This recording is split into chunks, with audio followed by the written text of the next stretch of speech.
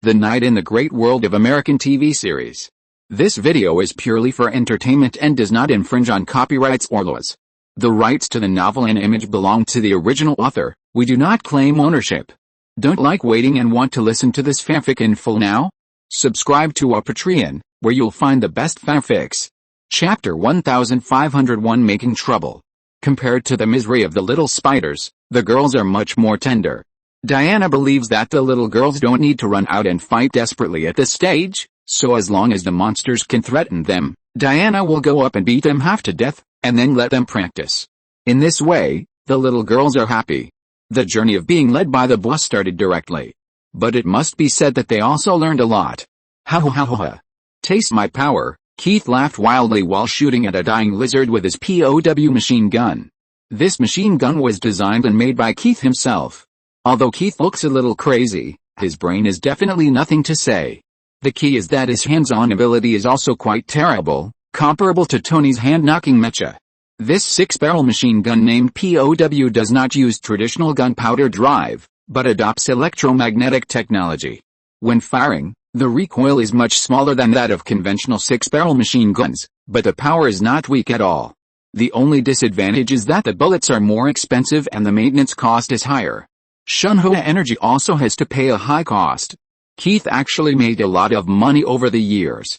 On the one hand, she also secretly engaged in arms smuggling. Although these arms were made by her own hands, they were not cheap at all. On the other hand, she also took jobs as a hacker. The fees were not cheap either. But her little money was all fed to her weapons. In addition, since being adopted by Kai, Keith's previous illegal activities have not been so smooth, although Kai is happy to pay Keith a large amount of pocket money. Unfortunately, Keith always insists on self-reliance. She is still engaged in criminal activities, but not as rampant as before. Of course, she can't do arms and other things, but she still makes money on the internet. But not as much as before. However, Keith has no intention of giving up her plan to modify weapons.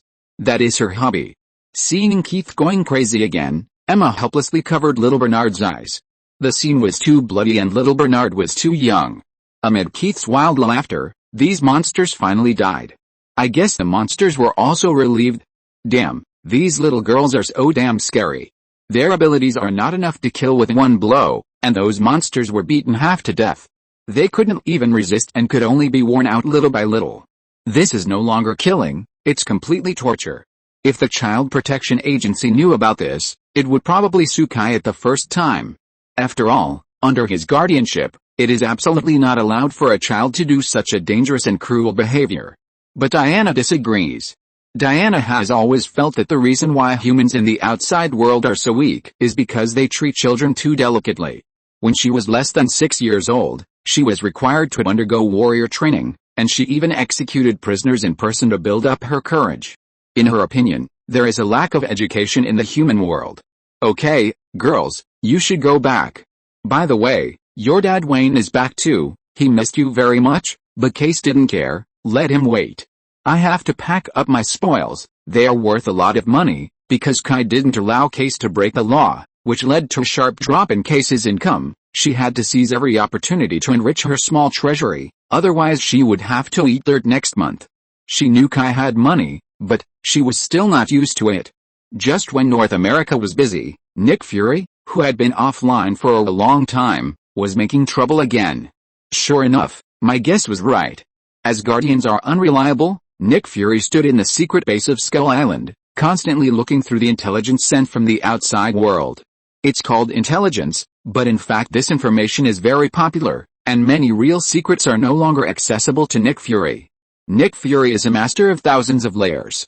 He needs to make several plans for everything he does, including intelligence collection. He once had several intelligence teams under him. SHIELD is one. He has worked at S.H.I.E.L.D. for his whole life, and no one knows how many of his people are inside S.H.I.E.L.D. Then there's the Monarch Organization, which is a secret organization that has been around for almost a century and has its own advantages in intelligence collection. In addition to these two, Nick Fury also has secret intelligence organizations such as SWORD. He even has many intelligence teams around the world. These intelligence teams are independent of each other and are directly responsible to Nick Fury, making it difficult to be discovered. Unfortunately, all of this has mostly disappeared. With the appearance of Nick Fury and Danvers, after helping the Skrulls, his collusion with aliens was completely confirmed. In this case, the intelligence personnel who had been loyal to Nick Fury in the past began to feel nervous. After all, a large part of the reason they followed Nick Fury was because they believed that Nick Fury was trying to maintain world peace. Now that Nick Fury's identity as a traitor has been confirmed, can they still trust Nick Fury? Even many of them were cut off by Nick Fury on his own initiative. Because he couldn't guarantee whether these people were human or ghosts. You know, given his current situation, once he is discovered, he will be in big trouble. So he simply cut off some intelligence personnel who may rebel. But in this way, his intelligence collection ability was greatly damaged. So now, the intelligence he received is much worse in timeliness and accuracy. Even so, the intelligence obtained is superficial and has no real secrets. But Nick Fury also has a way. He has been dealing with intelligence all his life, and intelligence analysis can be said to be instinctive. He can extract key information from a lot of seemingly useless information and piece together some noteworthy secrets. Regarding the chaos all over the Earth now, Nick Fury also quickly learned that the appearance of these monsters is related to Asgard. He doesn't know the details. But knowing this is enough. Asgard threatens the Earth. As for the specific reasons, Nick Fury doesn't know, and he doesn't need it. What he needs is to rely on this to convince other people in the Monarch organization. Nick Fury has done so many things, and naturally many people in the Monarch organization have questioned him. It is also thanks to Nick Fury's decades of control over the Monarch organization that he still has prestige. But it was impossible to control the Monarch organization as he did before. Many of his decisions now needed to be discussed with other high-level officials of the Monarch organization. So the Mechagodzilla project is necessary. We are facing huge threats all the time. Once we complete this project, then, the Monarch organization will have a huge trump card, a trump card that can protect the Earth at a critical moment. Nick Fury is very good at persuading people. People who can join the Monarch organization and remain anonymous for decades are naturally people with firm beliefs. They all joined the Monarch organization to protect the Earth and protect mankind. So soon after getting the guarantee about the safety of the project, a group of high-level officials finally passed Nick Fury's proposal.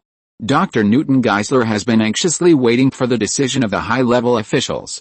When Nick Fury walked into his office, he grabbed Nick Fury and said, "How is it? How is it? Do they agree?" Nick Fury smiled. "Of course. This time, I have experienced the experience of asking the US government for funding again." In fact, Nick Fury doesn't like this feeling. He likes to be the only one. It took him decades to allow himself to do whatever he wanted, but in the end, he was back to the pre-liberation era. Monarch was originally his one-man show. When Sarazor was alive, Nick Fury had his support and basically did whatever he wanted. But now, he has to report to his subordinates when he wants to start a project. This feeling makes Nick Fury very unhappy. In the past, whatever he said was what he said. Now, but Nick Fury knows that now is not the time for him to reorganize the internal affairs. At this stage, Monarch has been isolated and helpless, and its funds and resources have been drastically reduced, which has caused many of Monarch's projects to stagnate. Nick Fury wants to invest so much money and resources in the Mechagodzilla project, and he must get the support of others. Otherwise, he can't do anything. There is a saying that is right, that is, money is the courage of heroes. In the past, the bulk of the funds for Monarch were obtained by Nick Fury, and no one else could say anything about what he wanted to do. But since he became a traitor, his source of funds has been greatly restricted, and many of his previous sources of funds have been restricted. Without money, one naturally doesn't speak loudly. Of course, if you expect Nick Fury to be honest, that's pure dreaming. Does that mean we can start the first test machine? That's right, Nick Fury nodded. In the past, Nick Fury did things first, and then considered things like reporting. This time the situation was special. They did make a test machine, but due to limited resources and funds, they did not make the whole machine. They only made a mechanical Godzilla head. Using King Uther's head as the base, it was mechanized. The reason for only making one head was of course not because Nick Fury was taboo, but simply because he had no money. Otherwise, he wouldn't say such a mess to those idiots. Everything just needs to be done by me. Great. Dr. Newton Geisler immediately walked aside and turned on the communicator. Herman. Captain Marvel can be activated. Got it. Dr. Hermann Gottlieb is Dr. Geisler's partner, a doctor from Germany, majoring in applied mathematics and engineering. He participated in the whole process of the Mechagodzilla project. With Geisler's order, a figure suddenly appeared next to a huge mechanical head. It was Captain Marvel Danvers, who had long been dead. Kai and Batman killed Danvers together. Her head was blown open and her body was split open by an axe. With such injuries, it is impossible to be revived. But now, this guy is standing in front of everyone alive. Obviously, this is the work of the Monarch organization. However, if the Monarch organization really has such a skill, it seems that there is no need to hide. Danvers, Nick Fury looked at his old friend on the screen with complicated eyes. As the camera moved forward, the truth of the so-called resurrection was discovered. Half of Danvers' head has turned into metal. There are traces of repairs on other parts of her body. There are even many pipes connected to her body. Obviously, this resurrection is not the kind of resurrection imagined. Danvers has been dead for a long time.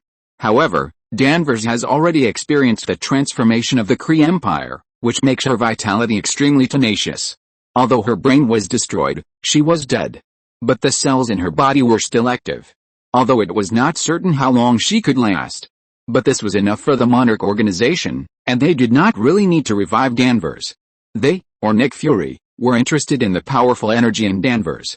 So under Nick Fury's operation, the Monarch organization used computers to replace the human brain, and used the most advanced life support system to keep Danvers' body alive.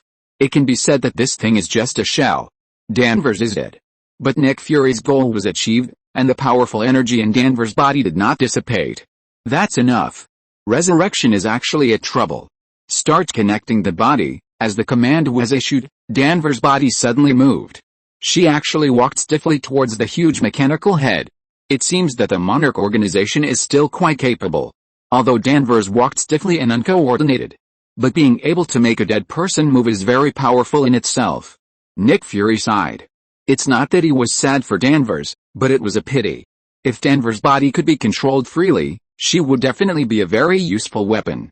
A weapon that obeys orders, is extremely powerful, and is fearless of death. Unfortunately, the technical level of the Imperial organization is simply unable to make Danvers' body move as freely as it did in life. It is difficult for her to even walk, let alone fight. No matter how strong the energy contained in her body is, she is just a living target. But even a piece of toilet paper has its own use. Danvers can't fight. But as an energy source, it is perfect. The energy contained in Danvers is very strong, and it is endless, and it is safe and pollution-free. There is no need to worry about exhaustion, let alone run away. At the same time, the upper limit of energy output is also high. From this point of view, Danvers is much stronger than Thor's arc reactor. Of course, there are problems in the middle, such as how to use this energy is also a problem. After all, it is difficult for the Imperial organization to control Danvers to walk, let alone control the precise release of energy. These involve more things and are more complicated. But it just so happened that Monarch got Uther's head. In order to prevent Uther from resurrecting, Monarch destroyed all of Uther's flesh and blood, leaving only its skull. As a Titan, he is born with a strong energy affinity. It is a very good energy collector and releaser. What's even better is that Uther's head is also a very good neural repeater. Danvers' body and Uther's skull are neurally linked. And then Monarch and Nick Fury can control Uther's head through the computer in Danvers' brain. In this way, not only the energy control system, but also the operating system of Mechagodzilla can be solved by the way. Kill two birds with one stone. This is also the reason why Nick Fury is hopeful about this project. The first test begins. Turn on the energy system. Turn on the energy system. The output is stable, all nodes.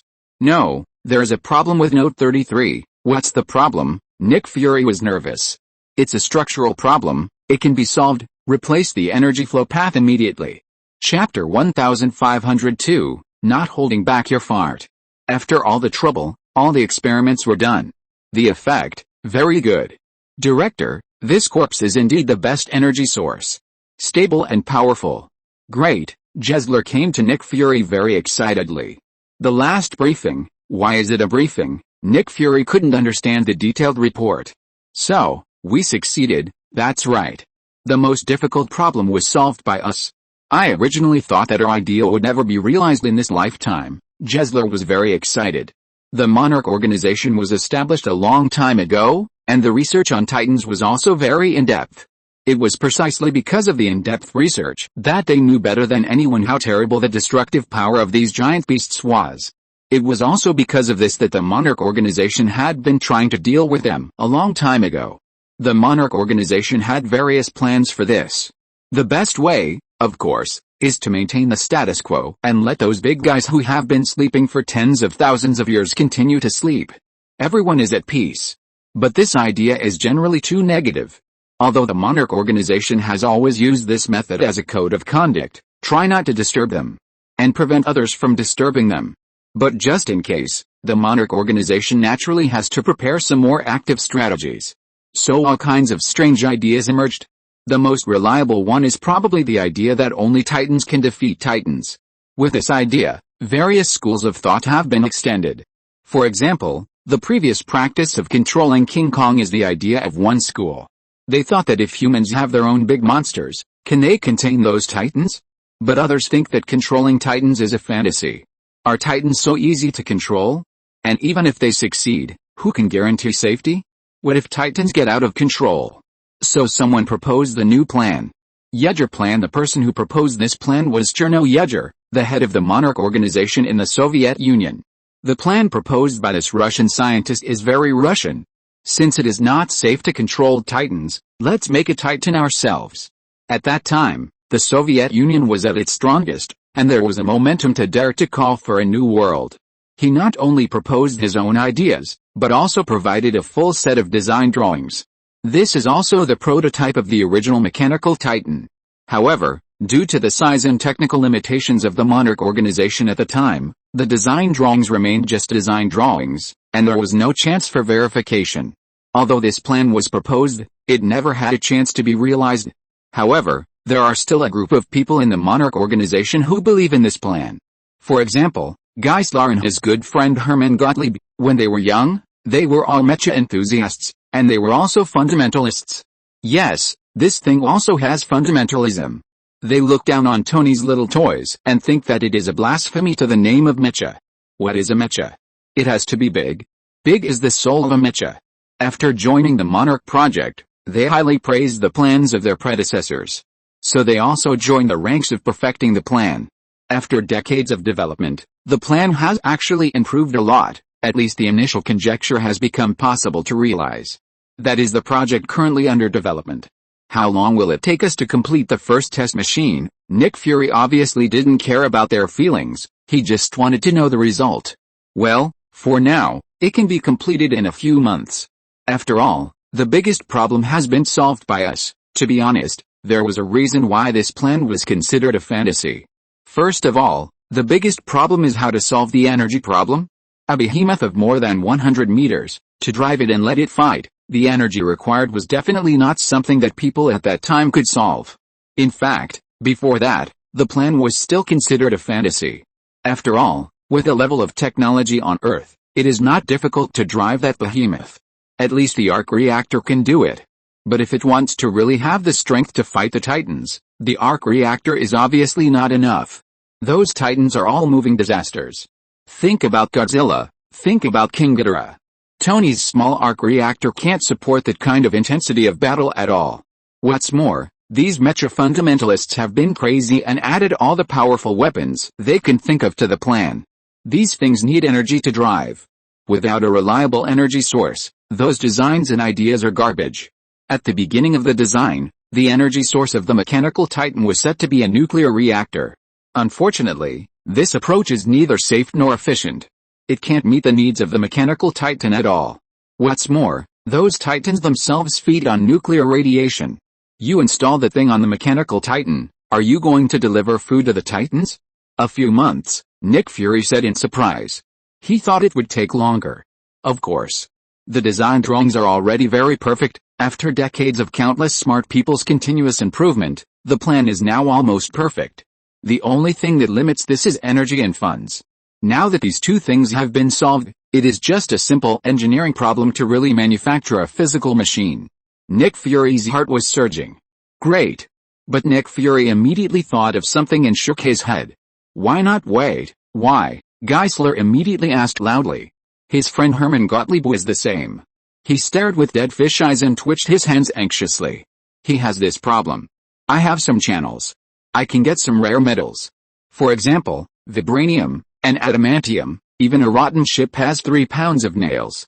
Nick Fury has been in the underworld for so many years, so he has some knowledge. Vibranium has been popular since Captain America became famous, and people are selling it on the black market. How could Nick Fury not get it? And adamantium, this thing is even more ridiculous. It was directly made by the US military. If Nick Fury doesn't intervene and get some benefits, he is not Nick Fury. These words made the two technical geeks' eyes light up. How much can you get? This is the key. After all, such a big lump, the amount required will not be small. I'll try my best. It is impossible to use these two metals throughout the body. Not to mention Nick Fury's current state, even if he was in his prime, there would be no way. But Nick Fury is still confident in ensuring the supply of key parts. Great, the two jumped for joy. It was like the excitement of a plastic man who finally got a limited edition. Nick Fury was also very happy. That was his last chance to turn the tables. He was more concerned than these two. However, just when they were happy, the huge mechanical head in Danvers in the test workshop also quietly underwent some minor changes. No one noticed. It took Kai 3 months to recover after returning to New York. It's not that there are no ways to speed up the recovery. But, why is it so urgent? Anyway, there is nothing big happening on Earth now. It can't be said that the government is in harmony and the people are safe, but it is also a scene of vitality and competition. Those monsters are being hunted everywhere. North America is even more hot. However, Kai did not participate this time. Because this trip to Asgard made Kai see the cruelty of the so-called war. Although Kai has been a soldier and fought in wars. But in his previous life, the country was really peaceful and there was no place for him to fight. In this life, he went to the US military, but it was mostly small-scale conflicts, such as the war in Iraq. Kai didn't go at all. Why? To help the tyrant? It's better to fight the drug lords in South America. At least they are a bunch of scum. Killing them will not provide any psychological counseling for Kai. Everyone has the responsibility to eliminate the drug lords. As for 10,000 years ago, to be honest, the war in the cold weapon era, it was just like that, and even if it was a so-called war, it was just a fight between no more than 1,000 people, a small scene. It was not until the Asgard incident that he really saw the battlefield. This made Kai understand that no matter how strong a person is, he can't conquer the world. Is Odin strong? He is so strong. But the civilians of Asgard still suffered heavy casualties. This is thanks to the Asgardians' martial virtues. Even children and women can fight the enemy with weapons. If this happened on Earth, what can Kai do? He can't save everyone. So for small scenes like this, he would rather let people solve them themselves, just as training. The threat of Thanos is real, and Kai must be prepared. So Kai simply gave himself a holiday in the name of recuperation. By the way, Spider-Man and his friends haven't left yet. The reason is that Bruce and Tony both think that this is a very good opportunity to exercise. First of all, the enemy is not strong or weak, and the exercise is effective. Secondly, with adults watching, their safety can be guaranteed. When they go back, it may not be the case. Except for Peter, the other Spider-Mans are really miserable. In their world, there are almost no superheroes except them, and they fight alone most of the time. What's worse than that is that most of their enemies have some special abilities. Is there anything worse than this? Kai consulted with Ancient One and it should be fine in a few months, so Kai didn't urge him. However, today, when Kai was having breakfast, he found that things had changed a little bit. Loki appeared in New York. Kai's first reaction was that Loki's grandson was causing trouble again. But before Kai could go out, Loki was caught by the pretty girls. Did you really catch him? Kai looked at the girls in front of him. Little Bernard was closest to Kai, and he was immediately unhappy. He twisted and turned in Kai's arms, whining and groaning to express his dissatisfaction. Kai immediately changed his face. Okay, our little Bernard is the best. As he said that, he kissed her chubby little face fiercely. The little girl was immediately embarrassed by the praise, and kept getting into Kai's arms. Very good, she knows how to be embarrassed. She has improved. In the past, She would definitely accept the praise without hesitation. This guy is not as powerful as you say, we caught him in a few moves. Teresa pouted and looked at Kai and Bernard unhappily. I don't know who she is jealous of.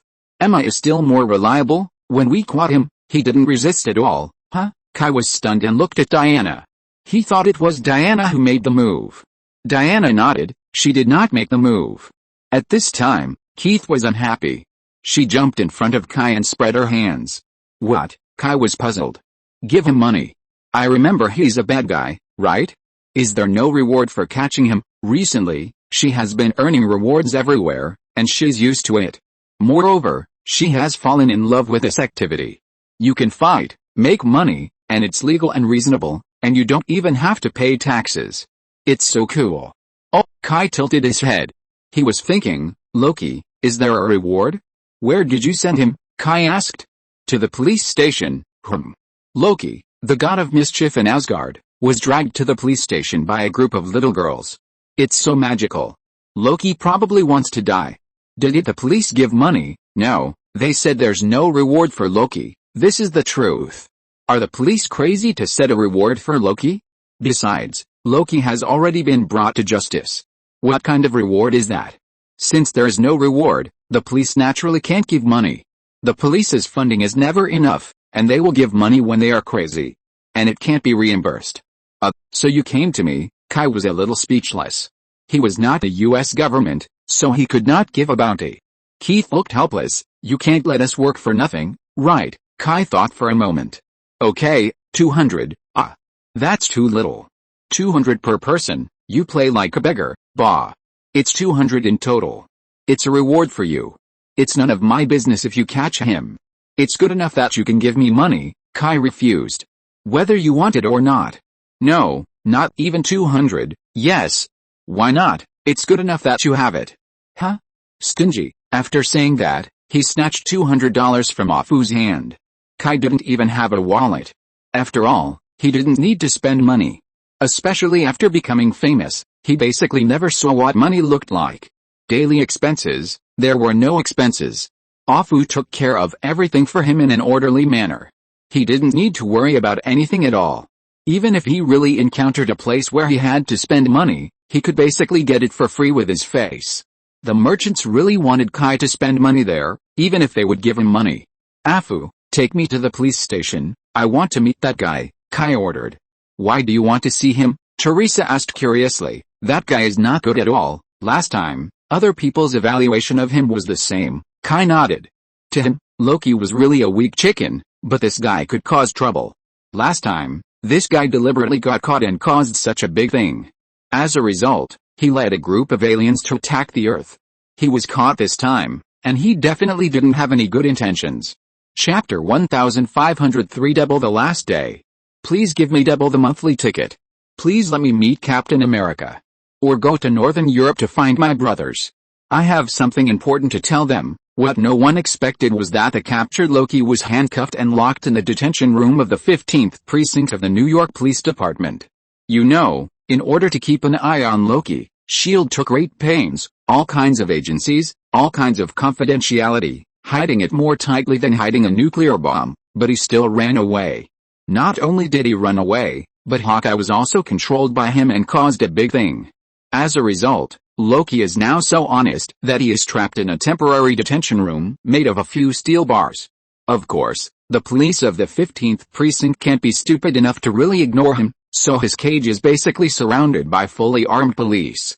A group of police looked at each other, a little confused about what this alien is up to. Looking for Captain America. How do they know where Captain America is? Captain America joined the Shadow Bureau. Ever since Captain America and Carter were abducted by aliens last time, both the government and the Shadow Bureau have been very concerned about their safety, so their whereabouts are kept absolutely confidential. Not to mention these small policemen, even the chief of the New York Police Department does not know this information. As for Nordic looking for his brother, Loki's brother is Thor, and everyone knows this. But Thor is in Asgard. What are they looking for in Nordic? Is there something wrong with this guy? Ahem, Loki. Sir. Should I call you that? George Stacy is now the chief of the 15th precinct, and he is also guarding Loki. I'm sorry, you two, We can't contact him for the time being. If you want bail, you can give us another contact.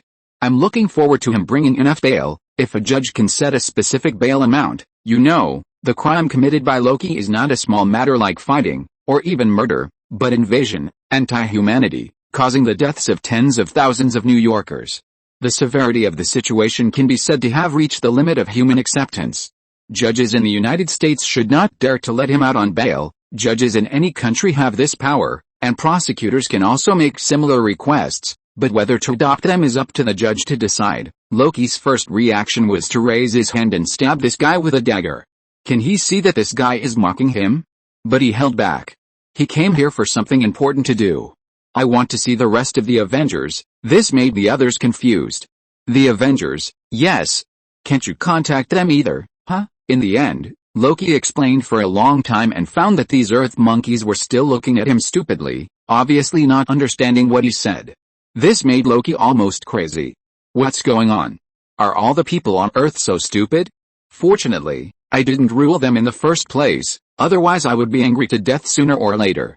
We have the Avengers. George took a long time to react. He asked the people around him, is this a new superhero group here? Superhero groups are not surprising nowadays.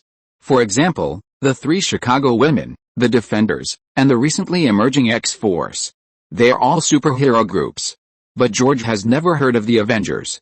George thought he was ignorant. After all, such groups always become famous on the internet first, and then the media will report on them. George is not young, and he is not the kind of new human who can't live without the internet, so he thought it was a new superhero group from somewhere. I haven't heard of it, others haven't heard of it either. Loki heard something. You don't have the Avengers here? No. George was afraid that it was Loki's trick. After all, he is the god of mischief, so it's better to be careful. Loki's face changed drastically. No way, so unlucky, but at this moment, Captain America and Carter came.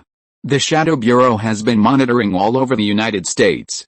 It is impossible for them to hide the news of Loki's appearance, so they hurried over. When Loki saw Captain America, his face became strange.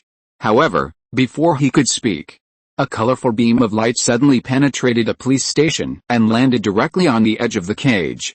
Loki, hearing this familiar voice, Loki's face immediately showed a look of surprise. Then Loki's face changed. Because Thor was no longer the Thor in Loki's memory. At this time, Thor was wearing a golden battle armor, and One Eye was also wearing the same golden eye mask as Odin. In his hand, he was no longer holding Thor's hammer, but Odin's eternal spear. But this is not the most outrageous. The most outrageous thing is that one of Thor's arms has turned into metal. Loki has no luck now. He came to the wrong place. However, before Loki could say anything, Thor waved the eternal spear in his hand and melted the cage in front of Loki into molten iron. Then he shouted to Loki, "Hurry! Follow me! Otherwise it will be too late." Loki was stunned. Before he could say anything, on the other side, Captain America moved. He raised his shield and slammed into Thor, knocking Thor away. "Thor! Don't make things difficult for us. Loki has been caught," Steve said seriously. "Asshole! I am the king of the gods. The entire 9 realms are under my rule. I can do whatever I want. Get out of the way." Thor was really anxious. After all, after hearing the news about Loki, that guy would definitely come over, and by then, Loki might really lose his life. That would be really troublesome. After all, the relationship between that guy and Asgard is very complicated. Asgard would never go to war with the Earth for Loki, but Frigga would never let go of the person who killed her son. He was caught in the middle, which was too difficult to deal with. Moreover, he didn't want his brother to be killed. "No. I will never let you take him away." Steve was also very stubborn. Thor was really anxious. Every second he delayed, Loki's life would be in danger. Get lost. Thor used the gun of eternity directly, and the surging light of destruction directly hit Captain America's shield. When Captain America tried his best to resist the light of destruction, Thor suddenly shot Captain America with a backhand shot, knocking him away. Then he ran over to grab Loki's hand, but the next second Captain America's shield flew over and hit Thor's arm. Steve grabbed the shield that flew back, wiped the corners of his mouth, and moved his body. "I can spend a whole day with you." Thor was furious. The Thor in this world didn't have much respect for Steve. He had a better relationship with Tony. Regarding the entanglement between Steve and Tony, He stood on Tony's side without hesitation. In the eyes of the Asgardians, revenge is a matter of course. There is nothing more just than this, not to mention blood revenge. So he really doesn't like Steve, let alone admire him. Get lost. Otherwise I'll kill you. Compared with his brother, he really doesn't mind killing Steve. Of course, this is a harsh word, at most he would just beat him half to death. It is impossible to let things get out of control. After Thor became the king, he began to think with a king's mindset. Of course, not much. A real king would never rush here in such a hurry. Instead, he should wait and see. Anyway, the Earthlings would never dare to execute Loki. Oh, and there is also this freak Kai. He completely went to Kai and was willing to let Loki serve his sentence on Earth. How long could he be sentenced? He was lying flat. Even if Kai hated Loki, he would give him a chance to live. Captain America didn't want to stop him, but the problem was that the White House had already issued an order to the Shadow Bureau to take Loki into custody. Could they just watch Loki run away? They were not qualified to decide whether Loki stayed or left. The decision was made by the White House. After all, he was just a soldier. So he was unmoved. Thor's eyes became more and more dangerous. For the sake of his brother, he could only feel sorry for the shield man. Loki was confused. Is it that serious? Loki actually didn't care at all about being caught by humans. What would happen to him if he was caught? He came to the wrong place. However, just when the fight was about to break out, a huge sword burning with flames suddenly appeared at Thor's neck. Who do you want to kill? A voice sounded faintly behind Thor. Loki felt the terrible power of the sword and was horrified. What is this? Thor also froze. Ahahaha. Well, what? I was just kidding, right? I was kidding. I was definitely kidding. Don't take out such dangerous things to play with casually, it will kill people. The aura emanating from the sword made Thor's whole body stiff. Twilight Sword. The exclusive treasure of Asgard. It is still burning with eternal fire. Killing Thor is definitely not a joke. Loki was stunned. It was not because of Thor. After all, Thor has been crazy for a long time. No matter what he does, Loki will not think it is an exception. What he really cares about is, who is this person? Kai? My good brother. Don't be like this. I just came to see my brother. Oh, yes. He was adopted by my parents. I just came to see him. Loki's face looked a little ugly. Although he had known his life experience for a long time, it didn't mean that he liked to hear people talk about it, especially Thor. Loki narrowed his eyes and stared at Thor up and down, trying to find a good place to cut. Anyway, it's not the first time, it doesn't matter if it happens a few more times. Anyway, this guy has thick blood and it doesn't matter if he stabs a few more times. Kai silently put away the Twilight Sword, which is really useful. You can't take him away, Thor, don't make it difficult for us. Thor grinned, he knew it. The Twilight Sword should stay in Asgard, but, well, Heimdall and Frigga both advised him to leave the Twilight Sword in Asgard, even if he had to exchange it for a few artifacts, but it was a pity that Thor didn't think there was any problem at all at the time, and waved his hand and didn't discuss this topic. Sure enough, he was still too young. Thor rarely reflected on himself. Then can I ask you to spare his life? If he is killed, Frigga will go crazy. Loki was immediately excited when he heard Frigga's name. Frigga. Frigga is still alive. Is she still alive? Is my mother still alive? Tell me. Thor. Tell me Frigga is still alive. Loki suddenly had a seizure, which stunned everyone else. Is he so filial? He asked if his mother was dead right away. What a filial son. Thor also thought that Loki was too much. Loki. Frigga has been very sad and missed you a lot. How could you say that to her? If she knew, how sad she would be. You are such a bastard. However, Loki burst into tears. Really? Frigga is still alive. That's great. She is still alive. Thor was stunned. Although Loki has always been considered not manly enough by others, this guy is also a person who rarely cries. It was even rarer for him to cry like this. He remembered the last time, when they were very young, he punched Loki and cried for a long time. What's wrong with you, Loki? If you miss Frigga, you can't take him away, Kai said on the side. I know. I can bring Frigga here. Thor had given up the idea of taking Loki away, it was impossible. But Thor had to make sure of one thing first, you won't kill him, right? This question really hit Kai. Should Loki die? He deserves to die 100 times. But after he dies, the relationship between Asgard and Earth will definitely be in trouble. And Asgard is the first line of defense for Earth against Thanos. No matter how stubborn Kai is, he can't take the safety of the entire Earth lightly. Thor looked at Kai nervously. Loki stopped crying and looked at Kai with a confused face. Wait a minute. Is this guy really considering whether to kill me? No, why should he? Thor. You bastard. Say something.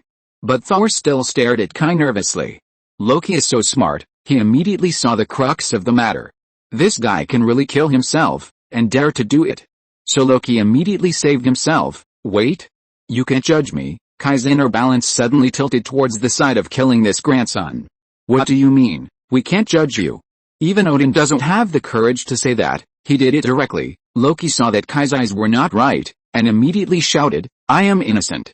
I didn't do those things. You can't judge me for something I didn't do, huh? A group of people were stunned. What a mess. I am not the Loki of this world. I come from a parallel universe. I don't belong to this world. No matter what the Loki of this world has done, it has nothing to do with me. Thor's eyes widened. He admired his brother a little. Odin's beard. Loki can say such nonsense. I underestimated him. However, something even more ridiculous happened. Kai actually believed it. Kai was actually thinking about it seriously. Thor almost blurted out, Brother, wake up. This is Loki, I don't believe what he said. How dare you believe it? It's still such a lie, even I don't believe it. This time Thor positioned himself very accurately. Loki knew that he couldn't convince people by saying this, so he quickly broke the news. There is no you in my parallel universe. I don't know you. Kai believed it. When Loki saw him, his expression was really strange. You know, he almost beat Loki to death, so Loki couldn't not recognize him. How did you get here, huh? Do you really believe it? Thor couldn't help it. Loki couldn't stand it this time. Thor, you bastard, what do you mean? You wish I would die? Thor was stunned, and then quickly waved his hands. No, it's just, parallel universe, isn't it too much? Loki felt much better now. Don't say you are such a fool, even I didn't believe it at first. Chapter 1504, Time and Space Battle. Kang the Conqueror. Loki told them a story that was almost unrestrained. In his story, during the 2012 New York War, he took advantage of the mistake of the people who were guarding him, got the cosmic cube and escaped. However, this action immediately attracted the capture of a strange organization called the Time Variant Administration, TVA, who arrested him for disrupting the single sacred timeline. After Loki was interrogated and sentenced to cutting, he was rescued by Agent Mobius in the TVA and saw his future from the TVA. Loki was unwilling to be at the mercy of fate. TVA has always said that it was created by 3 Time Guardians to protect the sacred timeline. TVA once captured Loki's time variant female Loki Sylvie, who stole the time controller of Ravna, who was only the captain at the time, and escaped. Sylvie discovered that the timeline before the end of the world could block the detection of TVA, so she hid in the Doomsday timeline to avoid being captured by TVA. In order to avenge Sylvie, the TVA that destroyed his timeline, caused a time branch in the sacred timeline in order to seize the time reset device and kill the time and space guards of TVA. Because of Sylvie's difficulty, Mobius thought of using Loki to defeat Loki. So he saved Loki. Loki also agreed to Mobius's request. Then a series of extremely strange things happened. He not only saw how this so-called TVA treated other timelines, but also saw many Lokis who escaped from TVA supervision. There was Crocodile Loki, Elderly Loki, Black Loki, Child Loki, Salesman Loki, Female Loki, Frost Giant Loki and so on. He even saw the monster Elias who could devour the timeline. Elias is a cross-time entity, like a huge dark cloud that can devour everything, including time and space. Once Elias occupies a certain time period, he will spread and devour the entire reality. The people behind the TVA took advantage of this and devoured other timelines through Elias, leaving only one main timeline. Elias was placed in a void realm independent of time and space. Once the main timeline branches, the things that were cut and exiled here will be swallowed by Elias. In short, Loki saw too many strange and bizarre things. In the end, Loki and his companions relied on the sacrifice of the old Loki to finally possess Elias and open the castle leading to the Mastermind. They met the time variant of the Mastermind, Kang the Conqueror, Kang the Immortal. Kang the Immortal told them the truth about why he created TVA and cut the time branch. It turns out that Immortal Kang is the first Kang in the multiverse. He is a scientist in the 31st century of the Earth. One day he discovered the multiverse. At the same time, Kang in other universes also discovered the multiverse. Immortal Kang and Kang in other universes exchanged technology and developed peacefully. The good times did not last long. Villains appeared in the multiverse. Conqueror Kang wanted to conquer the multiverse. Then the multiverse war broke out. Countless universes were destroyed. Immortal Kang was heartbroken. Finally, one day he discovered the negative aggregate produced by the destruction of the multiverse, the smoke monster Elrius that could devour all space and time. He studied and controlled Elrius to defeat Conqueror Kang, isolated his own and Conqueror Kang's timeline from the multiverse, and created TVA to cut the branch timeline to ensure a single sacred timeline. No more multiverses. But Immortal Kang did not do anything to Loki and his friends, and he did not even think of stopping Loki and his friends. Immortal Kang experienced millions of resurrections. He was tired. Immortality was not a good thing for him. He was numb. He wanted to find a successor to continue to protect the sacred timeline from appearing in the multiverse, so he was waiting for someone to take over. Until Loki and the others appeared in front of him. Immortal Kang took out his time controller and gave two choices. First, the two of them inherited her position to manage TVA and continue to protect the sacred timeline. Second, kill herself and then the sacred timeline will lose protection, and the multiverse will appear. At that time, countless Conqueror Kangs will appear to destroy the multiverse. In the end, Immortal Kang died. After his death, Loki was teleported here. It's just an introduction. I don't know how to design the plot of the American TV series Loki. It's too troublesome. So, you are in love with yourself. Thor didn't listen to anything. The only thing he was interested in was this. No wonder you never get close to girls. So this is the case. But, Loki, falling in love with yourself. Will this kind of thing, shut up. Why are you like this no matter which universe you are in? You can never grasp the point? And Sylvie is another independent individual, not me. What's wrong with us being in love? Does it bother you? Loki gnashed his teeth in anger. Loki, Frigga will be sad to hear that.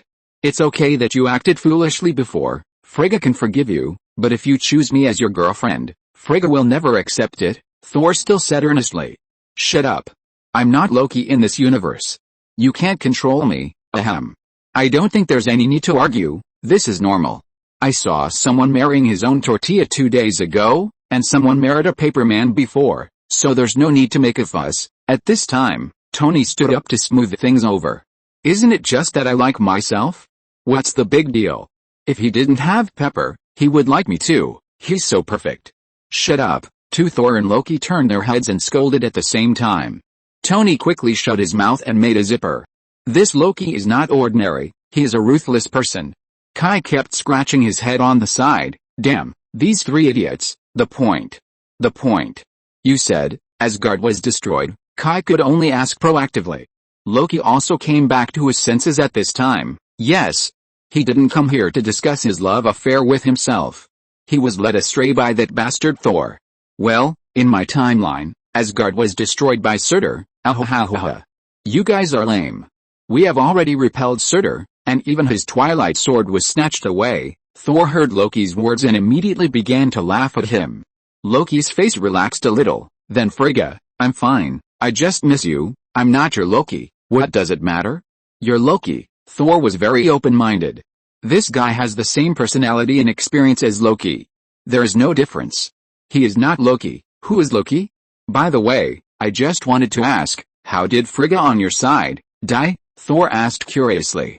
Killed by the Dark Elves. Speaking of this, Loki's teeth are itching with hatred. This is what he regrets the most. What? How is it possible? How could the Dark Elves kill Frigga? Where were you at that time? Where is Thor over there? Thor asked angrily. Loki's face was very ugly. Because it was he who provided information to the cursed warrior of the Dark Elves and helped him escape from prison, which led to everything that happened later. Thor didn't wait for Loki to speak, and began to get manic there. Waste? You and Thor are both wastes. Under your protection, how could anyone kill Frigga? What are you doing? Ahem. Kai couldn't stand it anymore. Your mother is fine now, why are you angry? I am. No matter which world Frigga is, she is my mother. No matter which world Thor is, he should protect his family. Thor also knew that he was a little angry, but he couldn't help it. Okay, can you talk about business? Huh? Why are you here? A person suddenly appeared in Times Square in New York. A person wearing a strange uniform. But the people around him just looked at him curiously, but no one watched. After all, this is fucking New York. Are there any strange people? There is nothing to be curious about. Everyone is very busy. Seeing the people coming and going, the uniformed man was a little confused. He instinctively felt that something was wrong. Did something go wrong? Then he grabbed the pedestrian. What year is it now? 15, crazy. Who doesn't know what year this year is? 2015. Damn. It's really wrong. It should be 12. Then he thought of something and immediately pressed the communicator on his wrist. Hello? Captain? Tony? Are you there? It's okay to travel through time by mistake, but if several people are scattered in different time and space, that would be fatal. I'm here, the captain's voice appeared. The man was relieved. I'm here too. Why are we in 15? What went wrong? This is Tony. Hey. Guys, I think we should not care about time for now. I feel we even got the wrong place. This is Black Widow. What do you mean? Are you guys not good at news? There's a superhero called Flash on it. I don't remember there being such a superhero, Black Widow said. Also, I just asked a passerby and found out that there is no Avengers in this world. Huh? Parallel world, Scott. Didn't you say that the quantum channel will travel through parallel universes? Wait. Is there a Tony Stark in this world? This is Tony's voice. Yes, there is also Stark Tower, and you are also Iron Man in this world. That's great. I'll contact Jarvis. Tony cheered immediately. Are you sure you can? If there is a Tony Stark in this world, then there must be Jarvis. Every code of his is typed by me. So there's no problem. They did come from another timeline. In their timeline, Thanos collected all the Infinity Stones, snapped his fingers, and half of the population of the universe disappeared, including the Earth. Many people disappeared. In order to save these people, they used Ant-Man Scott's quantum channel to go back to the past and get the Infinity Stones that Thanos didn't get from the past, so as to save the entire universe. It seems that they went wrong and came to another parallel universe. Okay. Jarvis, connect us to the network? Tony's cheerful voice came. Yes, sir. Jarvis' voice sounded in everyone's headphones. Jarvis, tell me the whereabouts of the Infinity Stones, Steve Rogers asked immediately. Steve Rogers, Jarvis confirmed. Steve felt something was wrong, because Jarvis would always execute orders directly in the past, and the Avengers members all had the authority to command Jarvis. Yes, I'm sorry, Mr. Rogers. You don't have access rights, Tony. What's going on? Steve asked immediately. Tony hurriedly asked, Jarvis, sir, your relationship with Steve Rogers has always been tense, and you have never given him my access rights, Jarvis replied. In addition, sir, I have activated the alarm system because I found signals from Mr. Stark in the system. I can't tell whether it is true or false. The system determines that a hacker has attacked my cognitive system, so I'm sorry, I can't serve you for the time being. Then Jarvis turned it off directly. Tony, Steve asked quickly, what's going on? Don't worry, the other me is as smart as me. He has discovered that we have entered his system, and he is tracking us. What should we do now? Scott asked a little uneasily. Will we be caught by the Avengers and tortured? Black Widow comforted him. First of all, we never torture. Don't lie to me. You are an agent of S.H.I.E.L.D., Scott questioned. Well, we do that occasionally. Black Widow couldn't deny it. After all, she was in this line of work, and being civilized and polite couldn't do anything. Then maybe you can feel better next. There is no Avengers in this world. Oh, yes, without the Avengers, then I don't have to be afraid. You should be afraid. This is Tony's voice. Why? Because your father Tony is coming to catch you. Scott is not stupid, and immediately realized that it was Tony in this world who caught them. Hey. Tony, what's wrong with you? You were caught so quickly, Scott questioned. Huh? Tony asked a question, so arrogant? It seems that I in this world have studied some new things. Many of his technologies are beyond my reach. I was careless. This Tony seemed to be in the same group as Scott. Hey. Are hackers so arrogant nowadays? How dare they impersonate me? Tony was very angry. The consequences are serious. Do you think he is a fool? Well, we have angered Tony Stark, Black Widow teased. We have been marked. Okay, I have isolated myself from our channel. Now you can talk without worry. Tony spoke again. It feels weird. What should we do next? Should we contact the other party or hide? Hawkeye interrupted. I think. Scott looked at Iron Man floating above his head and decided to make peace. It is better for us to contact each other. Chapter 1505. I can't make up for it today because I have a cold. I'll make up for it tomorrow. Tony was originally in the 15th precinct, listening to the grievances between Loki and Thor, eating melons and singing songs, and then he found that his old house had been robbed. So Tony didn't care about the gossip about Loki and Thor, and went straight to kill. Then Scott was caught. Who do you say you are? Tony asked again. I'm Ant-Man. Ant-Man. Ant-Man Scott. Haven't you heard of my name? Scott was taken back to Stark Tower, and then he encountered an unprecedented crisis, an identity crisis. Never heard of it. Tony shook his head honestly. What about Dr. Pym? What about Pym particles? Scott asked again quickly. Dr. Pym. I have heard of him. He and my father founded SHIELD, but he died a long time ago. Even his wife, Tony said hesitantly. Although Dr. Pym is not famous now, he was the backbone of SHIELD in the past. As for the Pym particles, I'm sorry, I haven't heard of them. Dr. Pym, whose real name is Henry Hank Pym, was born in the 1940s. After serving in the U.S. Army, he joined SHIELD as an agent. He has known Howard Stark for many years. It was also Howard Stark's invitation that Dr. Pym joined SHIELD. However, during another operation, Dr. Pym and his wife Janet Van Dyne suddenly disappeared. Then they were judged missing by SHIELD until now. But for now, most people believe that the two have died. First of all, it should be made clear here that the Pym particles did exist, but the manufacturing method and samples were in the hands of Dr. Pym. There are also some grievances and hatreds in the middle. When Dr. Pym developed the Pym particles, he changed completely. He was both proud and afraid of his invention. He thought that the Pym particles were too dangerous and not suitable for promotion. So during that time, Dr. Pym became very sensitive, and even had a fierce conflict with his wife Janet Van Dyne. As a result, both of their marriages fell into trouble. However, the real outbreak of the matter originated from Howard Stark. Howard and Dr. Pym had completely different ideas.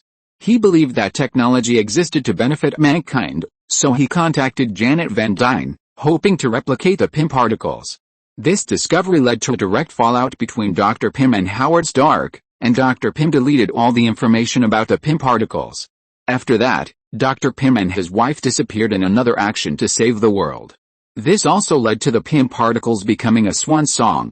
Howard Stark was also very guilty about this and vowed never to touch the Pym particles again in his life. So until now, few people know about the Pym particles. So what exactly are Pym particles? Pym particles are a type of microatom discovered by Dr. Pym that can shrink the body to the size of an ant and then restore it to the size of a normal person. He named this thing Pym particles after himself. After shrinking, Pym's power increased. Later, he tried his best to study ants and made an electronic helmet that could communicate with ants, becoming Ant-Man who could shrink and control ants freely. After research, Dr. Hank Pym discovered that this type of microatom can change the size of biological mass, allowing people to grow and shrink at will, so he used the principle of Pym particles to design the Ant-Man suit, Scott said honestly. After that, he demonstrated it to Tony and the others. This ability to grow and shrink at will amazed everyone present. Tony raised his head and looked at Kai on the side. Kai shook his head. The situation is getting worse. What do you think? Ancient One, Kai looked at the air on the side. Indeed, as far as we can see, the death of King the Immortal that Loki mentioned has also had a huge impact on our world, Master Ancient One. When Scott saw Master Ancient One suddenly jump out of the void, he immediately stood up excitedly, rubbing his hands, and looked so flattering, just like a femme seeing an idol. Do you know me? Ancient One smiled slightly. Of course. Well, I have never seen you, but I have always heard of your feats. What's more, you also trained Doctor Strange? Doctor Strange? Ancient One asked curiously. Strange, your student. After you die, suddenly Scott got stuck. It was too rude to discuss his death in front of others. After I die, will Strange take over as the Supreme Sorcerer? Ancient One didn't mind it at all. On the contrary, she was interested in discussing with Scott how she died. It was also at this time that Pepper walked in with a group of people. Tony, Steve Rogers, Black Widow Natasha, Hawkeye, Hulk, Rocket, Nebula, Thor. Although they were prepared, they were still a little overwhelmed when they saw their other selves. Of course, Thor's reaction was the biggest. "Who is this sloppy fat guy?" Thor pointed the eternal spear at the sloppy, seriously overweight, tired Thor with a dreadlock, and shouted in despair. "Hey! Who are you calling a fat guy?" The sloppy Thor was naturally unhappy. Although he had been decadent for several years and had basically calmed down to such comments, he was still a little embarrassed to be said by his other self. "What else? Haven't you seen the mirror?" Thor said sharply. In order to distinguish, the Thor in this world will use his real name, and the Thor in the parallel world will be called Thor. "Hey! There is no need to be so confrontational. Don't forget that you are the same person." Natasha quickly stepped forward to smooth things over. "No. I refuse to admit that he is me. Thor can fail, but he will never give up. Look at him, he is like a rotten banana peel thrown in the corner. He can do nothing but disgust others." Thor was very angry. He could allow himself to fail, but he could never accept himself being so decadent. "What do you know? What do you know? You know nothing." However, these words completely angered the Thor of the other world. "Have you seen Frigga die in front of you? Have you destroyed Asgard with your own hands? Have you watched your people being slaughtered by Thanos? Have you seen your brother Loki's neck being twisted by Thanos right in front of you?" At this point, Thor suddenly saw Loki sitting next to him and watching them with interest. "Loki, hey, I'm not a Loki in your timeline, so don't get excited." Loki raised his hand and waved. Just like Thor said, the Loki in their timeline is dead. He is Loki from another timeline, or rather, he belongs to Loki from a new timeline. In his original timeline, he was supposed to die, but the Avengers traveled to the past, and by mistake, Loki caught the plan and used the cosmic cube to run away. So, there was a problem with the timeline. You know, before, the immortal king stipulated that there was only one Holy Spirit timeline, that is, Loki ran away, and a time-space paradox was created. A new timeline was launched, and in order to maintain the only Holy Spirit timeline, TVA began to capture Loki. Next, everyone began to look for their parallel world counterparts, first out of pure curiosity. Second, the timeline where these Avengers are located is far ahead of them. The timeline where the Avengers are located is 2023. Although they are in a completely different timeline, there will be a lot of valuable intelligence. For example, you didn't do any Ultron plan, Iron Man asked his parallel world counterparts. Tony froze for a moment. He turned his head and looked at Kai, who was drinking in the corner. Kai didn't have a parallel world counterpart, so naturally he had nothing to talk about. He would know what others talked about in the end, so he was not in a hurry. Kai seemed to notice someone looking at him, and raised his head and found it was Tony. Kai tilted his head. He gave a questioning expression. Tony waved his hand, indicating that it was nothing. Then Tony turned his head and looked at Iron Man. "Did you also make the Ultron plan?" As expected, they were parallel world counterparts, and even their ideas were so similar. "Yes, Banner and I did create Ultron, but the result was not good. That thing almost caused another mass extinction of species." Tony's face changed. Although Iron Man's words gave him a warning, it was very difficult for him to change his mind. "Which step did you go wrong?" Tony asked. If he knew where the problems might occur, he could avoid them. In this way, Ultron would be foolproof. Tony shrugged, and he knew it. After all, he is Tony. Doesn't he know what kind of character Tony has? Extreme arrogance is his byword. You should know that we can't protect the whole world. There are too many places and too many people. We can't protect them all, so the Ultron project is imperative. This is the only solution, Tony said firmly. Iron Man shrugged. Others had advised him the same way at the beginning, but he still didn't think there was anything wrong with him. Until the end, when Ultron lifted up the entire Sokovia and planned to drop it from outside the atmosphere to artificially create an asteroid hitting the Earth, Tony began to regret it. If Ultron hadn't used the Mind Stone to create Vision, otherwise, the mass extinction of species might really happen. By the way, I have to say something about Vision here. Vision was originally the body that Ultron prepared for himself.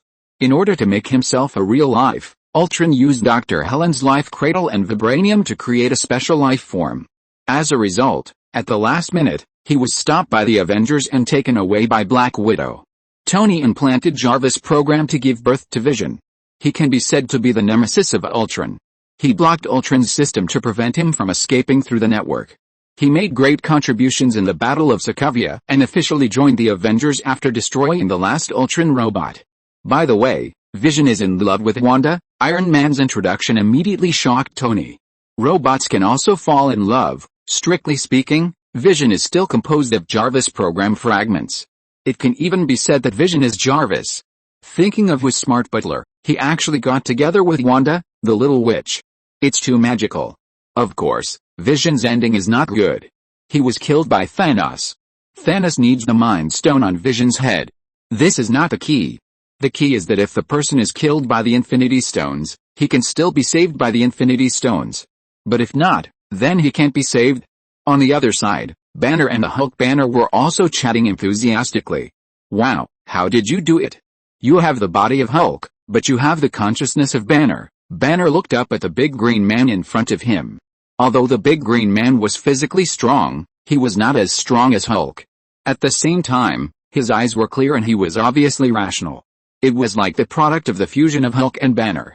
It turned out that after the Battle of Asgard, Hulk fled with the Asgardians, but met Thanos. Thanos slaughtered half of the Asgardians and killed Loki. In that battle, Hulk was beaten by Thanos without any ability to fight back. Since then, Hulk refused to transform. Banner thought that both of them had lost, and he had to have a good talk with Hulk. So Banner stayed in the Gamma Lab for 18 hours, and finally fused Banner and Hulk into one. The body was Hulk's, but the person who controlled this body was Banner. Dr. Hulk, who had a strong strength and a smart mind, appeared. Unexpectedly, after listening to the words of Hulk Banner, Banner shook his head. It's too unfair for you to do this. Hulk is another us, he is the other side of us, he has his own thinking and his own ideas. If you force him to merge like this, he will completely disappear. Banner's current situation is probably equivalent to schizophrenia, and Hulk is the split consciousness. Hulk Banner is equivalent to curing his schizophrenia and killing another personality. Although this is not a problem from the perspective of Hulk Banner, after all, he always thinks that Hulk is a disease. But Banner here is different. Since he came into contact with Kunlun Kigan, he can better examine his heart.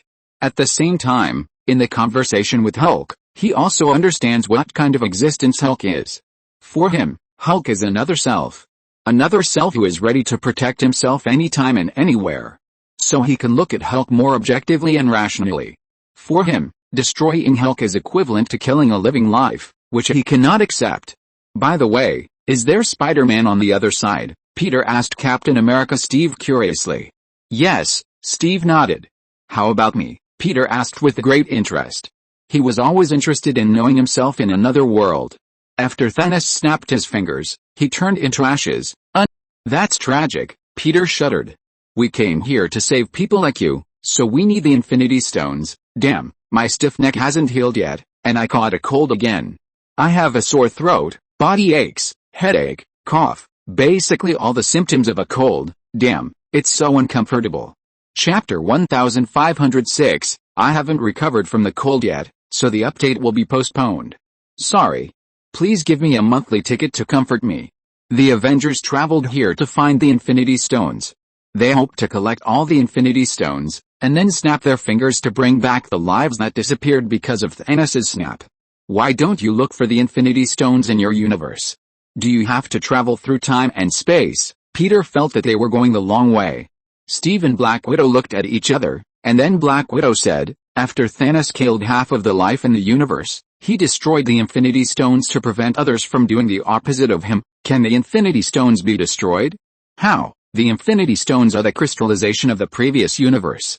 Even if the universe is destroyed, these 6 stones will be fine. Who has the ability to destroy them? Collect all 6 stones, and you can fulfill any of your wishes, including destroying the Infinity Stones. Tony raised his eyebrows when he heard this, thinking that this thing was a bit of a trick. If we also collect 6 Infinity Stones, can we make a wish for a world without crime and eternal peace? This also confused the Avengers. They had never thought about this, but it seemed possible in theory. However, Banner spoke. I don't think so. Why? Tony felt that Banner was very disappointed. After all, this was a perfect solution to any problem. "Do you think the Infinity Stones are intelligent?" Banner asked calmly. This made the Hulk Banner fall into deep thought. He understood what Banner meant. It should be no.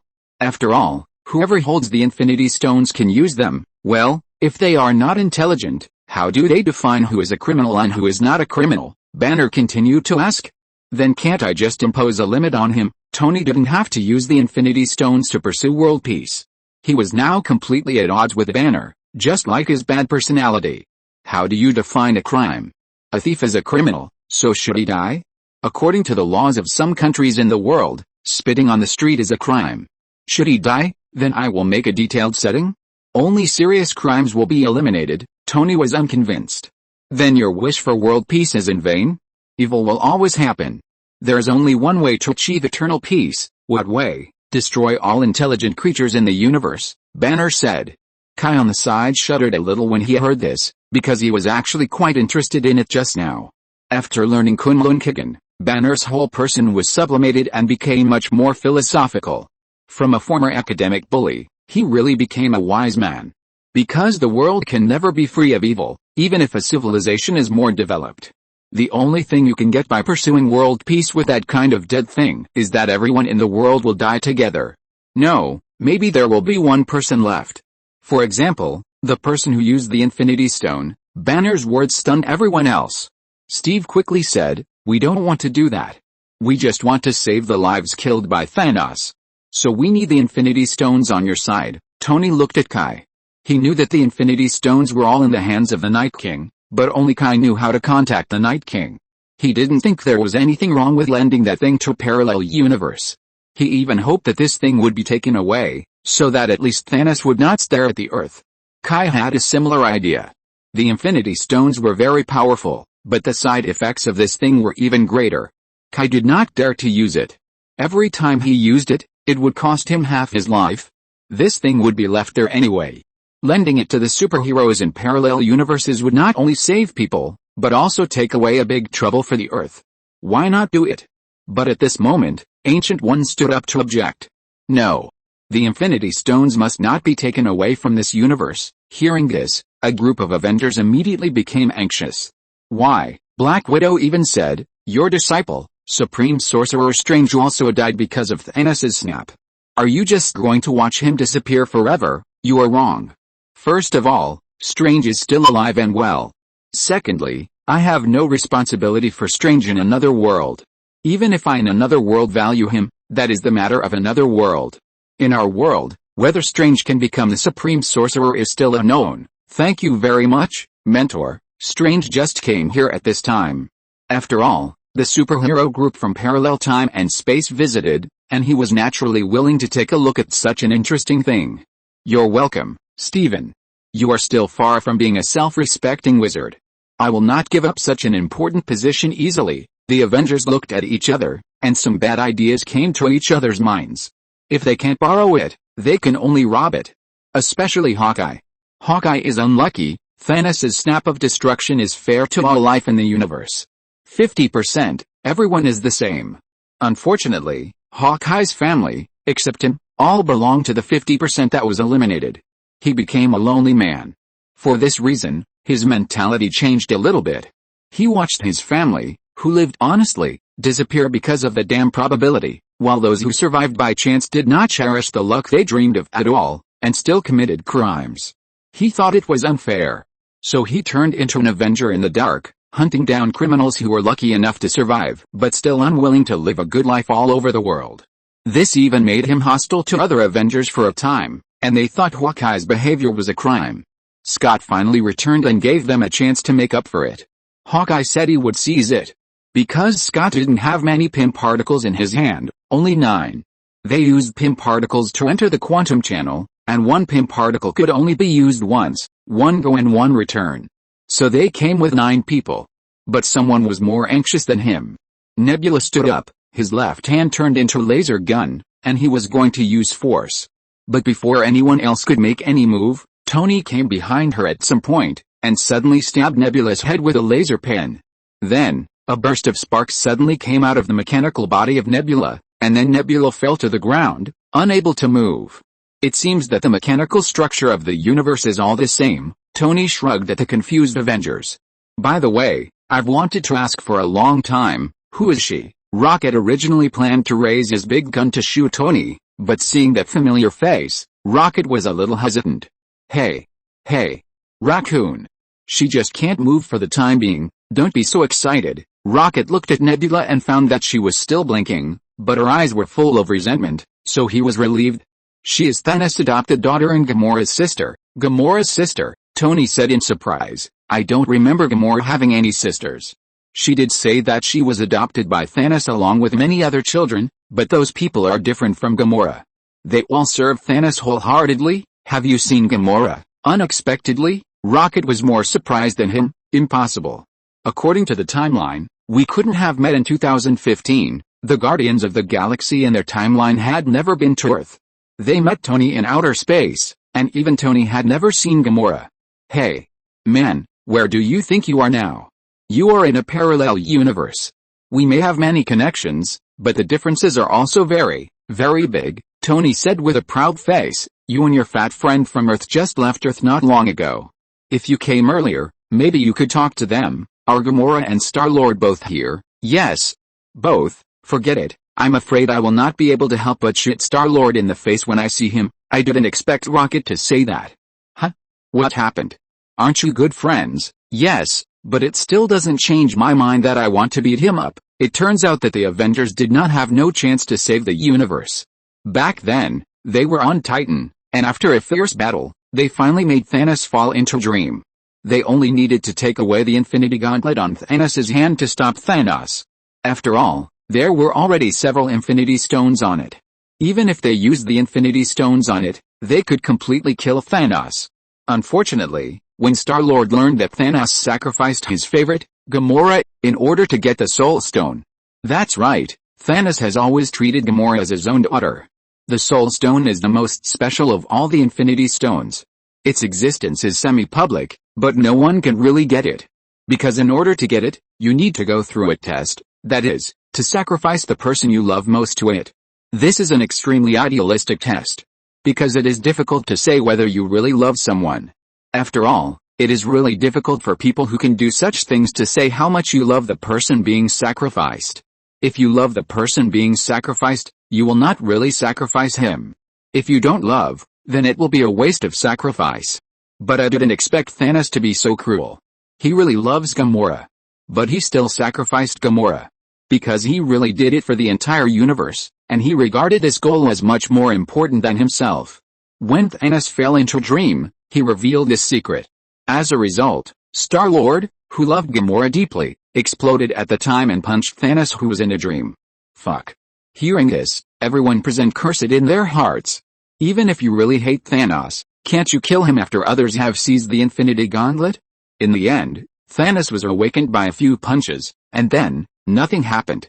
It can be said that Star-Lord's punches completely killed half of the lives in the universe. Rocket hated it every time he thought of this. Seeing that the topic was going off track, Steve quickly brought it back. Master Ancient One, I know you are a wise man, but you should understand that we are not doing this for personal gain. Ancient One shook his head. I know. But I still can't give you the Infinity Stones. Why? Black Widow asked with a little despair.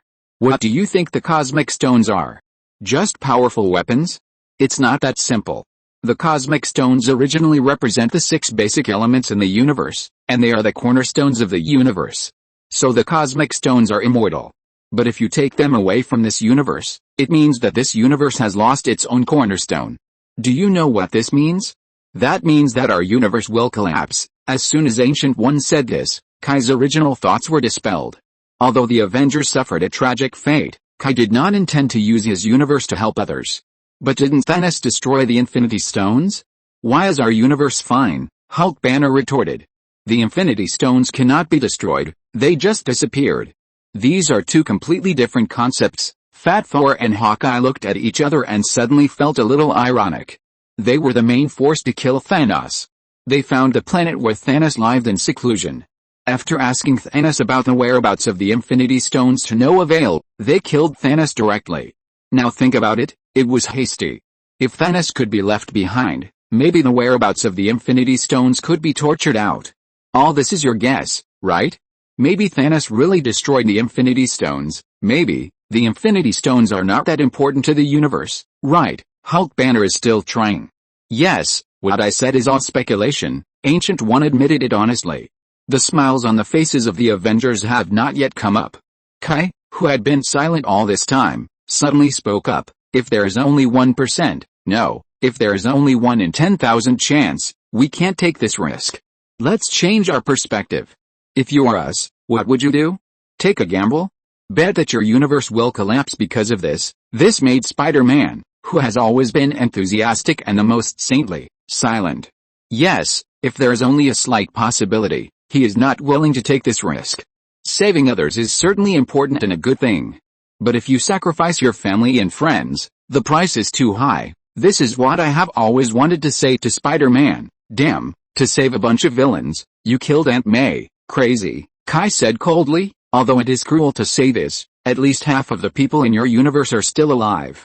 If we cause the destruction of the entire universe because of the Infinity Stones, who should we find to make up for it? Then maybe we can borrow it first and then return it. Scott proposed a solution. But Kai shook his head. Impossible. You came twice by accident. How can you be sure that you will come twice again next time?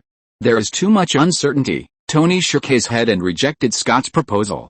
Then at this time, Hawkeye couldn't help it. He drew out his bow and arrow, pointed directly at Kai.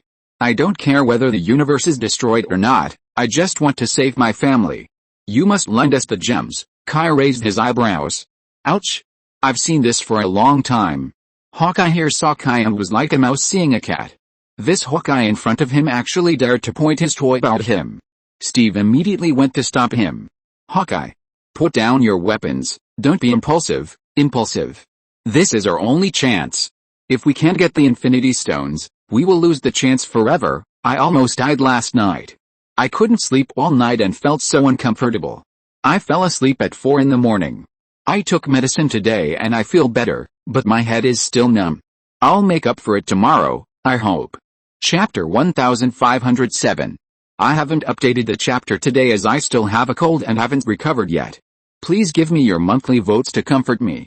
So, even if it means destroying this universe, at this time, a person no one expected spoke up. It was Bruce.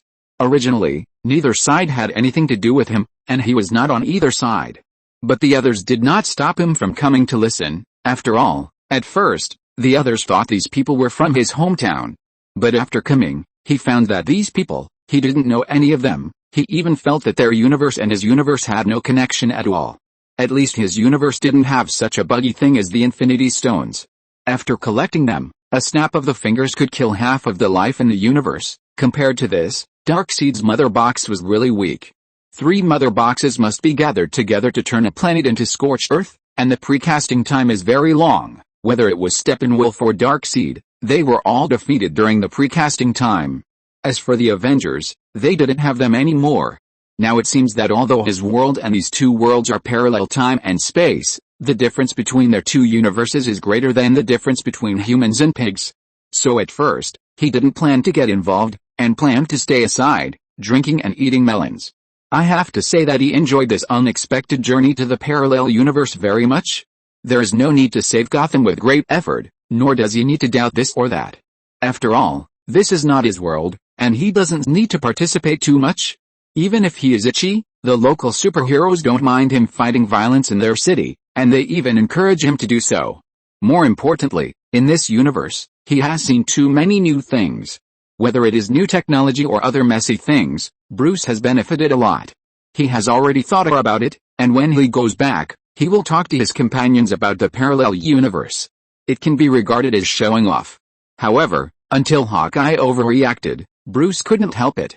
Without a sense of justice, you can't be a superhero. In Bruce's view, there is a problem in his own universe, but another universe has to bear the consequences, and even the consequences are very, very serious. Bruce can't stand it. Hawkeye was questioned like this, and he hesitated for a moment, but he immediately thought of his family and the miserable situation of his own universe. Hawkeye's hesitation deep in his heart was immediately thrown away. He couldn't care less. Yes, then, he planned to tell how miserable his world was, not to convince the other party, but more to convince himself and add rationality to his behavior. Even, put all the faults on others, it is because you have no sympathy that I took action. Well, it's probably such a psychological process. However, he miscalculated one thing. Bruce is not a person who likes to preach. Except for Robin, Bruce treats other people without any whining. Hawkeye only felt a flash in front of his eyes, and Bruce came to him. He grabbed his bow and arrow with one hand and grabbed Hawkeye's neck with the other hand. Too fast. Hawkeye was restrained before he could react. The other Avengers were also stunned. Although Hawkeye's combat effectiveness is at the bottom of the Avengers, he is also a veteran. He's been to space, fought aliens, and even experienced Thanos' finger snap, but he was subdued in an instant. Oh. Great job, man. How did you do it? Can I learn from you? Tony was jumping up and down excitedly on the side. Hawkeye came to his senses and was about to struggle, but the next second, Bruce's huge grip made it difficult for him to breathe. More importantly, there was a small bat laid between Bruce's fingers. Don't move, or I can't guarantee that I won't tear your neck open. Cool. Iron Man seemed to want to ease the atmosphere on both sides, and perhaps because of his personality, he also followed suit. Who is this guy? Why don't we have such a master over there? I will definitely ask him to be my martial arts coach. Tony has a good impression of his parallel time and space isotope. Given Tony's personality, apart from Pepper, he probably only likes himself. Narcissism has always been a point that is difficult for people to accept. So he shrugged and said, don't think about it. He is also the richest man in his parallel universe. The word also is very spiritual. He also comes from other parallel universes. Yes. Then whose parallel universe is he? Ours. Iron Man is so confident. After all, when talking about the richest man, the first person that comes to mind is him. Well, he looks good. Although not as handsome as us, but it's okay. This is not Iron Man being funny, but this guy really thinks so. He has always been very sure that he is the richest man in the world, the smartest in the world, and has a world-class appearance. The reason why he is not the most handsome in the world, is because he needs to be more humble. After all, whether it is intelligence or the richest man, they can be quantified, but appearance is really hard to say. It's too subjective. It's a pity that he is not our counterpart. Tony shrugged. Then whose? By the way, I wanted to ask before, do you have Batman over there? Tony looked at his counterpart who was much older than him and asked curiously. He has always been very curious about Batman, especially curious. But he just couldn't find out who he is. As a result, Bruce came. He thought he could investigate Batman's identity from another aspect. After all, Bruce is Batman, so their Batman must have something in common with Bruce. However, he still found nothing. But Tony thought this was a way. As long as there were enough samples, he would be able to find out Batman's details. Of course, all this is still in vain. After all, this Batman was created by Kai. Where can you investigate? No, Iron Man took out his tablet directly. That thing is made up of nanorobots. Iron Man took out his sunglasses, and the sunglasses turned into a tablet. He pointed the tablet at Bruce, as if he was going to scan something. But the next second, a bat dart shot directly at his tablet. Then a blue light flashed, and his tablet disintegrated directly, floating out like gravel. Did anyone tell you that it's rude to do this? It's also thanks to Bruce being an orphan, otherwise he would definitely ask Iron Man, didn't your mother teach you manners? Tony also patted Iron Man. I don't know what's going on over there, but here, superheroes are very individual. If you do this, be careful to get beaten. At this time, Captain America finally couldn't stand it anymore. Enough. A shield was thrown over. Bruce immediately let go of Hawkeye, and of course he didn't suffer any loss, and grabbed the shield directly. Captain America was still holding out his hand to wait for the shield to come back, but the shield was seized by someone else. It was a little embarrassing. Steve secretly glanced at his counterpart and reminded himself not to throw away the shield in the future. Then he immediately found out with frustration that he didn't need to worry about this. After all, his current shields are all cheap goods, and if they are lost, they are lost. They are not worth much. His shield was made by Howard Stark, and Stark took care of everything from materials to craftsmanship. Because of the Winter Soldier, after he and Tony fell out, the shield was taken back. As for getting him a new one, although Wakanda has been opened, the price of vibranium is still ridiculously high. Using such expensive materials just to make a shield? Only Howard Stark, a super rich man, dares to spend money like this. Vibranium is a metal that can be used to manufacture a variety of precision instruments and various high-tech projects. The share of vibranium in the hands of the United States can only be used to invest in these. Naturally, it is impossible to make a shield specifically for Steve. The cost-effectiveness of such a large piece of vibranium to make a shield is outrageous. Maybe we can sit down and talk, maybe we can come up with a solution that is the best of both worlds. No, at this time, Carter finally arrived. She had to deal with some things before and was unable to rush to Stark Tower in the first time. But she has been paying attention to the dynamics here through other means. Captain America was stunned for a moment. The woman he had been thinking about day and night, and who was obsessed with her, actually stood in front of him alive. Carter, Captain America couldn't believe his eyes. Iron Man was also stunned. Aunt Carter, Carter's heart trembled when she heard this long-lost name, and she felt like she had waited for the clouds to clear and saw the moon. But the next second, she was slapped away by Tony. Don't yell. She's not your aunt. Howard is not lucky enough to have such a good sister. Tony doesn't accept a woman who turned a blind eye to the death of his parents as his aunt. The video of the Winter Soldier's murder was saved in S.H.I.E.L.D., which means that this woman knows the truth about his parents' death better than anyone else. But she has been hiding it. And she and Steve Rogers helped the Winter Soldier escape trial. Tony will not forgive this kind of woman now, and he will never forgive her in the future. Iron Man is so smart that he doesn't need to think too much to know what it is. Hey. Man, I know it's hard, but we have to get out, right? Look at me, I'll get out. Shut up. You can actually forgive the murderer who killed your parents. Tony was immediately furious. What do you mean get out? So Howard and Mary died in vain. Iron Man was speechless after being sprayed. After all, he knows himself. Things that Tony Stark decides are hard to change. Even if it's wrong, he will continue to make mistakes. Captain America was a little overwhelmed. The things between him and Tony are over. Actually, I don't understand the Avengers at all.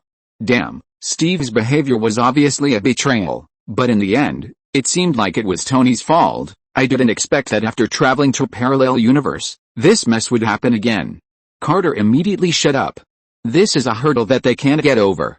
Neither he nor Steve can stand on the moral high ground to persuade Tony like Captain America on the other side. Of course. Maybe this is also related to status. In the universe of the Avengers, Steve is the absolute spiritual leader of the Avengers and one of the actual leaders. He is used to leading others. But in this world, although Steve can't be considered a little karami, when it comes to leading others, most superheroes don't buy his tricks at all. Especially the group of superheroes headed by Kai. After all, Kai is the leader of superheroes. He doesn't have any good feelings towards Steve. Even Spider-Man's idols are Tony and Batman.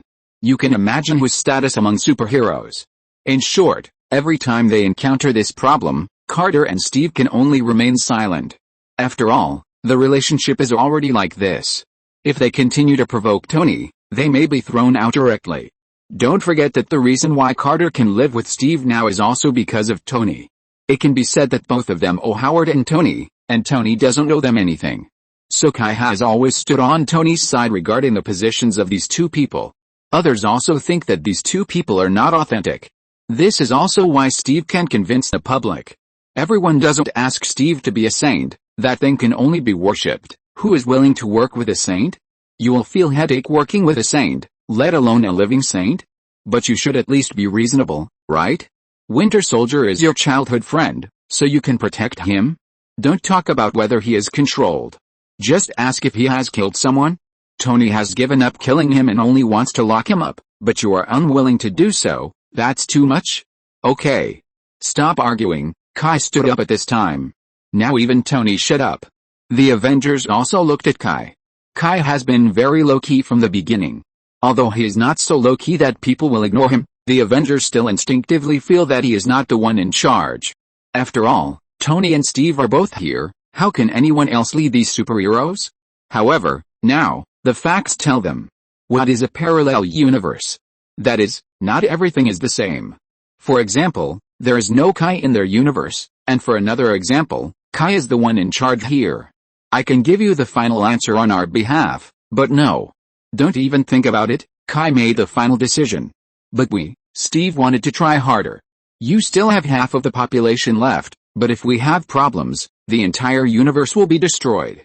So, I'm sorry. Well, I don't say this because I feel sorry for you, it's just out of humanitarianism. Hawkeye got excited again. But Kai gave him a cold look. If you have any irrational behavior, I don't mind ending this with violence. At the same time, I remind you that your behavior threatens the safety of the entire universe, and I will not show mercy. So when you are impulsive, please think carefully. As soon as these words came out, Thor directly summoned the Spear of Eternity and took the lead in expressing his position. Thor was shocked. Don't you want to save your people? My people are living well in Asgard. Your actions are what want to make them all extinct. The Avengers suddenly became entangled. This is their only way to save their own universe, but the price is to put another universe in crisis. They don't want this, but the problem is, this is their last chance. They don't have enough PIM particles in their hands, so they try again. Hawkeye was the least entangled, and he picked up his bow and arrow again. When the others saw him like this, they almost understood their attitude. So a group of people prepared for battle. A big battle in time and space was about to happen. Loki, who had been silent as a chicken and had no sense of existence, suddenly raised his hand and spoke. You want the Infinity Stones, but you don't have to fight. I have them. As he said that, he took out a bunch of colorful stones from his pocket. It's been 3 days. The cold hasn't healed yet. Although I'm much better today, I still feel dizzy and coughing, so I need to rest early. Sorry. Chapter 1508, The cold is almost gone. Let me rest for another day. I will update tomorrow. Please give me a monthly ticket. Everyone's eyes were like a group of well-equipped anglers competing for a great fishing spot, but then a primary school student came over and made a reel out of a mineral water bottle, threw a worm down, and then pulled up a giant fish. A group of people were still eagerly trying to grab the Infinity Stones that hadn't even appeared yet, right? The Avengers hadn't even seen any trace of the Infinity Stones yet, and they were ready to start fighting, and Kai didn't have the Infinity Stones in his hands either. But then Loki casually pulled out a bunch of colorful Infinity Stones from his trouser pocket. This was simply a naked mockery of them. They didn't even know where the Infinity Stones were. And then they started fighting.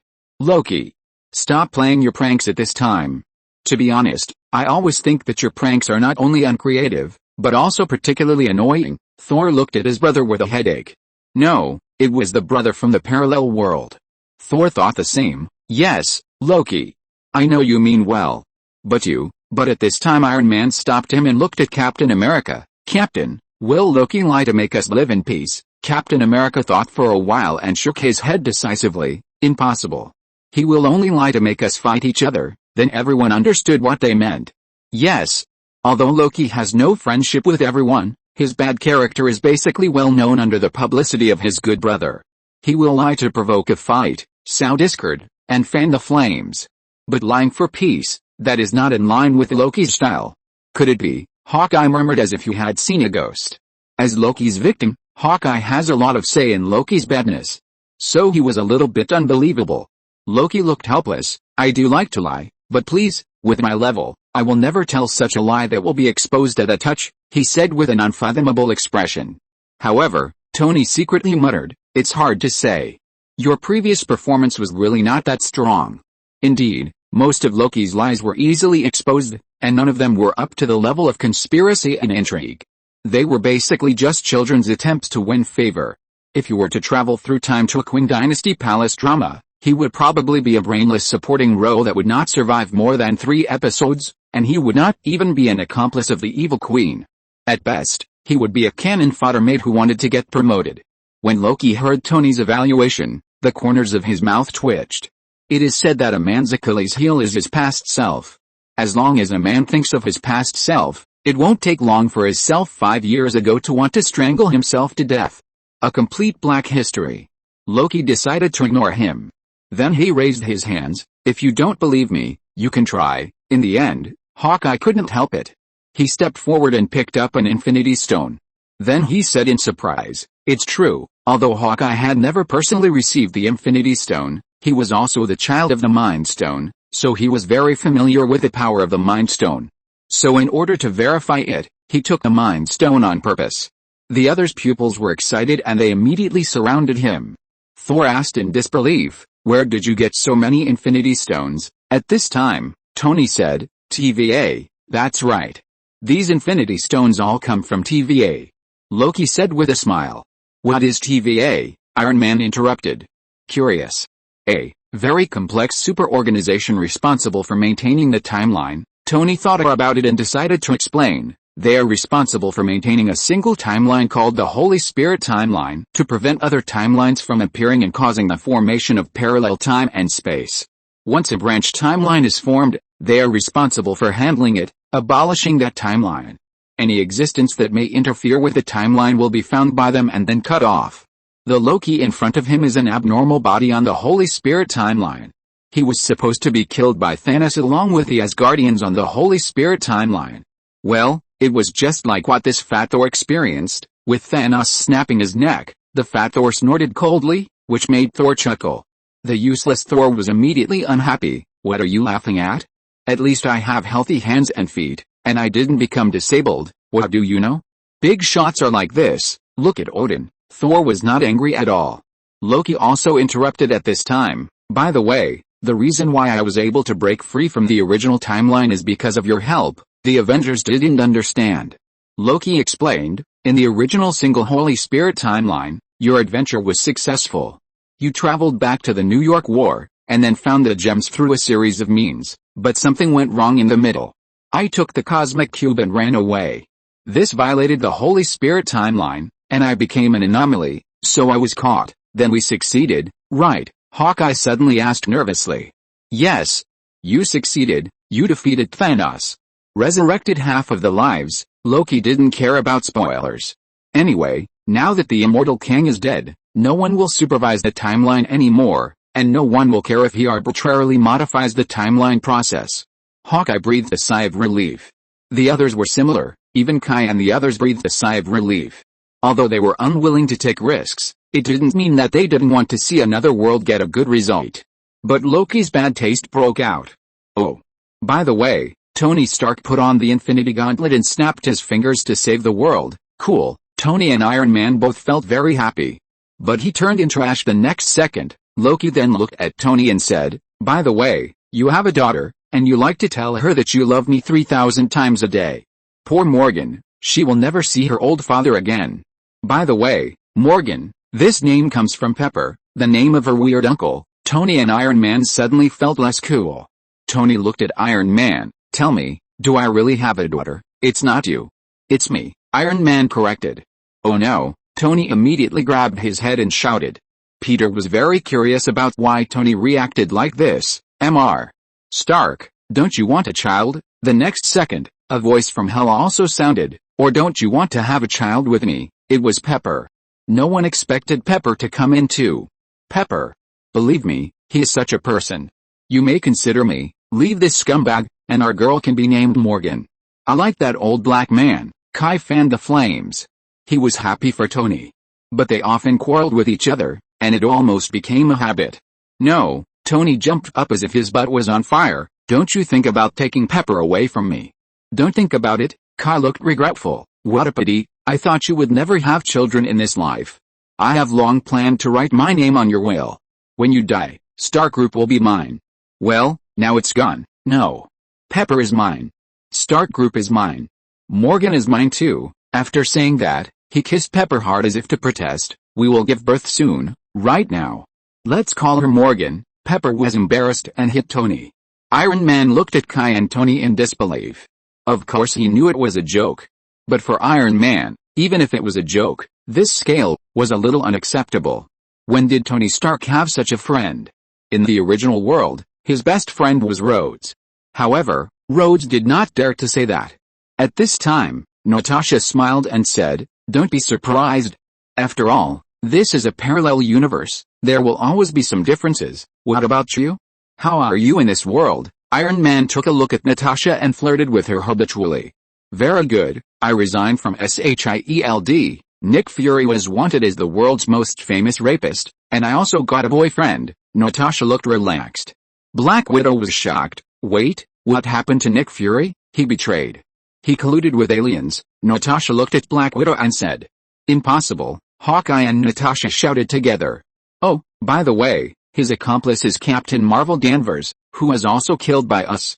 However, Nick Fury ran away. This is even more impossible. This is what Iron Man shouted. Although this woman is useless, she always comes late when something happens, and is even more useless than the police. But how could she be with Nick? This is the fact.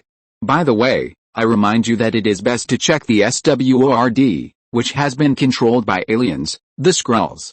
They are trying to seize the Earth, and Nick Fury and Danvers are accomplices, Natasha reminded. After all, Danvers already exists, which means that the Skrulls must also exist in that world. In order to avoid any more troubles that they cannot handle, Natasha reminded. Wait, Captain America had a look of bursting three views on his face. In other words, we haven't solved Thanos here, and new troubles have already come. Then should we be on guard against Danvers? Iron Man asked. Captain America immediately said firmly, I believe her. Loki also said, indeed, you don't need to. At least you don't need to, because you are already dead. Remember, Iron Man was in a bad mood for a while. But he cheered up immediately. Don't underestimate the nanny. I will change my destiny. I will also save everyone. I am the super nanny Tony Stark, so handsome. Pepper looked at Iron Man and said, Hey, woman. Your man is here, Tony said dissatisfiedly. Shut up, it's all you. In this way, the tense atmosphere just now instantly improved a lot. However, Banner found the blind spot. He looked at Loki and said, You just said that you escaped with a cosmic cube. Then how did they succeed? Where did they find the space gem? Oh, it was Tony Stark who continued to travel forward and traveled to the time when Captain America was just salvaged.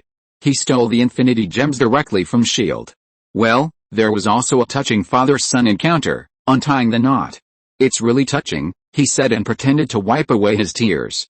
Thor, don't be sad, I'll take you to see Odin right now. A group of people squinted their eyes and looked at Thor, thinking that this kid's brain would never be cured.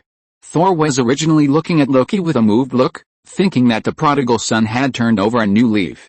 But when he saw everyone's eyes, he immediately changed his position and looked at Thor with contempt.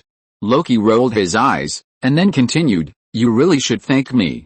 If I hadn't killed the immortal king and destroyed the holy timeline, you would definitely die if you messed around like this, not to mention saving others. You should thank me, Iron Man said with an unhappy face. If you hadn't destroyed that sacred timeline, we wouldn't have traveled here. Loki shrugged, there's gain and loss. By the way, I forgot to say just now, Captain America, you don't need to worry about Danvers. Why? Because you used the Pym particles to travel back and live with Ms. Carter, huh? Loki spoiled it. It was so cool. It made others a little curious about what their future would be like. Oh, you died too? Facing Black Widow's question, Loki said lightly. What? Black Widow couldn't accept it either. How did I die? Like Tony, I sacrificed myself to save the world. In order to obtain the Soul Stone, you and Hawkeye competed for sacrifice, and you won, so you died too. Wait? Hawkeye and I are each other's favorites. Before Black Widow could say anything, Natasha was not happy. How is it possible? Black Widow looked at her sideways. Are we so different in this regard? Hawkeye was indeed different to Black Widow. After all, the two had experienced so much together. This was not love between men and women, but it was purer and stronger than love between men and women. But Natasha couldn't accept it.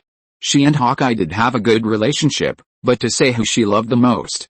Natasha looked at Kai. Why are you looking at me?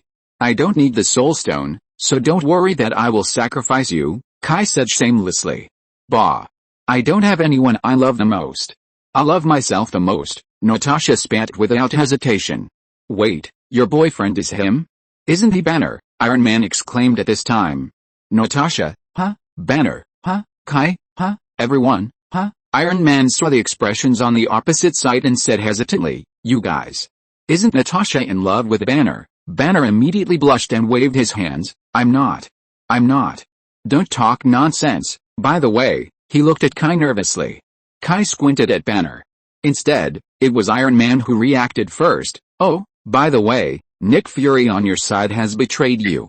It was Nick Fury who ordered Natasha to play with Banner's feelings. As a result, Banner was sad, and he became autistic. Then he ran away, and finally went to an alien planet to be a gladiator. The cough and headache are almost gone, but I'm still a little tired. My appetite has also improved a lot. I didn't want to eat for the past 3 days, And even if I did, I only ate a little. I had a big bowl of dumplings this afternoon, which was the most I've eaten in the past few days. My body has begun to recover. I'll consolidate it today and start updating tomorrow. If you're listening to this novel on a channel other than Fanfic World, it means they downloaded and uploaded it without effort. We cordially invite you to visit our channel, Mundo Fanfic Novelis. There you'll find the original version of this story and you can explore many other novels of various genres. We're waiting for you to immerse yourself in a world of incredible novels. Chapter 1509 First Update. Well, it's something Nick Fury can do, Tony agreed. Banner was a little overwhelmed. He looked at Natasha, then at Kai, and found that Kai didn't seem particularly angry, so he breathed a sigh of relief. Black Widow was very interested in this scene, because she found that the world here was indeed very different from theirs. Here, the leader of the superheroes is not Captain America or Iron Man, but a person who has no counterpart on their side. Out of an agent's instinct for intelligence gathering, Black Widow came to Banner. It seems that you are afraid of him? He is terrible. Banner looked at Kai and found that he had shifted his attention elsewhere, so he breathed a sigh of relief, and then whispered, it's not fear, but respect. Well, actually still afraid. Although Banner did not have a complete memory of what Hulk did after he transformed into Hulk, if something had a strong impact on Hulk, then Banner could obtain some of his memory. Banner still remembers their first meeting. It was still in Los Angeles at that time. At that time, he and his girlfriend, who was already his ex-girlfriend at this time, came to Los Angeles to seek help from Dr. Samuel Stern of the University of Los Angeles in order to solve the Hulk's problem. As a result, he was discovered by his ex-girlfriend's father, Lieutenant General Ross, Kai's old enemy. So the conflict broke out. During the conflict, Ross's men Bronsky turned into the Abomination, and as a result, he lost control and caused great damage to the university. At that time, Hulk was beaten up by the Abomination. Seeing that it was about to cause a bigger tragedy, Kai came. He dismembered Bronsky in front of Banner. Although Hulk ran away. But Banner's girlfriend and future father-in-law were unlucky after this conflict. Both were arrested and taken to the police station. At that time, the scene of Kai dismembering the Abomination might be a little stimulating for Hulk, and he turned his head and forgot it, but for Banner, it was definitely a nightmare. He was afraid that one day he would accidentally turn into the Hulk, and then be caught by Kai, and dismembered. During that time, Banner even had nightmares when he slept. The dream was full of Kai, who cut him into pieces with a ferocious face. This situation continued until Kai took the initiative to help him and gave him Kunlun Ki training. But this did not affect Banner's awe of Kai. Even though he had reached a reconciliation with Hulk and no one should be afraid of him, this awe still existed. It's like a boy has been in awe of his father since he was a child. When the boy grows up, he has the actual ability to defeat his father, but once he sees his father angry, he will still feel awe in his heart. Can you tell me about this, Kai? Although Black Widow may not think that the other party is an enemy, she came to a strange, well, this should be considered a strange place. The first priority of an agent is naturally to collect intelligence, which is almost instinctive. Although for now, their demands have been perfectly resolved, although in a way that no one has guessed, but it's better to be prepared. It's better to be prepared. Banner is a little confused. Kai's deeds are very famous, you can find them on the internet. What I'm asking is, are there any unknown ones? Black Widow asked with a smile. It's actually very simple to deal with a simple person like Banner. Seeing Banner like this, it means he has little contact with women. I am a little. Don't look down on Black Widow, think she is old-fashioned and can only use the honey trap. Because countless facts have proved that you should not think that the routine is old, as long as it is useful. The proportion of honey traps in modern intelligence warfare is still frighteningly large. No matter what era, there are only a few tricks to get intelligence, which is not new at all. Either give women or give money. It's unknown, how can I tell you? Banner widened his eyes and said simply. Black Widow's emotions are a little broken. There is no reason. It is easy for her to take down Banner on their side. In fact, it is Kai's fault. He gave Banner the Kunlun Ki training technique. Although it is impossible to turn people into eunuchs, it will make people pure and desireless. In addition, the Hulk Banner was taken advantage of by Black Widow because he was too lonely. Banner here does not have this problem. Naturally, it is impossible to be taken down with just a few words. Black Widow is also a veteran. When she saw that this was not working, She immediately changed her strategy and stopped talking about Kai and talked about Nick Fury instead.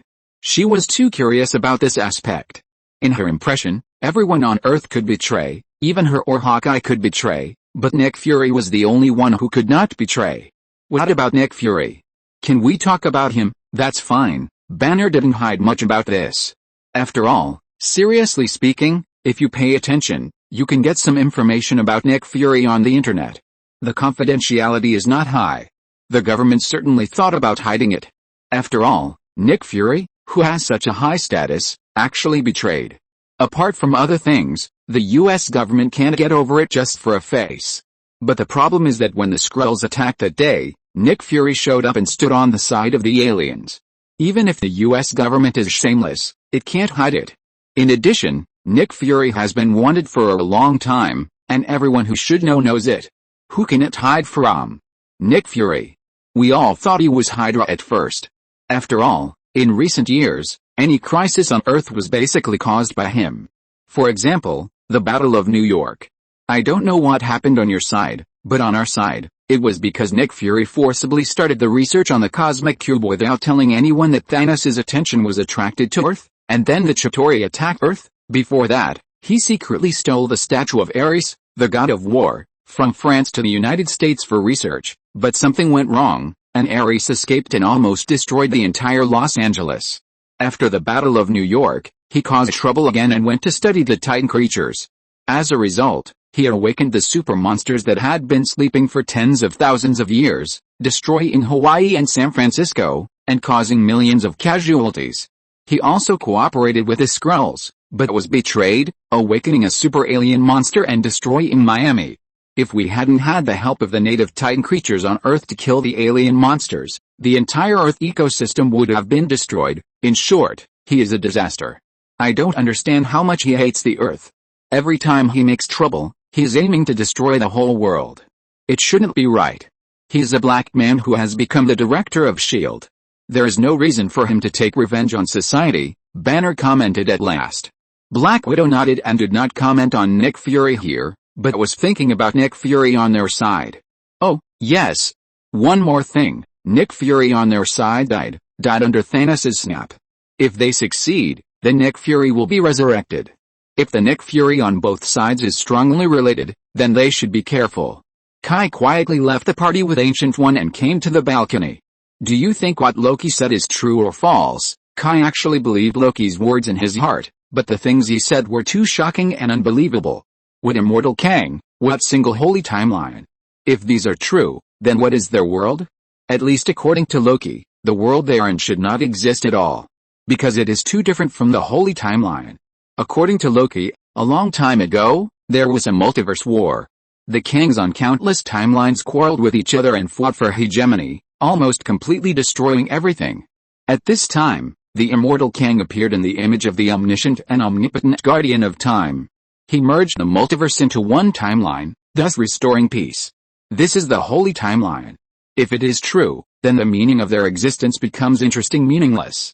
Whether they exist or not is actually determined by a madman. I think what he said is true, Ancient One said, but soon she said, true, but it does not mean correct. Ancient One casually drew in the air, and golden rays of light appeared. The creation of a parallel world only requires one choice, and in this world, people are making choices every moment. These choices are endless, so the parallel worlds created are also endless, and no one, or God, can control all of this. The light she drew began to split wildly, so that Kai's vision was occupied. Then Ancient One waved his hand again and again, and all the light disappeared. There is no need to care whether our existence has meaning. Ancient One looked at Kai with a little pity, full of wisdom, because the answer to this question is no answer. Kamar Taj has had many wise men, and many of them have considered what their own meaning is to the universe, but there is no standard answer. For me, the meaning of our existence is that we have existed. Kai looked at a loss. He himself is not a person who likes to be sad, and he is not keen on philosophy. He was just shocked. So he looks so literary?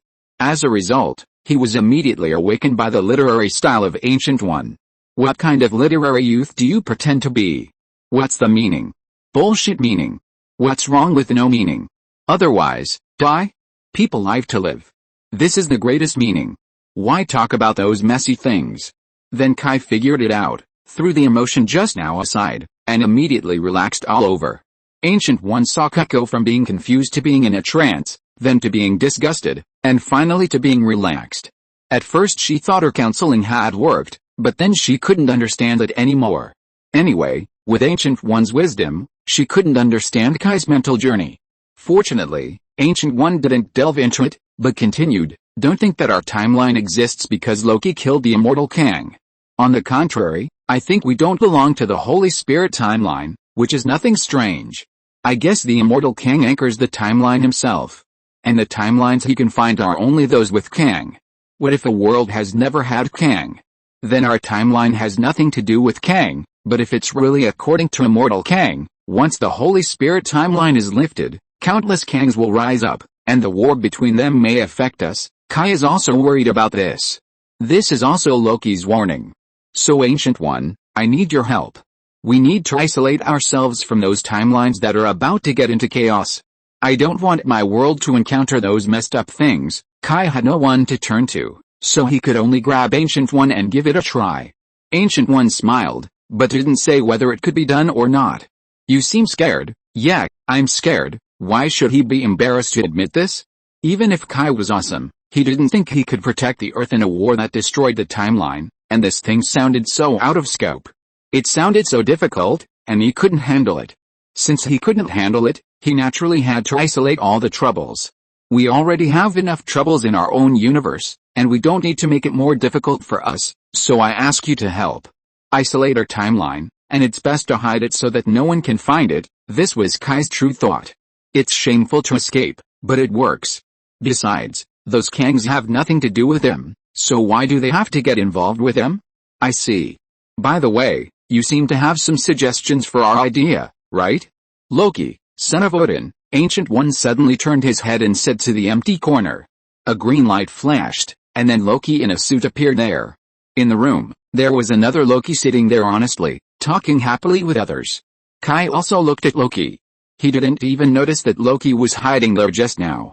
Don't be nervous. Loki quickly raised his hand. I have no ill intentions, I just want to make a deal with you. Ancient One stopped Kai, who was about to make trouble for Loki, and looked at Loki with interest. Son of Odin, what are you going to trade? Although Loki was very wary of Kai's covetous eyes, he was still quite satisfied with Ancient One calling him the son of Odin twice. I can provide technical support to allow you to conceal your timeline. But I hope to be able to return to Asgard. Kai and Ancient One looked at each other. Kai was the first to question. You want to go back? Your stupid brother will definitely agree with it. You don't need to trade with us at all. No. I don't want to go back with him. I don't want to disturb anyone. I just want to see Odin and Frigga. After all, I'm not their child, Loki said, a little lonely. Loki's words made Kai look at him with a new eye. You know, Chinese people are born with a good impression of filial piety. No, Odin and Frigga have never treated you differently because of this. You are their child, Ancient One explained to his old friend. I can prove that when Frigga talked about you, her eyes were different. That was the look of a mother to her child. You can't pretend. Kai also helped. No, that's not what I mean. What I mean is, my Odin and Frigga have left me. The Odin and Frigga here belong to their Loki. I miss them. Chapter 1510 Second Update. To be continued tomorrow. People, only after experiencing a beating can they truly grow up. Loki experienced a beating. He saw his mother being killed, his father dying in front of him, and himself dying. These are what the time-space player told him. That is his fate. He used to be rebellious and did not hesitate to hurt Odin and Frigga. That is because in his subconscious, he never thought that one day his parents would really leave him. This is the same as many of us. After reaching a certain age, we will unconsciously want to escape from our parents, and even speak ill of them and hurt them. But we have never worried that they really don't want us. When we reach a certain age and finally begin to understand them, they are about to leave. When they really leave, you suddenly realize that what you take for granted will suddenly disappear one day. That feeling is more painful than anything else. Loki is the same. So when he stood in front of Odin's sleeping coffin again, he couldn't help shaking. He wanted to reach out and touch it several times, but he retreated halfway. Ancient One stood not far from him and did not disturb him. The reason why Loki made a deal with Ancient One was because Loki guessed that Ancient One had a way to sneak into Asgard. As it turned out, she really did. The Earth and Asgard were too deeply involved, and it was not surprising that Ancient One could do this. However, at this moment, the voice of the guard's greeting suddenly came from the door. It was Frigga. She came back every day to accompany Odin. Loki looked at Ancient One. Ancient One nodded. Loki himself was also very good at illusion magic, and invisibility was naturally a piece of cake, but it was a pity that it didn't work on Frigga.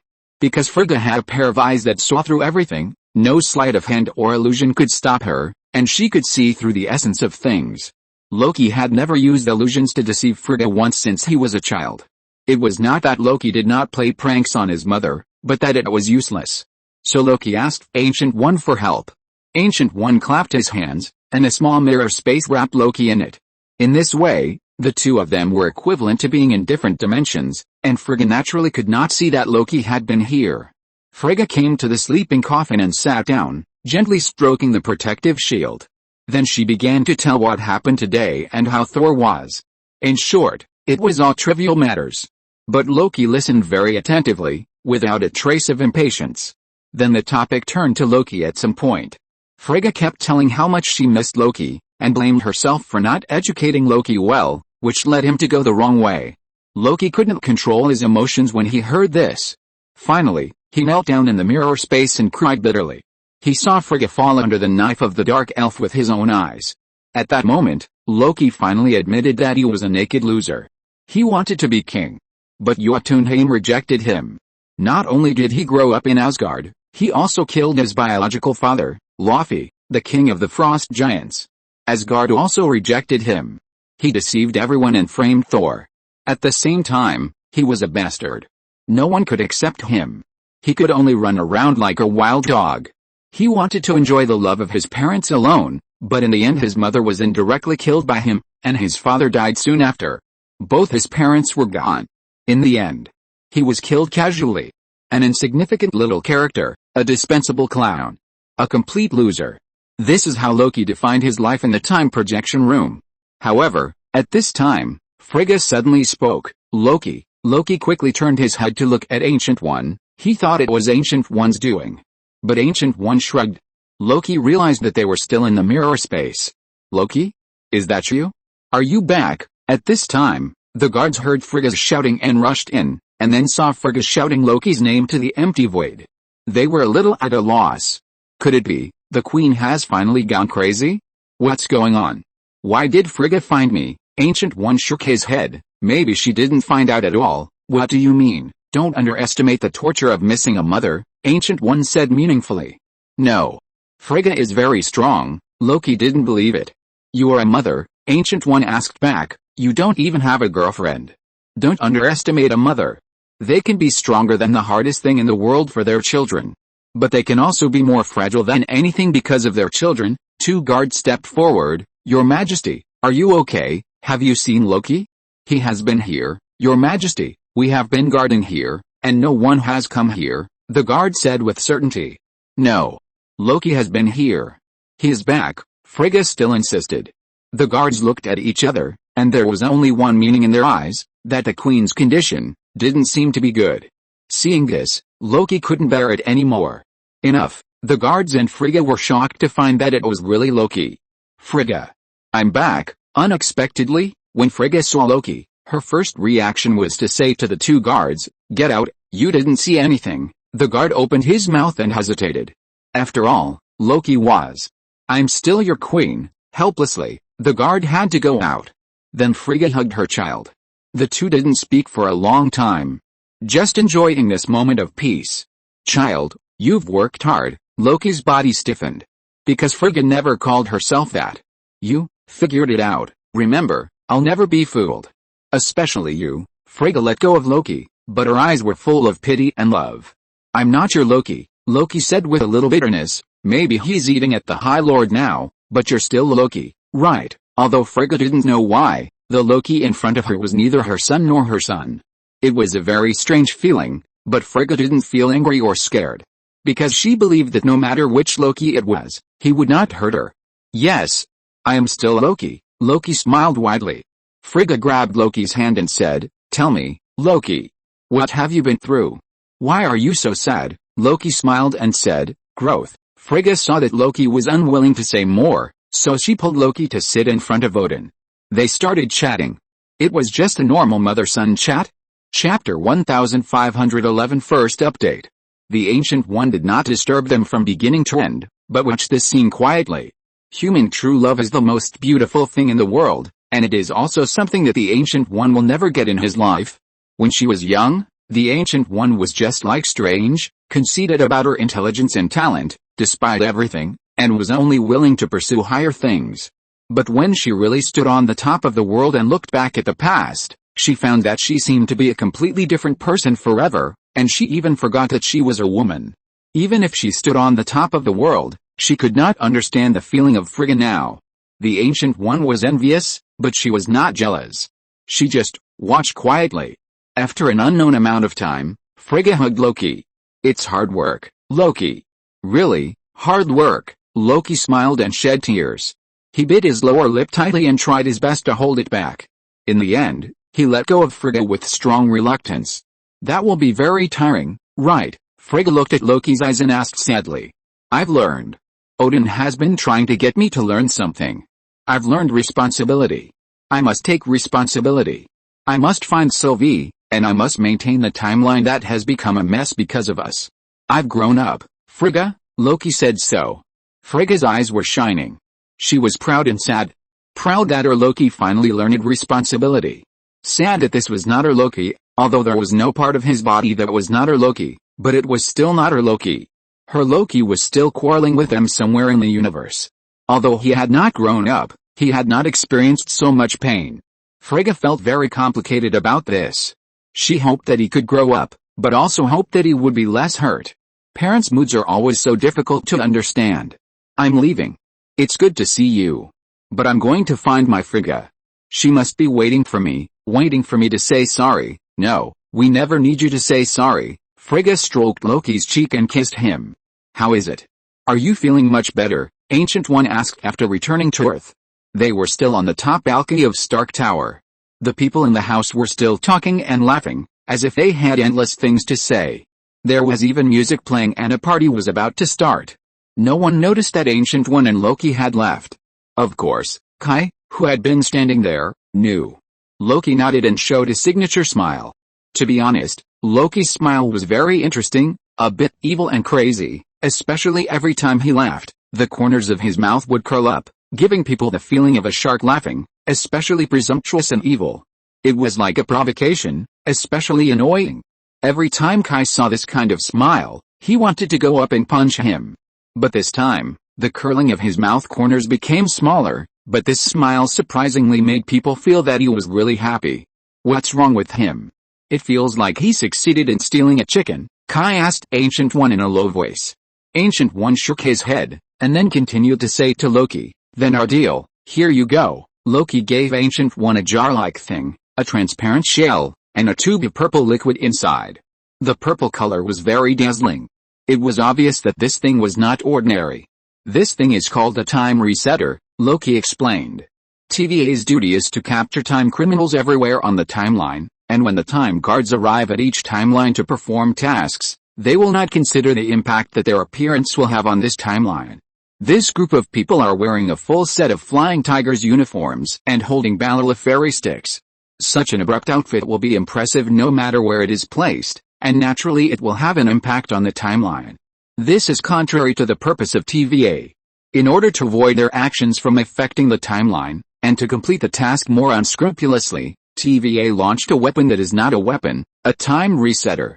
Once the time resetter is activated, the liquid mixture on its transparent inner wall is a purple substance similar to the power gem, which will immediately flow out and cover the surroundings, and then it will restore the entire timeline in a radiation expansion manner. It will completely eliminate anything that does not belong to this timeline. Kai frowned at the thing. He couldn't guess how this thing could help their universe avoid the side of the multiverse. Loki did not explain it to Kai, but explained the principle and function of this thing in detail to the Ancient One. Then Kai saw the Ancient One nodded with relief. Kai felt itchy in his heart. He wanted to know what was going on. Do you really want me to tell you a long theory of time and space? Okay, just tell me, can this little thing really help us? My answer is, yes, the Ancient One said decisively. Its function is equivalent to putting a protective film on the outside of our timeline, so that all sites will be reset immediately when they approach us, and the original state, nothing. Kai's eyes began to spin a little. The Ancient One shut up decisively.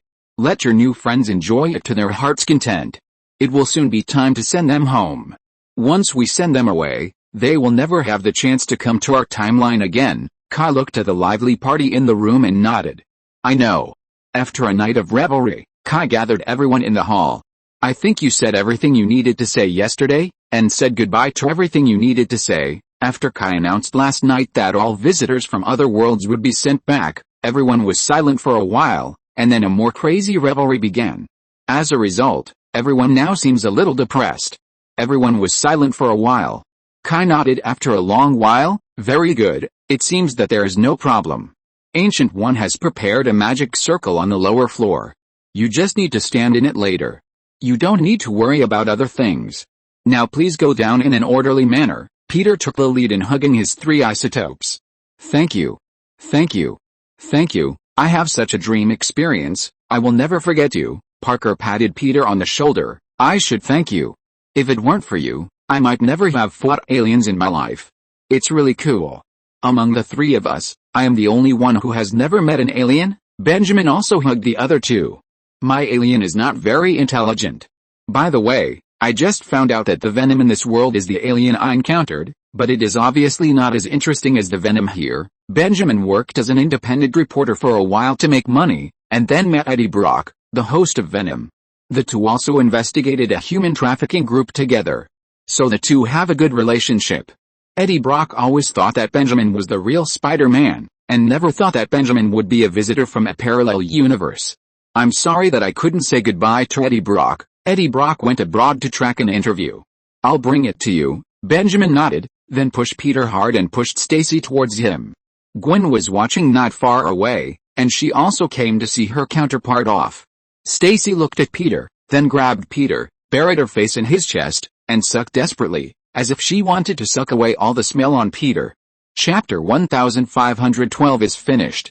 This hug lasted for 3 minutes, but everyone present gave the young couple enough time.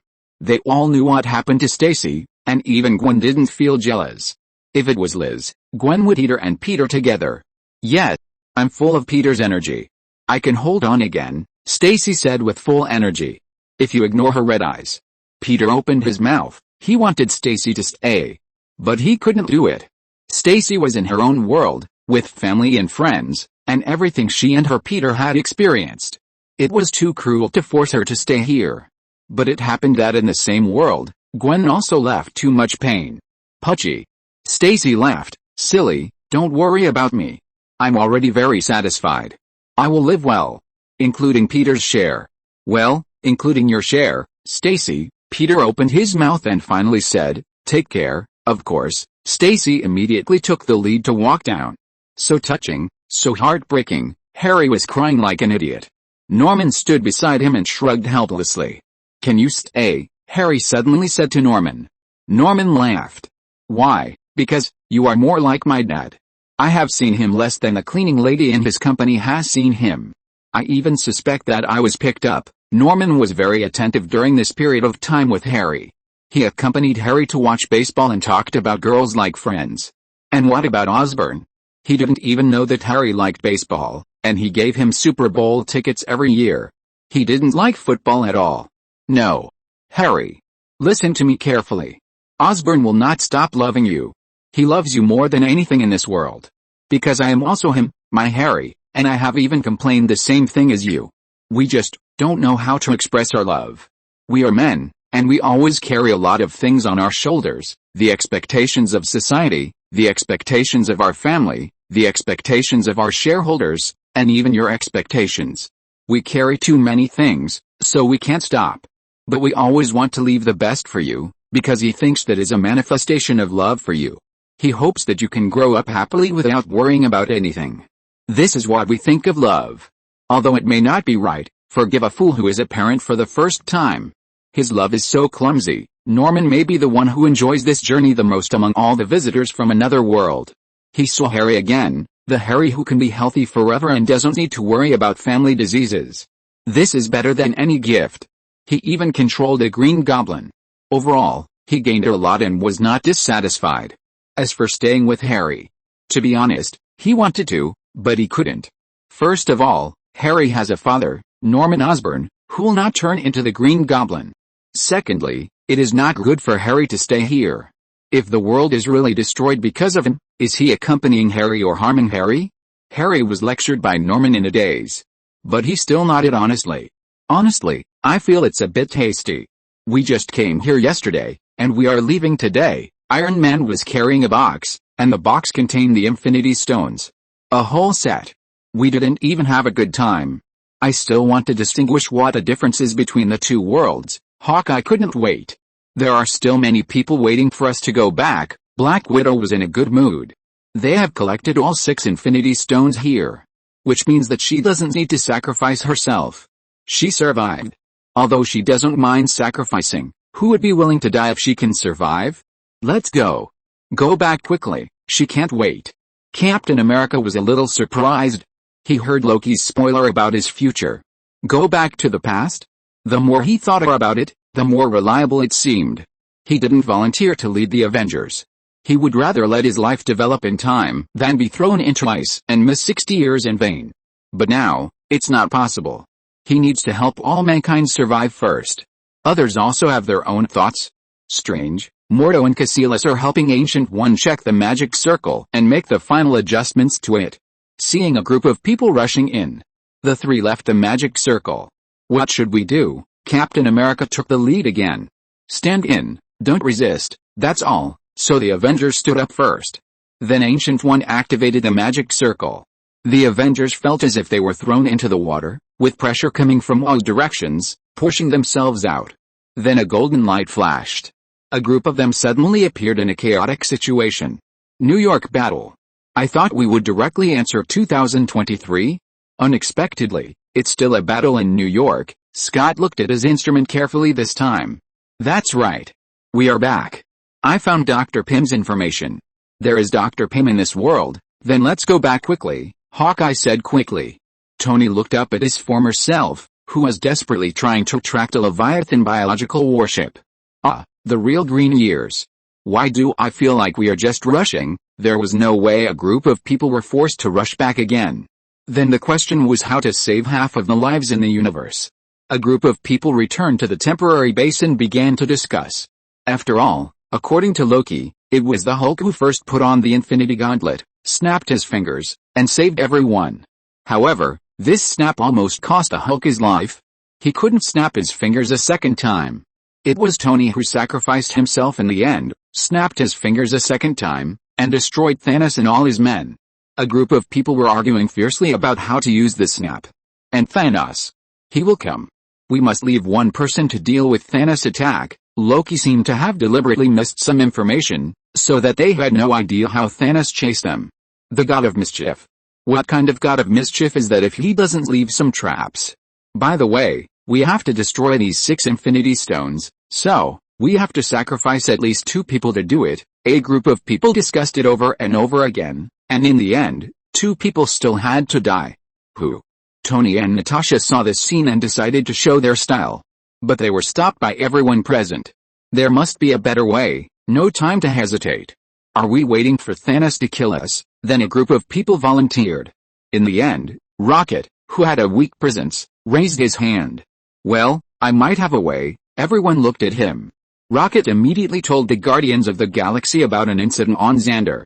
One person can't bear the power of the Power Stone, so the 5 of us went together and were safe and sound. Iron Man touched his mustache, changed parallel to series connection. That's a way. A group of people did it as soon as they said it.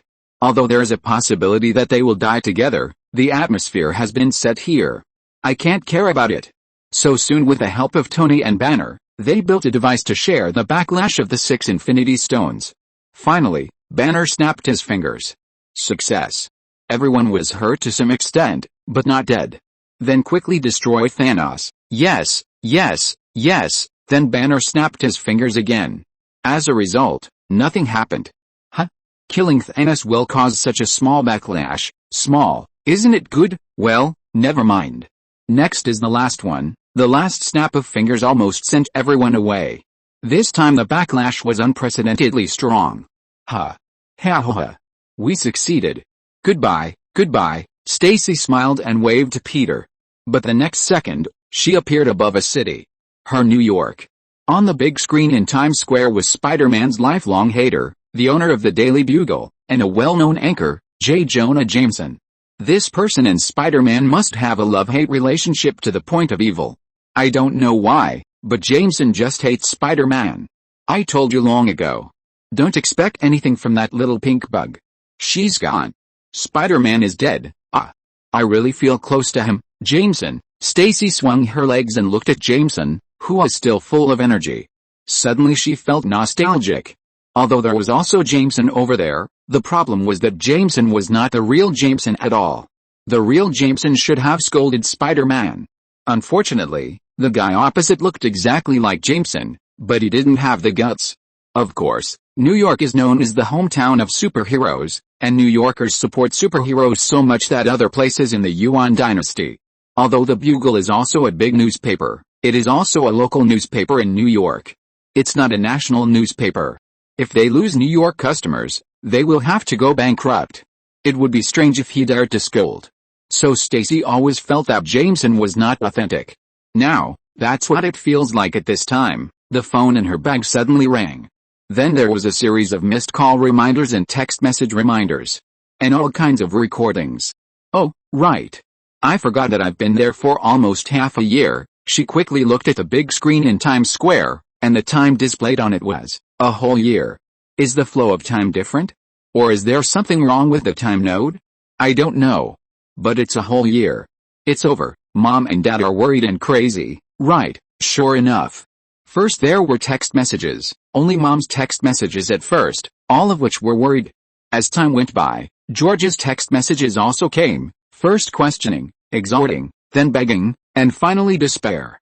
Then she started to listen to the recordings. As she listened, she cried. So Stacy hurried towards home. Stacy's house. The house here is much bigger than over there. After all, George is the director of the New York Police Department here, with a high position and power. Even the salary is much higher. Naturally, you have to live in a big house. But Stacy still likes the small house. The family is happy. Unlike here, Stacy's parents are very busy. The relationship between them has gradually become cold, although it has not reached the point of divorce, but it is also dead. So Stacy didn't like it. Now that Stacy disappeared, the atmosphere in this house became even more dead. Her parents were sitting in the living room, and they were obviously a couple, but they were far away from each other. I brought the divorce agreement, please sign it, Stacy's mother said. Helen, George looked a little decadent, and his temples were obviously gray. Enough. I don't want to argue with you anymore. You stay alone with your honor as a policeman. I'm going to find Gwen. I will find her. I will find my daughter. Most of Helen's resentment towards George was focused on the fact that George wanted to arrest Gwen Stacy, his biological daughter, that day. Because George found out that she was Spider-Man. Helen thought George was crazy. That was his daughter.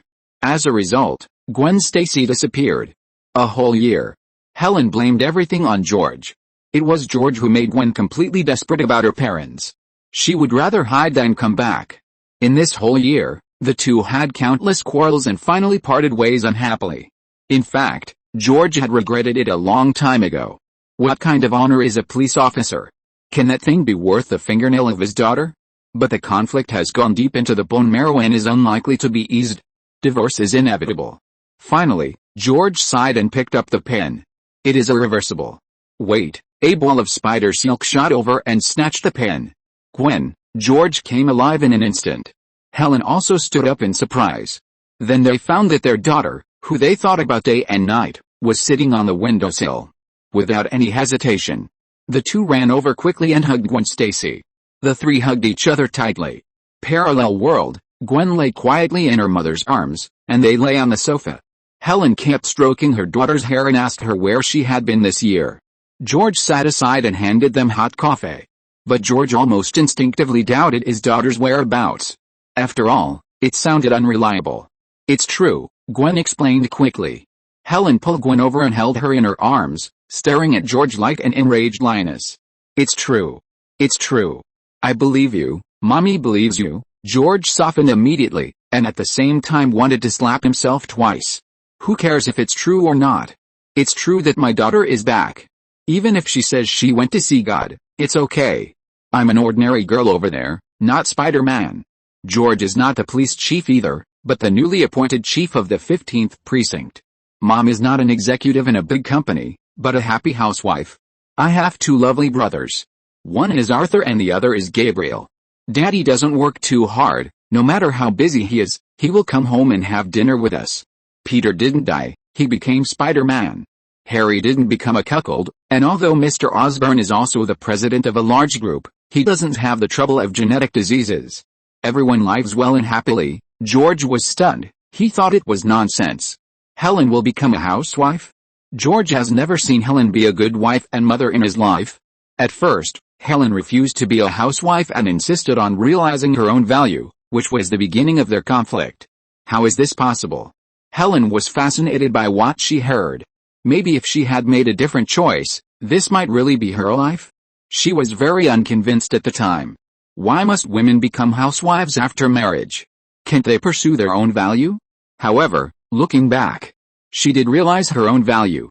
But she found that she had very little time to spend with her daughter. When was the last time she celebrated Gwen's birthday? She couldn't even remember it. Helen hugged Gwen, whose voice was getting smaller and smaller, with guilt in her eyes. Chapter 1513 Bruce's Change. Gotham, the oldest city in the United States. Its history is longer than that of the United States. Legend has it that after the first colonists came here, they cleared the indigenous people living here and built a town called Gotham on their graves.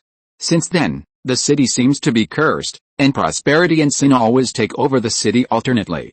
The night sky here is always overcast, and the weird Gothic buildings stand tall.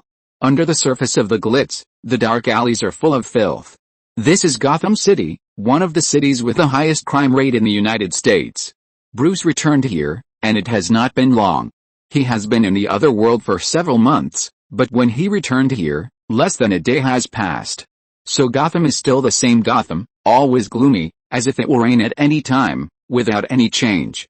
Some people say that there are only two kinds of weather in Gotham, one is cloudy and the other is rainy. It seems that the sun hates this place. But the gloomy Gotham is not as gloomy as its weather. On the contrary, it is always lively here, and it is a scene of vitality and everything competing. The major gangs control the streets and alleys of the city, while the wealthy and big companies hide behind the gangs to plunder the huge profits made by this city. The Wayne family, where Bruce is, also exists in this way. A long time ago, when Wayne's father was still a child, the Wayne family joined forces with 3 other big families to control Gotham. They controlled everything in Gotham. The fundamental reason why the Wayne family can become the world's largest consortium is due to the family's early plunder of Gotham.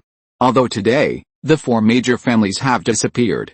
But this plundering mode has not changed at all. This city is still hopeless. The upper class is drunken and corrupt.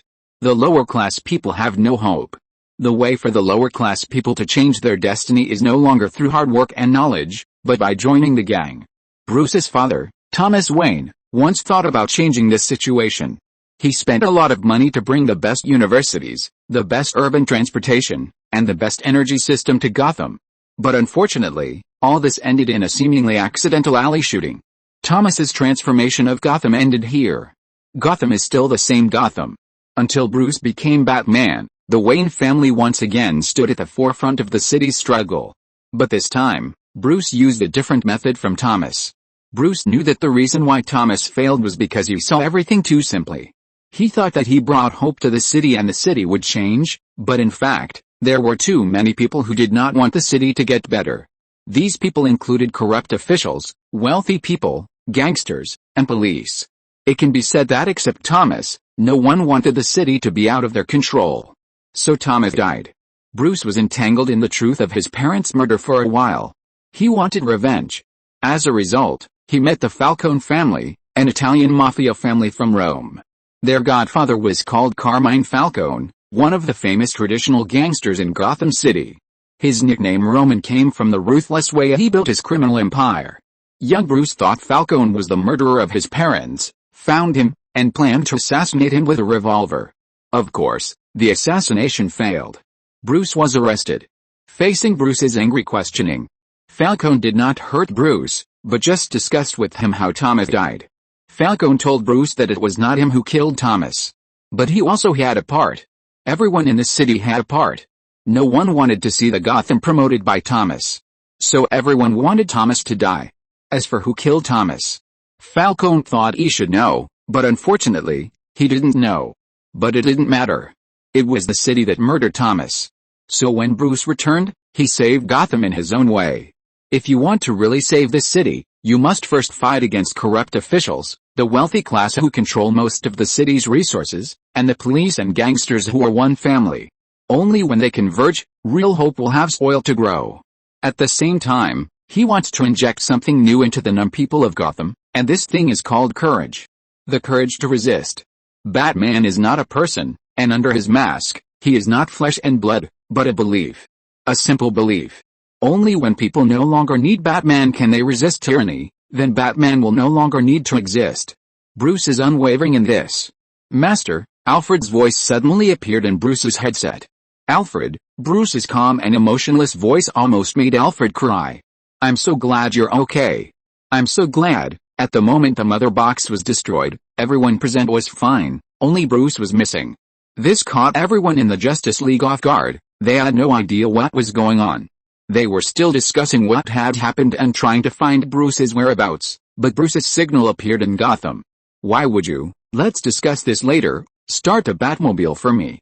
I saw Mr. Freeze. I need to deal with it and then go home. Mr. Freeze is still committing crimes at this time? Alfred was a little confused.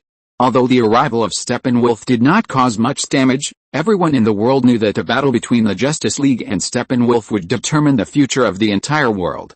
Everyone was anxiously waiting for the outcome of the matter. The Justice League was discussing Bruce's safety and did not announce the results of the battle immediately. So everyone was still waiting. Mr. Freeze committed a crime at this time. He finally found a good time. He caught everyone off guard. About 2 hours later, Bruce drove his Batmobile back to the Batcave. Also waiting here were the members of the Justice League. Bruce, you're so slow. Barry had been impatient for a long time. As the Flash, he was a little impatient. I need to go through the admission procedures for Victor. You know, bureaucracy. I thought Arkham would be different. After all, they always admit serious criminals. The predecessor of Arkham Asylum was called Arkham General Hospital. During the construction, the architect of the hospital went crazy for no reason and hacked his workers to death. From then on, this broken place began to become unfortunate. There were always some incredible things happening, such as normal patients checking in and becoming crazy. I don't know when it started. No one, or no normal people, went to this hospital. Later, it was simply converted into a mental hospital. After that, this place became more and more mysterious, and some extremely dangerous mental patients were often imprisoned. It's a bit like the Street Elizabeth Hospital in the real world. You can understand it as the abnormal human research center in Batman's world, where most of the prisoners are extremely dangerous high IQ criminals. It can be said that almost all the well-known villains in Gotham will be sent here by Batman himself in the end. Including the famous Joker, Harley Quinn, Bane, Penguin, Two-Face, Riddler, Scarecrow, Poison Ivy, Mr. Freeze, Killer Croc, Clayface, Mad Hatter, etc. It can be said to be a star-studded group. According to incomplete statistics, the most popular person in this place is Batman. The criminals sent by him alone almost filled up half of Arkham Asylum. With so many extremely vicious and abnormal guys locked up here, this place has become the most heavily guarded place in the entire Gotham. As for prisons, for those supervillains, prisons are almost the same as sanatoriums. Not only will they not be punished, but they will even develop more brothers in prison. Every time those super criminals are locked up in prison, there will be riots in the prison, and more criminals will join the super criminals to strengthen their strength. And for these guys, entering and leaving the prison is as simple as entering and leaving the house. Judicial corruption makes prisons have no meaning except becoming a hell for the poor. How many supervillains are poor? Instead of this, it is better to be locked up in Arkham.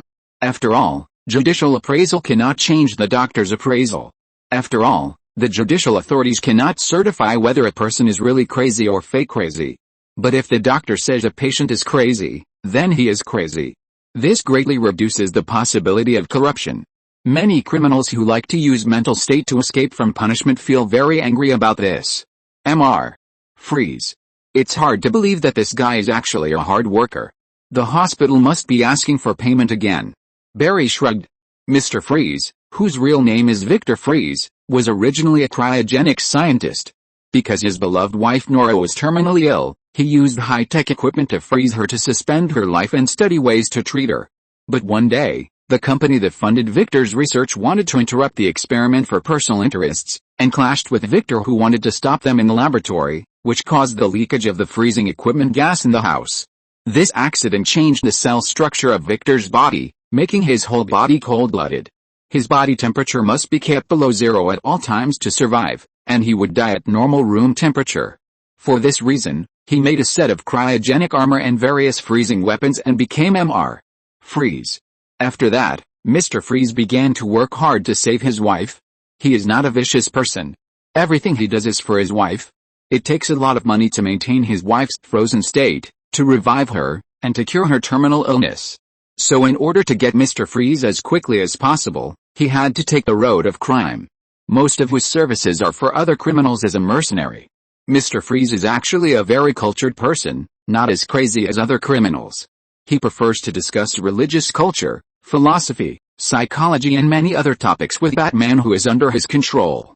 Mr. Freeze, who hardly speaks normally, seems to be very talkative in front of Batman. Is it respect for his opponent or because he sees a similar shadow in Batman? After all, Mr. Freeze is just an ordinary man trapped by love. What he froze is just his love for his wife. The only purpose of doing this is probably to keep his wife and recall their former love. Bruce nodded. He wants to keep his wife in such an extreme state, which requires a lot of money. But he won't need it in the future. Alfu was stunned when he heard it. Could it be that he can't keep it anymore? Everyone in Gotham, both the good and the bad, actually knows about Mr. Freeze's wife. But no one will touch her. Because everyone knows that the only person in the world who can tie Mr. Freeze down is his wife. Once something happens to her, Mr. Freeze will go crazy. No one wants to face a crazy Mr. Freeze. He will really drag the entire Gotham into the Ice Age. By then, no matter which side, the interests will be damaged. It is better to let his wife stay like that, which is better for everyone. After all, it is precisely because Mr. Freeze has such concerns that his reputation in the dark world has always been very good. Everyone believes that this guy will not violate the contract. Not really.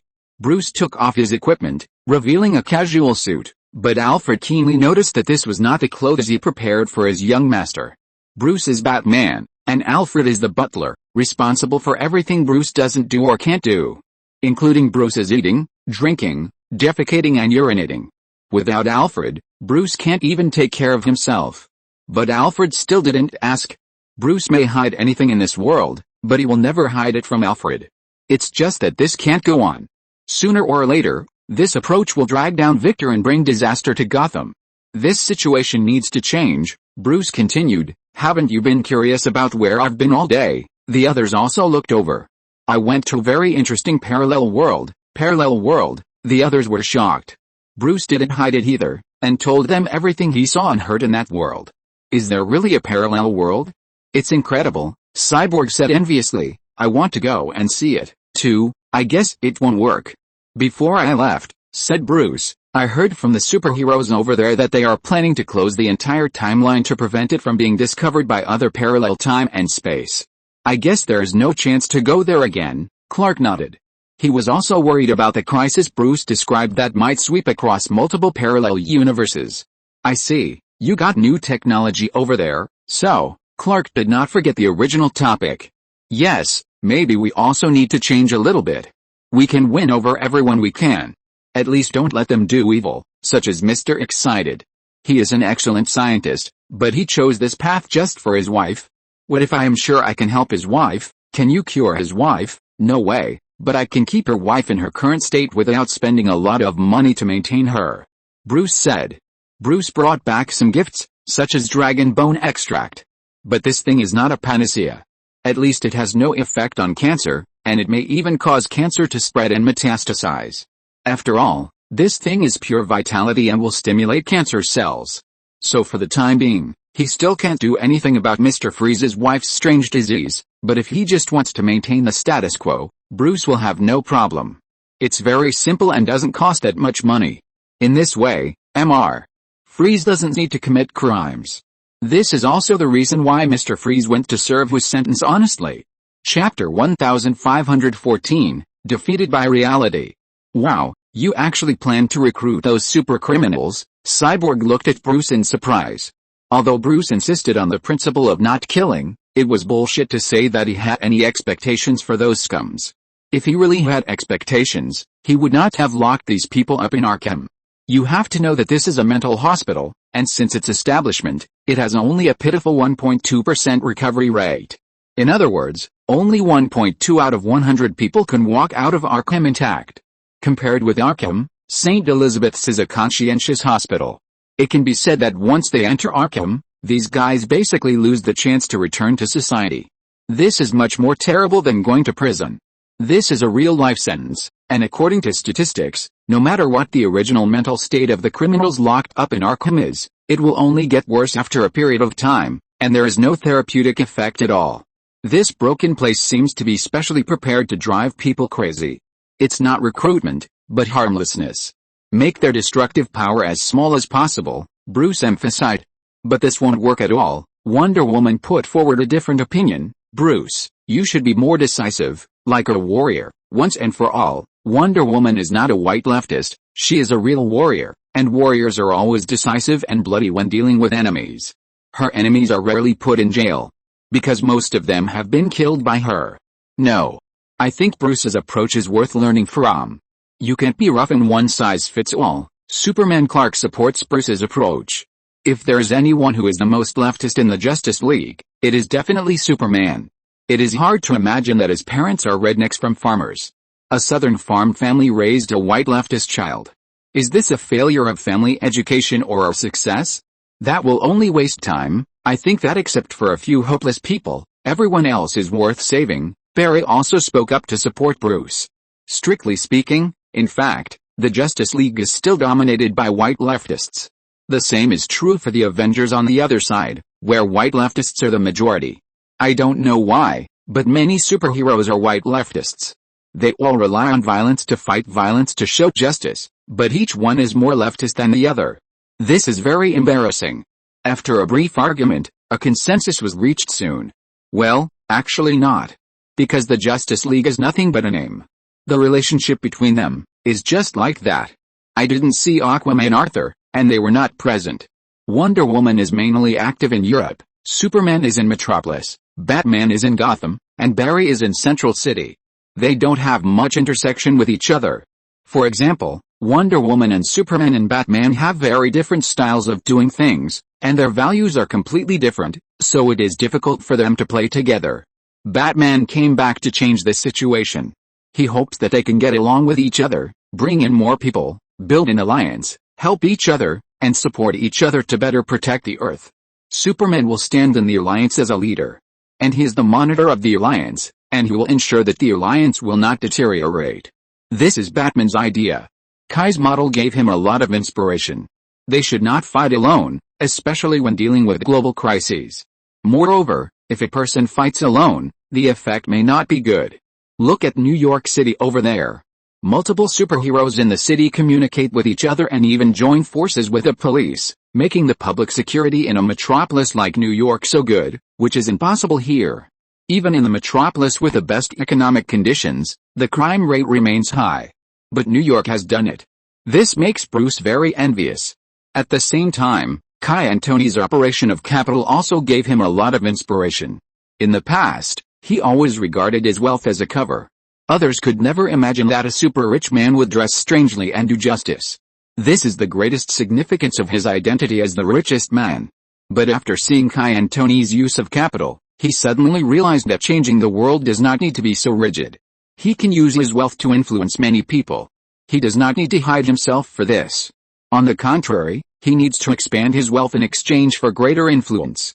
He really noticed the influence of Tony and Kai. With just one phone call, Kai can go directly to the White House and discuss various matters with the president. This is undoubtedly a better way. Most of the Justice League and other superheroes have a bad relationship with the authorities.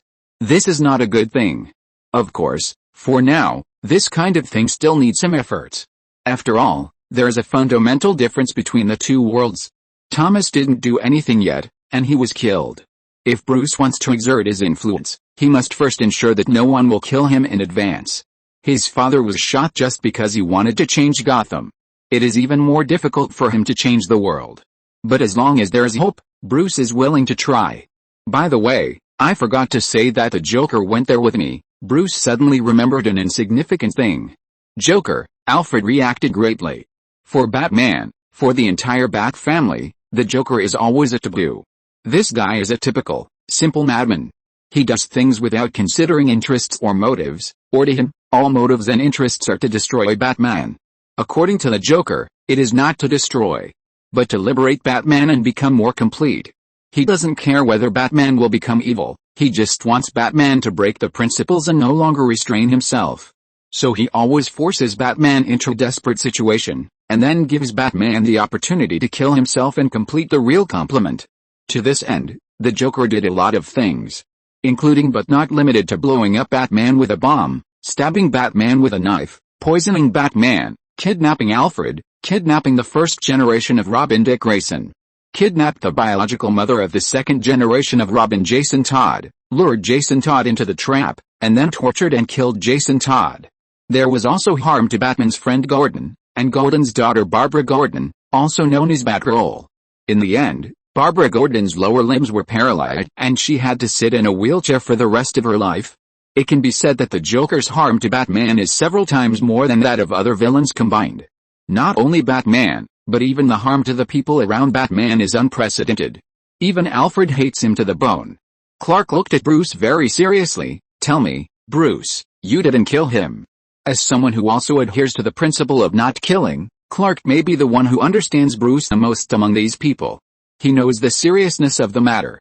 Although it's not good to say this, I'm sorry, I really didn't kill him.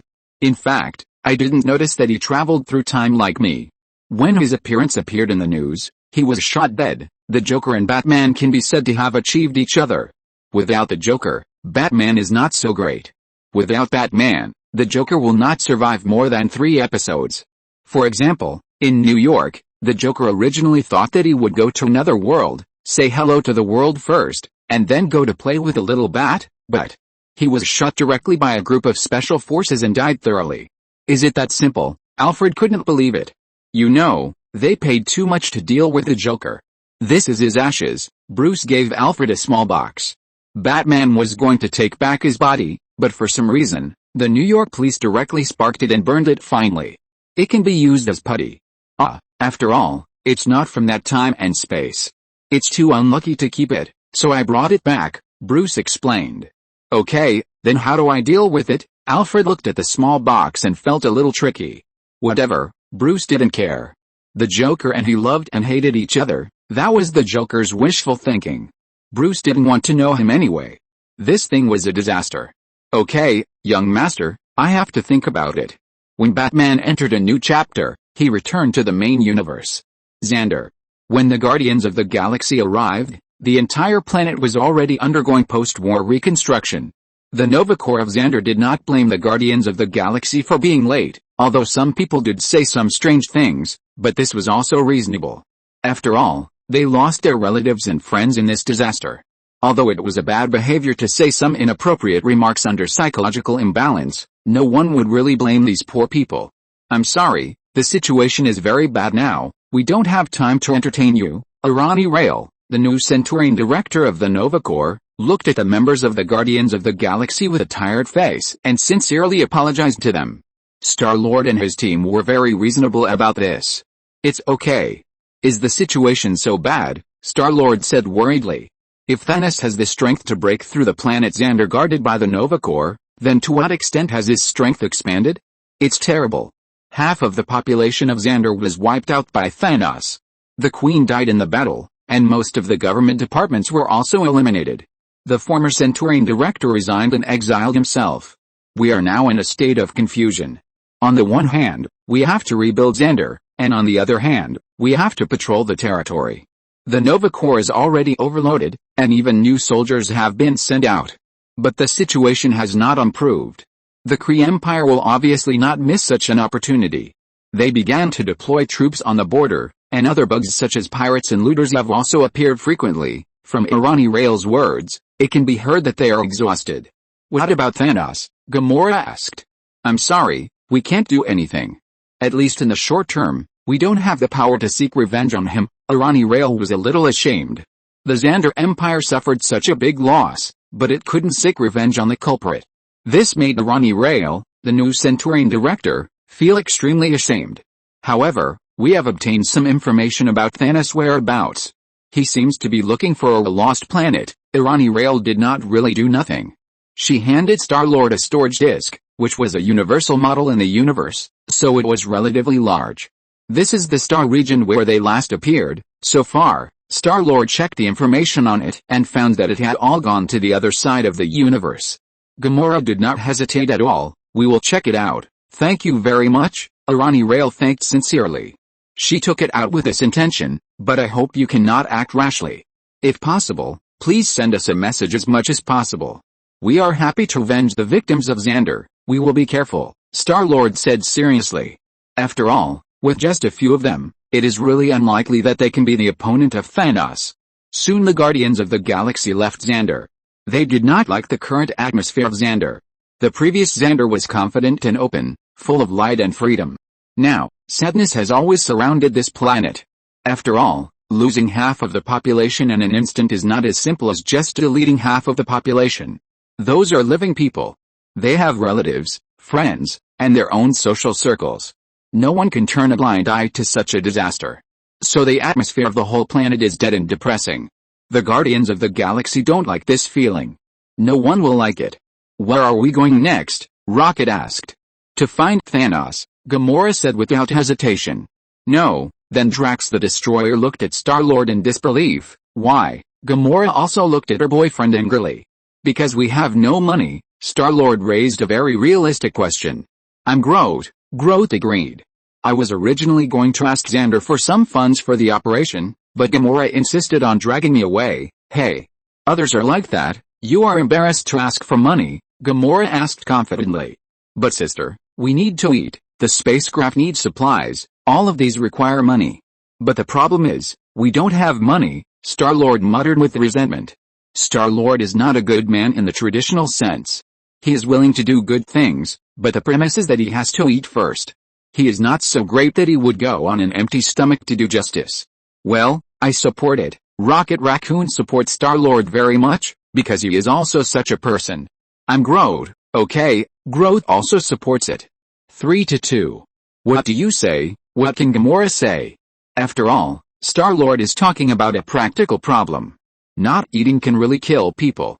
Moreover, the star field where Thanos appeared last time has run to the other side of the universe. It will take a lot of time to get there, and it is unknown what troubles will be encountered in the middle. It is indeed impossible to have no money. Okay, then let's take some tasks. Gamora can only succumb to reality. Chapter 1515, Passing the Blame. Fuck. Rocket, who told you to steal the Sovereign's battery? Star-Lord asked angrily after finally escaping the Sovereign's pursuit. Fuck. You saw me stealing it. Why didn't you say anything at the time? Rocket didn't think there was anything wrong with it. After all, who told the Sovereign to leave such a precious thing outside casually? Isn't this inviting crime? Did I see it? Star-Lord was stunned and asked back. Of course, I'm Groot. Little Tree Groot also agreed with Rocket. Okay, Star-Lord had nothing to say. Wow, Gamora stood aside, looking at Star-Lord's solution expressionlessly, and gave her admiration perfunctorily.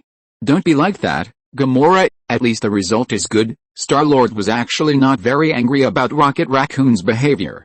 Although he is a superhero now, not long ago, he was still a thief who did all kinds of bad things. He didn't change his style so quickly. Doing this is completely to give Gamora an explanation. After the explanation was given, the matter was over. The result was good, Gamora said a little weakly. Do you understand why the Sovereigns are called the most unwelcome race in the entire universe? The Sovereigns. A very special alien race. This race is civilized with arrogance and ignorance. Very annoying. Anyone who has come into contact with them said that they really can't stand this race. They don't look scary. On the contrary, everyone in this race is handsome and beautiful, especially their skin color is golden, which makes many people like them at first sight. At the same time, their technology and society are extremely advanced. They abandoned the backward natural reproduction method a long time ago. Their entire tribe was born through genetic engineering. They have no congenital diseases, no defects, long lifespans, and high IQs. Everything is perfect, and they are called the perfect tribe. But unfortunately, their personality. It's hard to describe. Their personality is arrogant and paranoid. They always think that they are the noblest and most perfect race in the universe, and other races are inferior to them. Fortunately, they have no interest in activities such as conquest wars, and believe that those lower creatures are not worthy of living with them, so the sovereigns have always lived in their own star domain and strictly implemented a blockade policy. They do not disturb others, and others do not want to contact them. Of course, as an interstellar civilization, it is impossible to completely avoid contact with the outside world. For example, they have many jobs that they don't want to do. After all, even the sovereigns need to eat, drink, defecate and urinate. But as a proud race, none of them are willing to do those lowly and dirty jobs, so there are lower creatures to the sovereign star region to perform labor-intensive occupations. This time, a disgusting space creature came to the sovereign starport, and it was full of covetousness for the sovereign's energy. The sovereigns themselves don't want to do this kind of work, because on the starport, they can't use powerful weapons, because that will destroy the starport, and can only be fought by the vanguards with weapons. But the sovereigns, let's put it this way. Even if the sovereigns start a war, it is difficult to see them actually go to the battlefield. They rely more on remote drones to fight, and even their fleets are remotely controlled. Going to the battlefield is dangerous and tiring for them, so they are not willing to do such inelegant things. So this dangerous job was outsourced to mercenaries. That is, Star-Lord and his team. Star-Lord and his team completed the task excellently and were received by the Sovereign High Priest. Even the Sovereign High Priest was happy to experience the ancient sexual reproduction behavior with Star-Lord. However, they stole the Sovereign's energy batteries. For the Sovereigns, this kind of thing is actually not valuable. But the Sovereigns think this is a provocation and an insult to noble sovereigns. So they sent a large fleet to hunt them down. To be honest, the energy loss of such a large fleet is equivalent to hundreds of energy batteries. But this is normal in the eyes of the sovereigns. For them, face-saving things are much more important than actual materials. Logically speaking, it is unlikely that they will escape the pursuit of the sovereigns. But they were lucky that they had a noble person to help them. We will be hunted by the sovereigns in the future. Gamora felt tired of her teammates' children. They were clearly planning to track down Thanos' whereabouts, so how did they become like this? Now they were forced to land on a primitive planet. Rocket and Star-Lord looked at each other and shrugged, indicating that it didn't matter. Just then, a white egg fell from the sky. Hey! Look! It was this egg that saved us, Star-Lord shouted hurriedly to change the subject. At this time, the egg-shaped spaceship opened, and an old man with white hair and a white beard came out. He was followed by an alien with tentacles who looked like an Asian. Peter Quill, do you know me? I am your father. Star-Lord's face darkened. Rocket looked at Star-Lord in surprise. Is he really your father? No. That's a Star Wars joke. This guy actually joked with me. Star-Lord was born in the end of 1980. Before Star-Lord left Earth, the Star Wars trilogy had been released for several years. At that time, there was no boy who didn't like Star Wars, so Star-Lord was quite familiar with this joke. No, I'm really your father. Ego's face turned black. Then Ego told the details of Star-Lord's mother, and even told the experience of his love affair with Star-Lord's mother clearly. Only then did Star-Lord really confirm that this guy was really his father. Next, Star-Lord experienced astonishment, resistance, and under Gamora's persuasion, he chose to accept it to a limited extent. Star-Lord didn't know who his father was since he was a child. His mother rarely talked to him about his father. He learned from his mother's relatives that his father was a bastard who chose to disappear after getting his mother pregnant. This made Star-Lord very sensitive to the word father. But under Gamora's persuasion, he decided to go back to Ego's planet with Ego. Rocket and Groot were left to watch the spaceship. Earth. Skull Island. A huge mechanical creation hundreds of meters high is being assembled bit by bit. Watching the construction of this huge monster, Nick Fury's mood also improved visibly. According to the current progress, in another month, we will completely complete its assembly, and then only debugging will be left, Newton Gatzler reported to Nick Fury with the latest progress chart.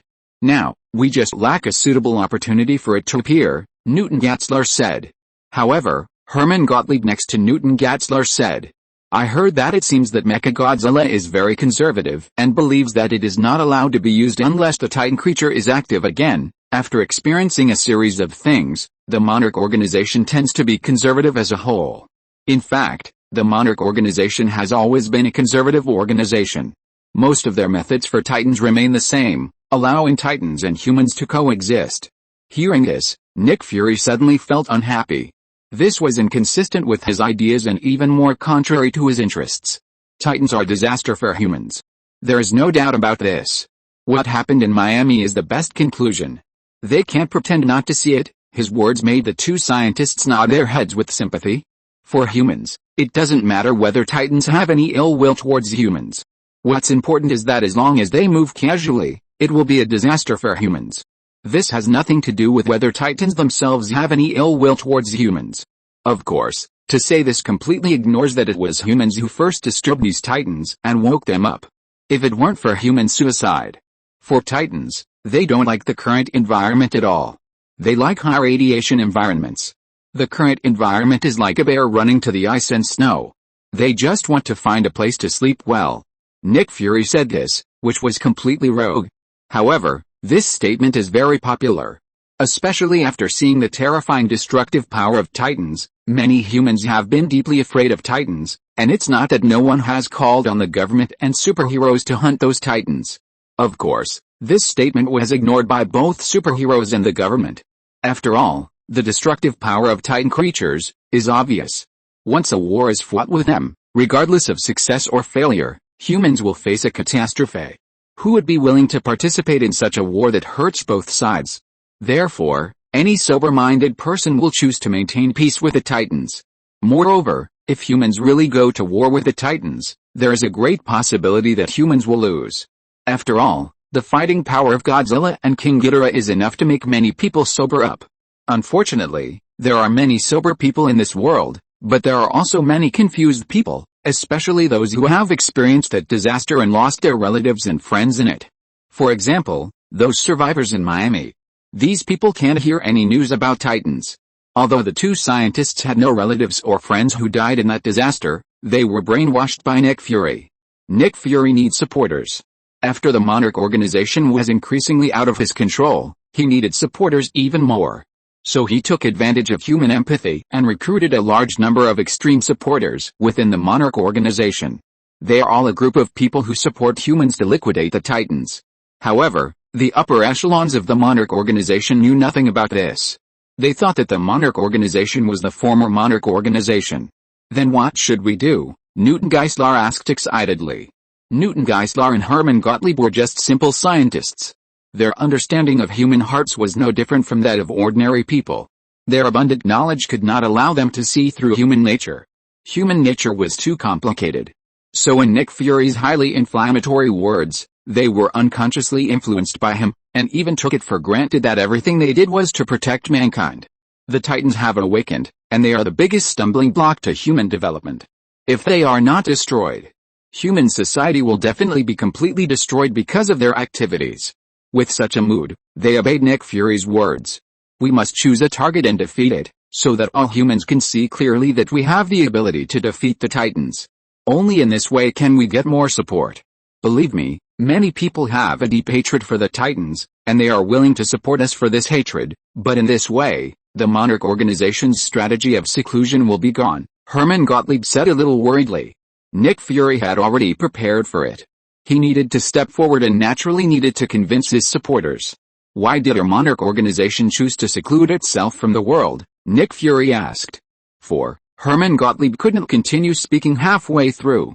You've thought of it, right? Nick Fury said with a smile. The biggest reason why the Monarch organization hid from the world was to conceal the existence of the Titans. We need to protect them from being disturbed. But what about now? Who in this world doesn't know about the Titans? What's the point of our hiding? What we should do now is to publish our research over the years, so that more people can get familiar with the Titans and understand their harm. So as to further prevent the harm caused by the Titans' rampage, Nick Fury's words were not a bit of nonsense, they were true. In fact, is the Monarch organization really a secret organization now? That's not right. At least SHIELD has known about the existence of the Monarch organization for a long time, but how did those people above do it? Nick Fury was very smart. He only said that the Monarch organization was exposed, but he didn't say who exposed the Monarch organization. It was him, Nick Fury. The two simple scientists looked at Nick Fury, hoping to learn more secrets. They still chose to stick to the rules. They shrank their forces and cut off their ties with many peripheral organizations. This is also the reason why our resources and funds have been greatly reduced. This is nonsense again. The reason why they chose to cut off those peripheral organizations, in the final analysis, wasn't it because of Nick Fury? If he hadn't caused public outrage outside, SHIELD and other intelligence agencies wouldn't have specifically troubled the Monarch organization. If it weren't for these intelligence agencies, would the top leaders of the Monarch organization have nothing better to do and shrink their strength? But Nick Fury just lightly threw all the responsibility away. Listening to this, the two scientists nodded repeatedly. What we should do most now is to stand in front of people, show our strength, and let everyone pay attention to us. Only in this way can we get sufficient resources and funds. If you're listening to this novel on a channel other than Fanfic World, it means they downloaded and uploaded it without effort. We cordially invite you to visit our channel, Mundo Fanfic Novelis. There you'll find the original version of this story and you can explore many other novels of various genres. We're waiting for you to immerse yourself in a world of incredible novels. Chapter 1516 Egg. Asking Nick Fury to fool a group of scientists is like asking a pyramid scheme mentor to go to a campus. That's really what it means to do whatever one wants. At least the two scientists in front of them were quickly convinced.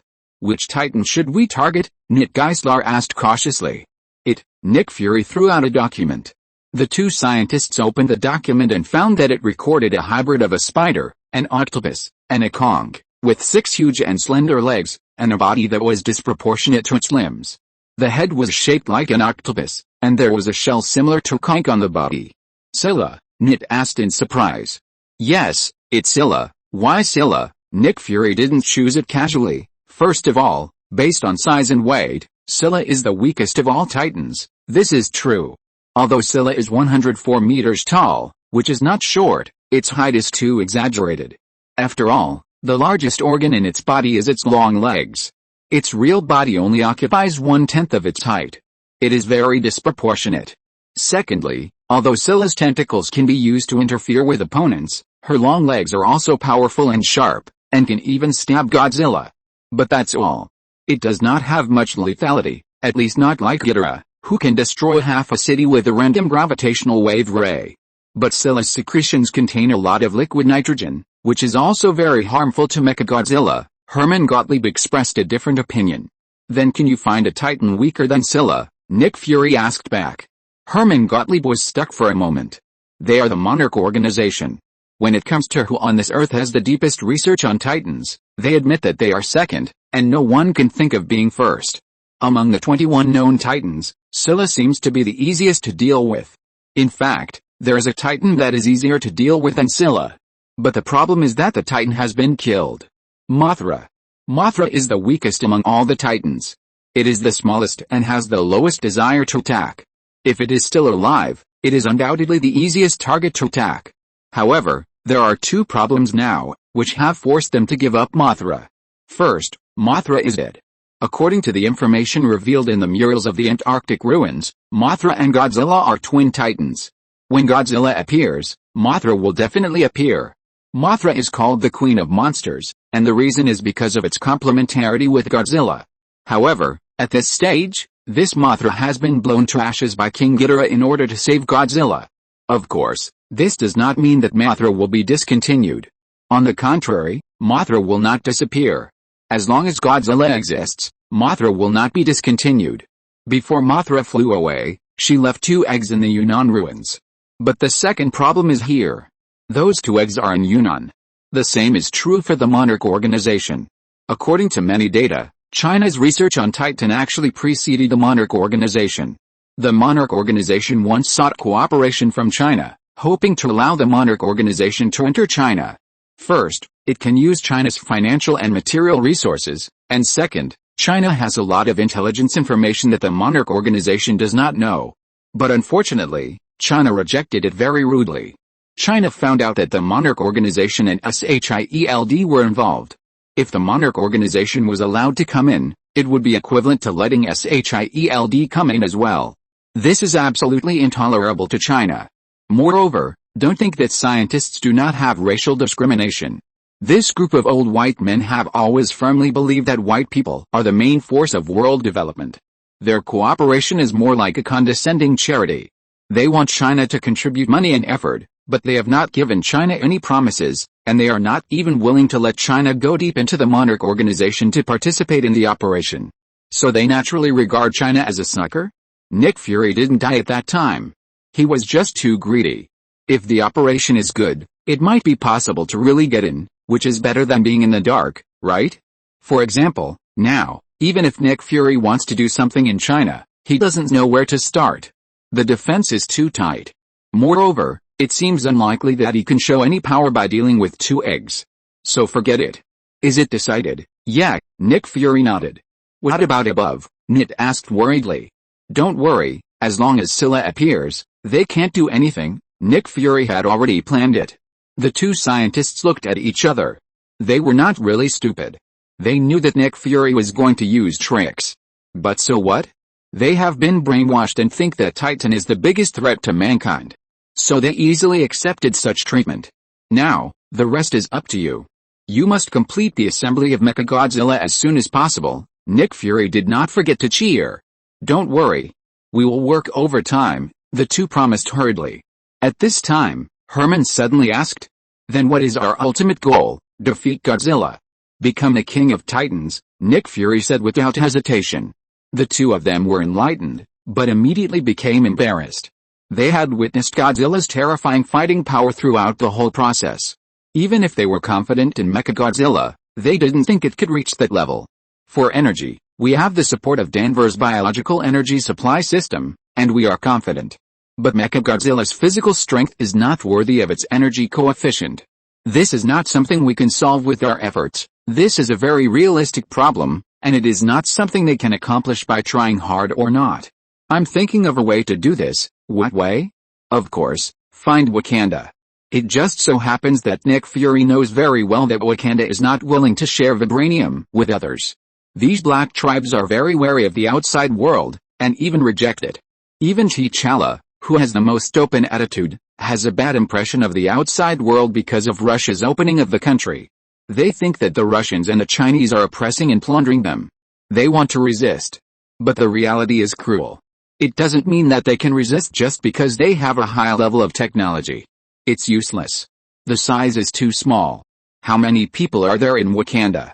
A large part of these people live a traditional and primitive life.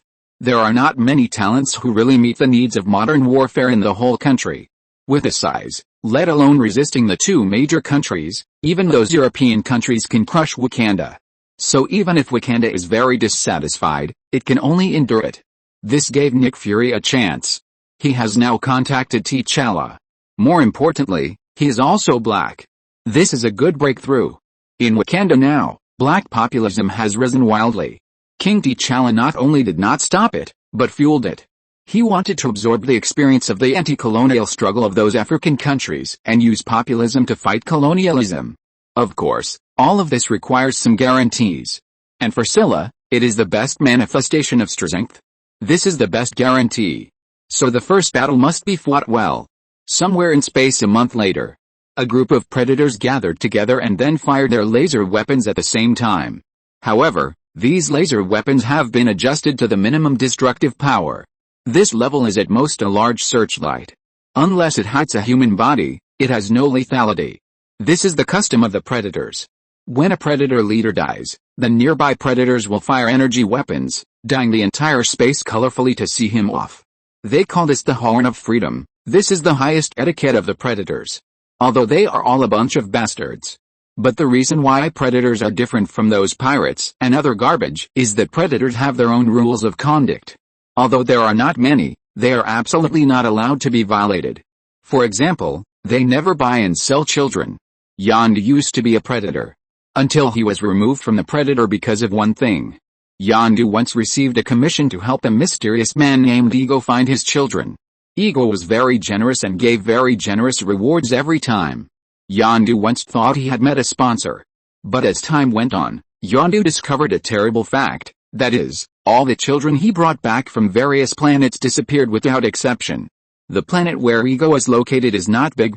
If those children still live there, Yondu cannot miss them. Yondu made a reasonable guess, that is, those children were all killed by Ego. So Yondu hid the last child and did not give it to Ego. And Yondu's discovery was also discovered by his fellow predators. They also noticed that the children taken away by Yondu never appeared again. Yondu tried to explain that he did not know what Ego had done. But the predators obviously did not believe Yondu's words. Not only that, they also believed that Yondu's act of forcibly taking children from various planets was itself trafficking in children. So Yondu was kicked out of the sequence of predators. They no longer recognized him. Until today, Yondu died. The predators finally determined that Yondu was a good man. Predators can be bad, and even betrayal. Betrayal between predators is not something worth talking about. It's just like the rebellion of crew members on pirate ships in the age of navigation on Earth. But the only rule of the predators is that they must not break the iron law. This is also where the predators have always believed that they are different from other criminals. It's like the mafia looks down on other gangs. There is no essential difference between the two, they are all scum. But most people still think that the Italian mafia is more stylish than ordinary gangs, although this is all an illusion. But the mafia themselves think so. The plunderers think the same way. They are actually no different from criminals like pirates. They do all the same things that criminals do, except for selling children. This does not mean that they are nobler than other criminals. But the plunderers themselves value this very much. Yondu used practical actions to prove that he did not violate the iron law of the plunderers, so his former companions would not be stingy in giving him the treatment he deserves. Peter, Gamora looked at Star-Lord with red eyes worriedly. Star-Lord ignored Gamora, but just stared at the coffin that was gradually disintegrating with a dull look. He lost two fathers in a period of time. One was worse than an animal, but he was his biological father. Although the other had no blood relationship with him, he did play the role of a father. When he learned his true identity, Star-Lord did hate Yondu a little. He felt that it was his actions that made him lose the opportunity to meet his father. It was not until he saw the piles of bones under the ground of the planet Ego that he finally understood that Yondu had indeed saved himself. And he also saved the entire galaxy. It turned out that Ego was a celestial. Celestials, the legend of the creator god, has always been circulating in the universe. Most of them are similar, but they all depict a group of huge celestial gods sowing life throughout the universe and transforming the planet's environment. In most myths, these creator gods are good and great. But in a few legends, it is also shown that the celestials are evil. But one thing is certain. That is, the celestials are legends, not real. The salvation that is most likely to be called the celestials comes from the land of nothingness. It is a planet formed by a huge humanoid head. Even now, there are still many minerals containing huge energy in that head. These minerals are believed to be the product of the body tissue of that creature becoming fossilized. It is conceivable how powerful that creature was when it was alive. Many people believe that it is the remains of the celestials. Otherwise, no one would have thought of what kind of creature could leave such remains. Of course, these are just legends, and no one knows whether they are true or not. But Ego is a real celestial. At least that's what Ego himself said. Star-Lord also thinks it might be. After all, according to Ego himself, when he woke up in the deep space of the universe, only a brain was left. However, this brain still used its powerful mental power to absorb matter in the deep space of the universe and gradually aggregate it into a planet. And this planet is Ego. But no matter how powerful Ego is, he is just alone. So he created an avatar and let his avatar go to various planets to search for life. He doesn't want to stay alone in one place. Ego is very smart, he is ambitious, and he intends to control everything. So he went to many planets to marry some women and have children, in order to let his children inherit his divine power. However, In so many years, none of Ego's children had the power of gods, so Ego killed them all. Until the appearance of Star-Lord, Ego was full of hope. When Ego heard that Star-Lord used the power gem with his bare hands, he understood that it was definitely his own seed. So he began to look for Star-Lord all over the world. When he found Star-Lord and took him back to his planet, when Star-Lord initially awakened his divine power, Ego was more convinced that he had indeed inherited my ability, so Ego began to persuade Star-Lord to become a part of himself and began to brainwash Star-Lord. At this time, Ego had planned to absorb the divine power in Star-Lord into himself to make himself stronger. Chapter 1517 Star Eagle. Originally, Star-Lord should have been hit. After all, the other party was a celestial, but Ego underestimated what a father could do. In the end, Ego finally exploded under the operation of Yondu and others. Completely annihilated. Of course, many things happened in the middle. But the result was that Ego exploded. In order to blow up Ego, Yondu and Star-Lord decided to stay until the end. When Ego was killed, the Ego planet, which originally existed because of his mental power, was destroyed. After the planet was destroyed, Yondu and Star-Lord who stayed on it were thrown directly into outer space. Even though they drifted in the universe for a long time, they did not evolve the ability to directly expose their bodies to the deep space of the universe. And Yondu and Star-Lord only had a portable spacesuit, and Yondu gave the last hope of survival to Star-Lord. He was killed in an instant by the low temperature and radiation of the deep space of the universe. Yondu used his life to interpret what a father is. In the past, Star-Lord actually always felt that Yondu hated him. Because of him, Yondu was driven out of the Predator. Yondu cares a lot about his identity as a predator. Even if he was kicked out of the ranks of predators, Yondu has always been proud of being a predator. This is why Star-Lord debuted as a predator. He thought he had escaped from Yondu, but in fact, his life had long been marked by Yondu.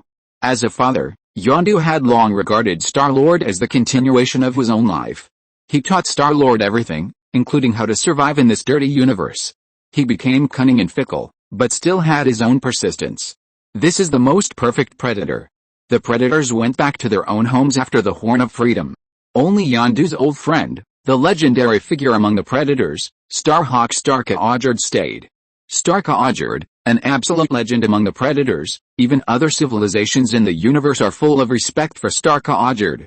Of course, strictly speaking, he is still a criminal, and he also kills people and robs goods, but the difference is that he is more like a character like a thief, and he likes to help the weak fight against the powerful. For example, he would rob slave ships, free slaves, and hang slave traders. He would also attack colony ships of powerful civilizations to help colonize planets. In short, he is a Robin Hood-like character. He and Yondu used to be teammates and had a good relationship. He was considered Yondu's boss. As a result, after Yondu became a captain himself, a child abduction incident occurred, which made Starka-Ojerd disappointed in Yondu, so the two parted ways. Over the past few decades, Yondu has found Starka-Ojerd more than once, hoping to return to the ranks of predators, but Starka-Ojerd ruthlessly rejected them all. So after Yondu's death, Starka-Ojerd felt very guilty. "I'm sorry, Peter." Starka-Ojerd's serious face that looked a bit like stone looked very unkind. "Can I call you Peter?" Of course, Peter was also very excited when he saw Starka-Ojerd. After all, as a predator, there is no one who doesn't want to be someone like Starka-Ojerd. Of course, most predators can't become Starka-Ojerd. Strength is one aspect, and more importantly, morality. Those who can become predators are just good birds. It is already difficult to let this group of people abide by the iron law of predators. It is also difficult to expect them to have the morality of robbing the rich and helping the poor, and being chivalrous and righteous like Starka-Ojerd. If they really have that ambition, they are unlikely to become predators. So, idols are always idols. I'm sorry for not seeing the truth about Yondu. Although he has been explaining this to me, Anyway, I'm very sorry, it's okay. Yondu himself thinks he's a bastard. Star-Lord betrayed his father without hesitation.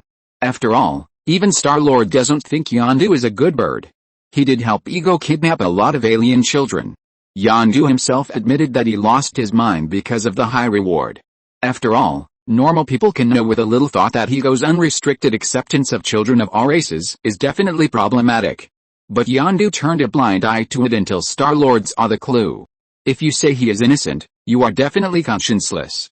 Star-Lord is not an ordinary person. He knows that Yondu only has a favor for him. To others, this guy is a jerk with a lot of evil deeds. So even if Starka said that Yondu was wronged, Star-Lord didn't care at all. Because it was not wronged at all. Starka was stunned, and then laughed. He was not angry. He is a plunderer, and he knows better than anyone what kind of plunderers are. In fact, few people who can do the business of plunderers have shame. So facing Star-Lord's behavior of being filial, he didn't mind at all. That being said, as Yondu's son, I still hope to give you some compensation. After saying that, Starka clicked on the computer on his arm, and soon a biplane stopped outside Yondu's lifeboat Yellow One. So beautiful, Star-Lord's eyes were wide open. His Milano had almost become scrap metal under the Sovereign's broken order. Later, the Sovereign found Yondu and hired him to capture Star-Lord. As a result, because Yondu was unwilling to kill Star-Lord's companions Rocket Raccoon and Groot, Yondu's men finally couldn't stand Yondu's doting and sheltering for Star-Lord, so they collectively rebelled, and all the crew members loyal to Yondu were thrown into space. Only Yondu's adjutant Kraglin was still loyal to Yondu, and finally with Kraglin's help, they defeated the rebels. However, during the fight, Yondu's robbery mothership was destroyed, and he could only take the escape ship Yellow One to escape. Now Star-Lord and his men are riding on Yellow One. Yellow One is not very good in all aspects. After all, it is an escape ship. So the spaceship sent by Starka can be said to be a timely help. This is the Venator, the spaceship I stole from the Sheer Empire, Starka said proudly. He does have reason to be proud. The Sheer Empire, the Skrull Empire and the Kree Empire were once known as the three major empires in the universe. Now the Skrull Empire has long been annihilated, but the Sheer Empire is still strong. The Sheer Empire is also known as the Fierce Feather Empire. It is a collection of countless alien races, cultures, and worlds. The empire has a strong national strength and superb science and technology. With a continuous decline of the Kree Empire and the Skrull Empire, Sheer has now become the youngest and most powerful space empire. The Sheer, the main race of the Sheer Empire, are a cold-blooded humanoid race that evolved from bird descendants. The feather crest on their heads is exactly where human hair would be. The Sheer look very similar to us.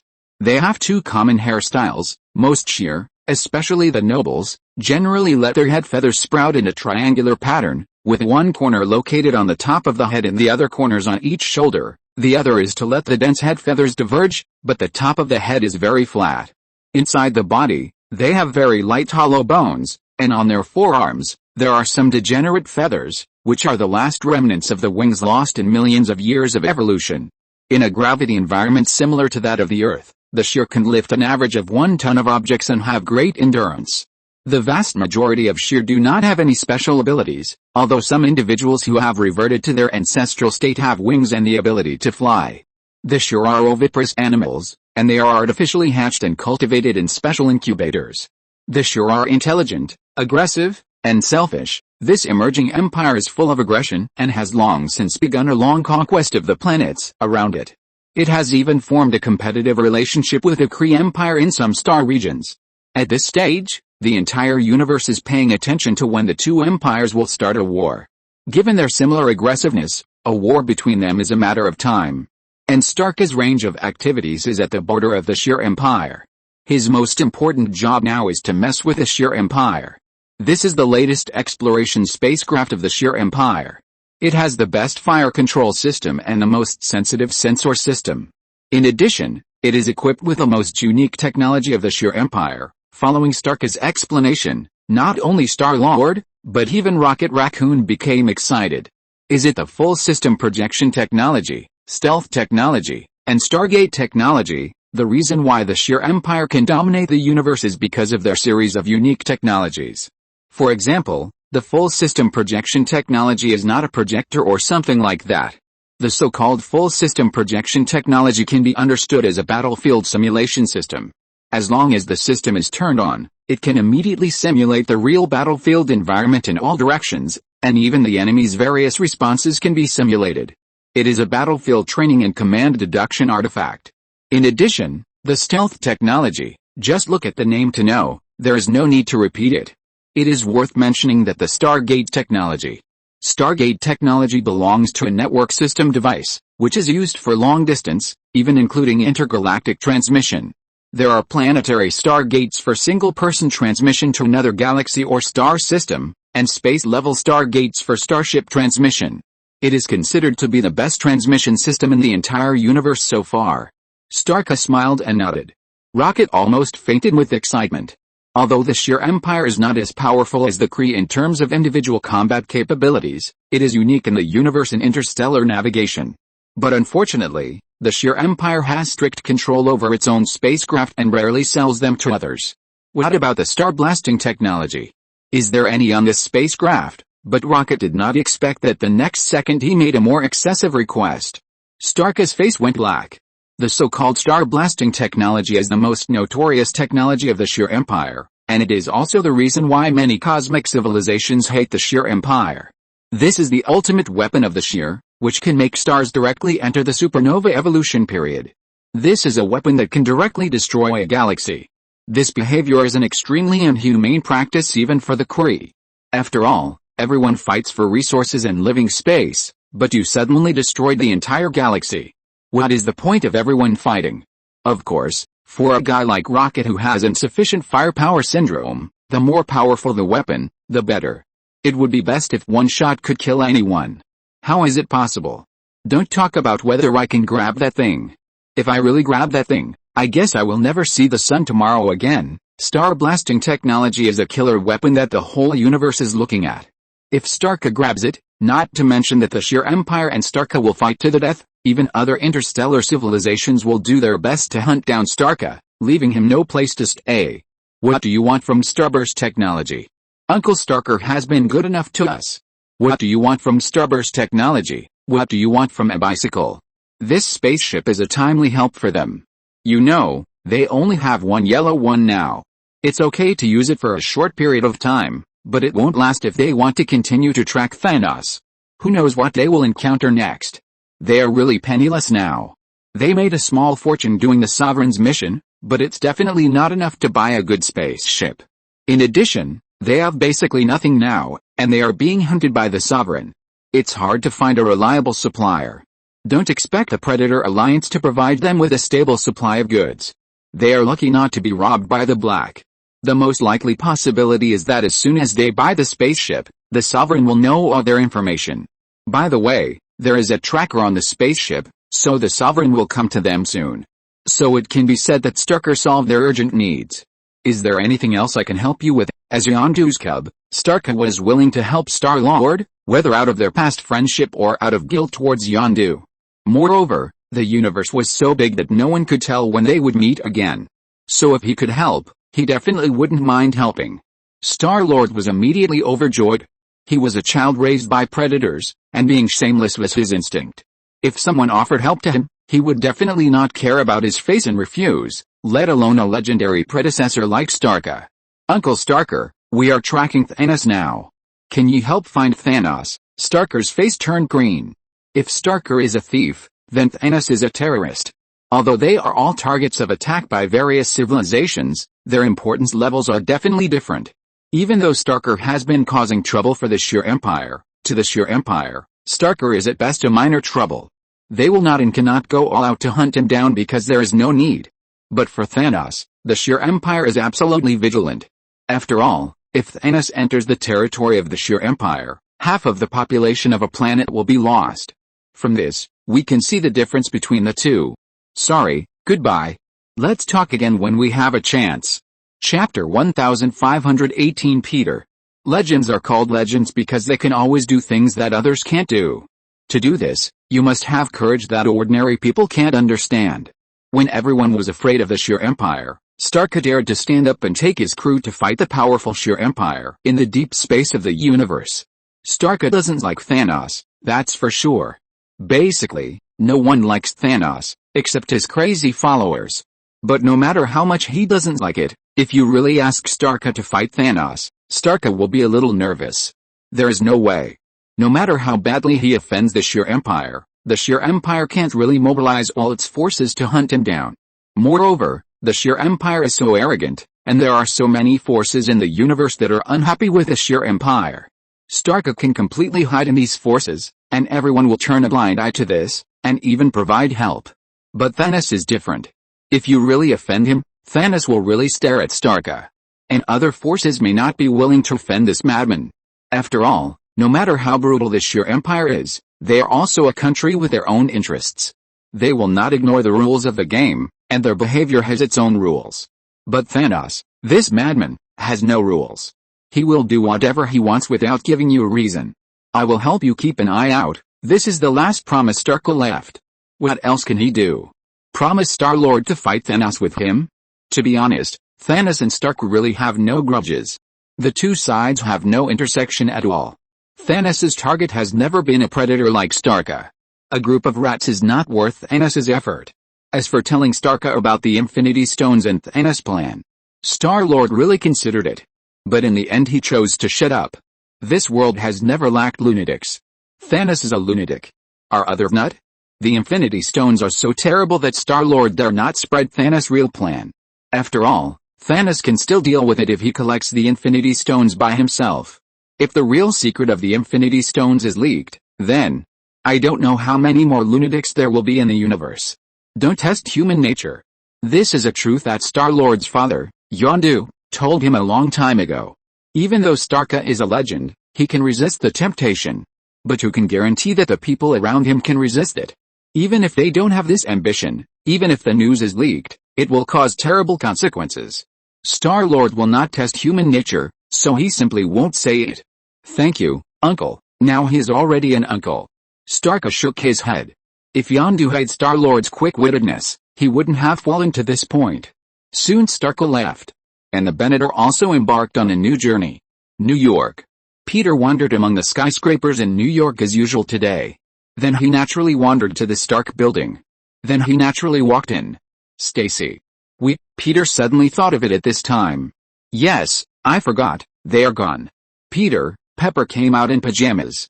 Seeing Peter, she immediately tied the belt of her pajamas. She played a little with Tony yesterday. After all, knowing that she will have a daughter who will love you 3,000 times in the future, both Pepper and Tony are very keen on this kind of thing. Peter quickly covered his eyes. Pepper also blushed a little. It was not easy for the group of children to leave. So Pepper played a little crazy, and Peter rushed in. Damn. I forgot to tell Jarvis to cancel Peter's authority. Fortunately, it was noon, so Pepper didn't wear too much, so she could barely keep face, otherwise, she didn't know how to face Peter in the future. Speaking of it, it's a bit ridiculous. They obviously went to the beach together. At that time, her bikini was also very sexy, just 2 pieces of cloth. But Pepper didn't think there was anything wrong. As a result, she is now wearing pajamas, which exposes much less than a bikini, but she feels a little indecent. I don't understand why. Sorry. Miss Pepper. I thought. I'm sorry, fortunately, Peter is a real good boy and won't do anything to peek. Why are you here? Pepper looked at herself and found that there was nothing inappropriate, so she was relieved and began to ask Peter. You can put your hands down. There's nothing to see, Peter also put his hands down at this time, and said with a face full of embarrassment, I forgot that they had left. Seeing Peter like this, Pepper suddenly became serious. Peter, yes. Miss Pepper, Stacy, has left. Besides, Gwen is your girlfriend. You shouldn't be like this, being indecisive is an absolute taboo in love. No, Mom. I don't like Stacy, that kind of thing. Really. Please believe me, Peter hurriedly explained. In fact, Peter really didn't have this intention. It's just, he really, how to say it? In fact, Peter was not targeting Stacy. He missed Benjamin and Parker very much. This is Tony who came out. He was also wearing pajamas. Jarvis had reminded him that Peter was here. Hey.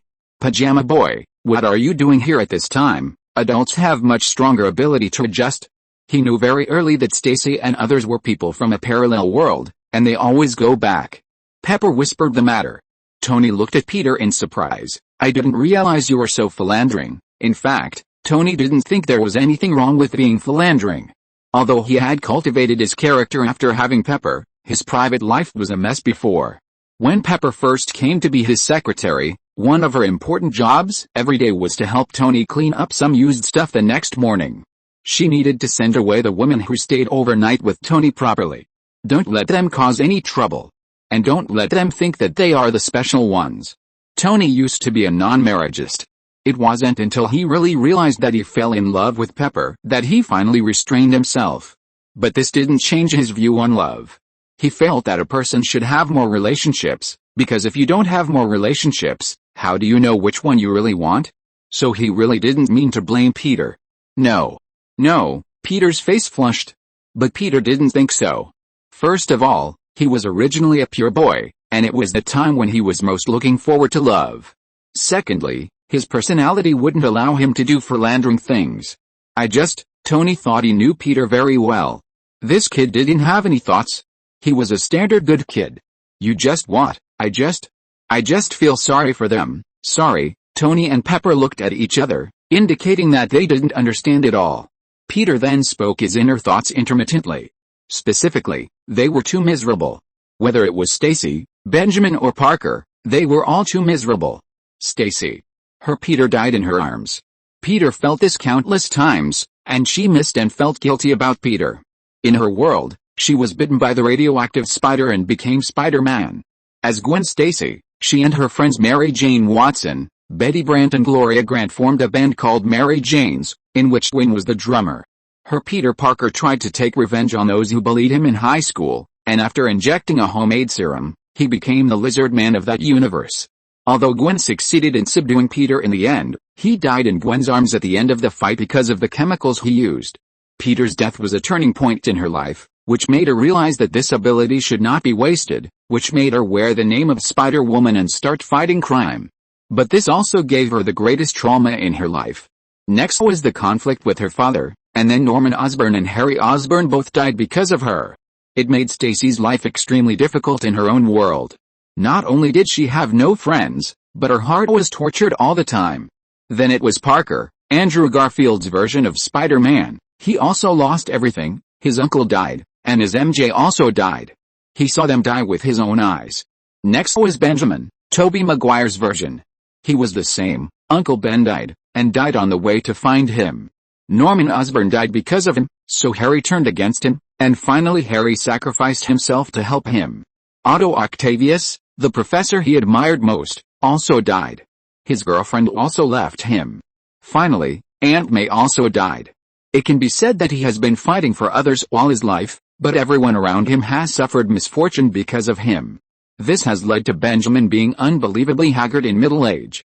Only Peter. But there is no misfortune. His family is happy. Although he has no parents since he was very young, Uncle Ben and Aunt May have given him all the love, so he doesn't feel any difference from other children. More importantly, Uncle Ben and Aunt May are both living well, and Uncle Ben has started to make money recently, and their family environment is getting better and better. It is certain that their lives will continue to get better. He has a good friend, Harry Osborn. He doesn't have any special diseases, nor does he have a crazy father, and he will not turn against him because of this. By the way, Harry has always envied Peter's Spider-Man life, so he asked Norman Osborn in the parallel world to tailor the Green Goblin armor and a full set of equipment for him. He is now undergoing training and plans to debut as a little Green Goblin. Peter himself could not imagine how painful it would be if Uncle Ben, Aunt May, Harry, and even Gwen left him one day. It was because he could imagine this that he felt even more distress towards the Spider-Man in other worlds. It even developed into guilt. Compared with the misery of other Spider-Man, he felt that he did not deserve his happiness. But he would never let him lose it. It was this feeling that made him feel an inexplicable sense of guilt towards other Spider-Man. So he has been hanging out with them, and he is not willing to be separated even for a moment. Every time he sees them, he wants to give them the best. It seems to be compensation. Tony and Pepper looked at each other. Their eyes were full of shock. Pepper hugged Peter. Touched his head. This is not your fault, Peter. They have their own lives. Their lives come from themselves, not given by others, and have nothing to do with you. Tony is actually a very stingy person, and he is also a bit of a germaphobe. For example, he never accepts things handed over by others. He will only accept things from Pepper and Happy. Tony would not take anything given by others. Even if he wanted to look at something, he would put it in Pepper and Happy's hands and look at it slowly. Even if he was buying something, he would ask others to put it aside and wait for a while before taking it. It was a strange problem. So he hated his girlfriend being touched by others. Everyone in the upper class knew that Pepper would never have any intimate behavior with other people, not even women. Shaking hands was the most extreme behavior. Even in Europe, she would not hug, kiss, or kiss anyone. But now Pepper held Peter, a little kid, in her arms and kissed him. Tony was not jealous at all.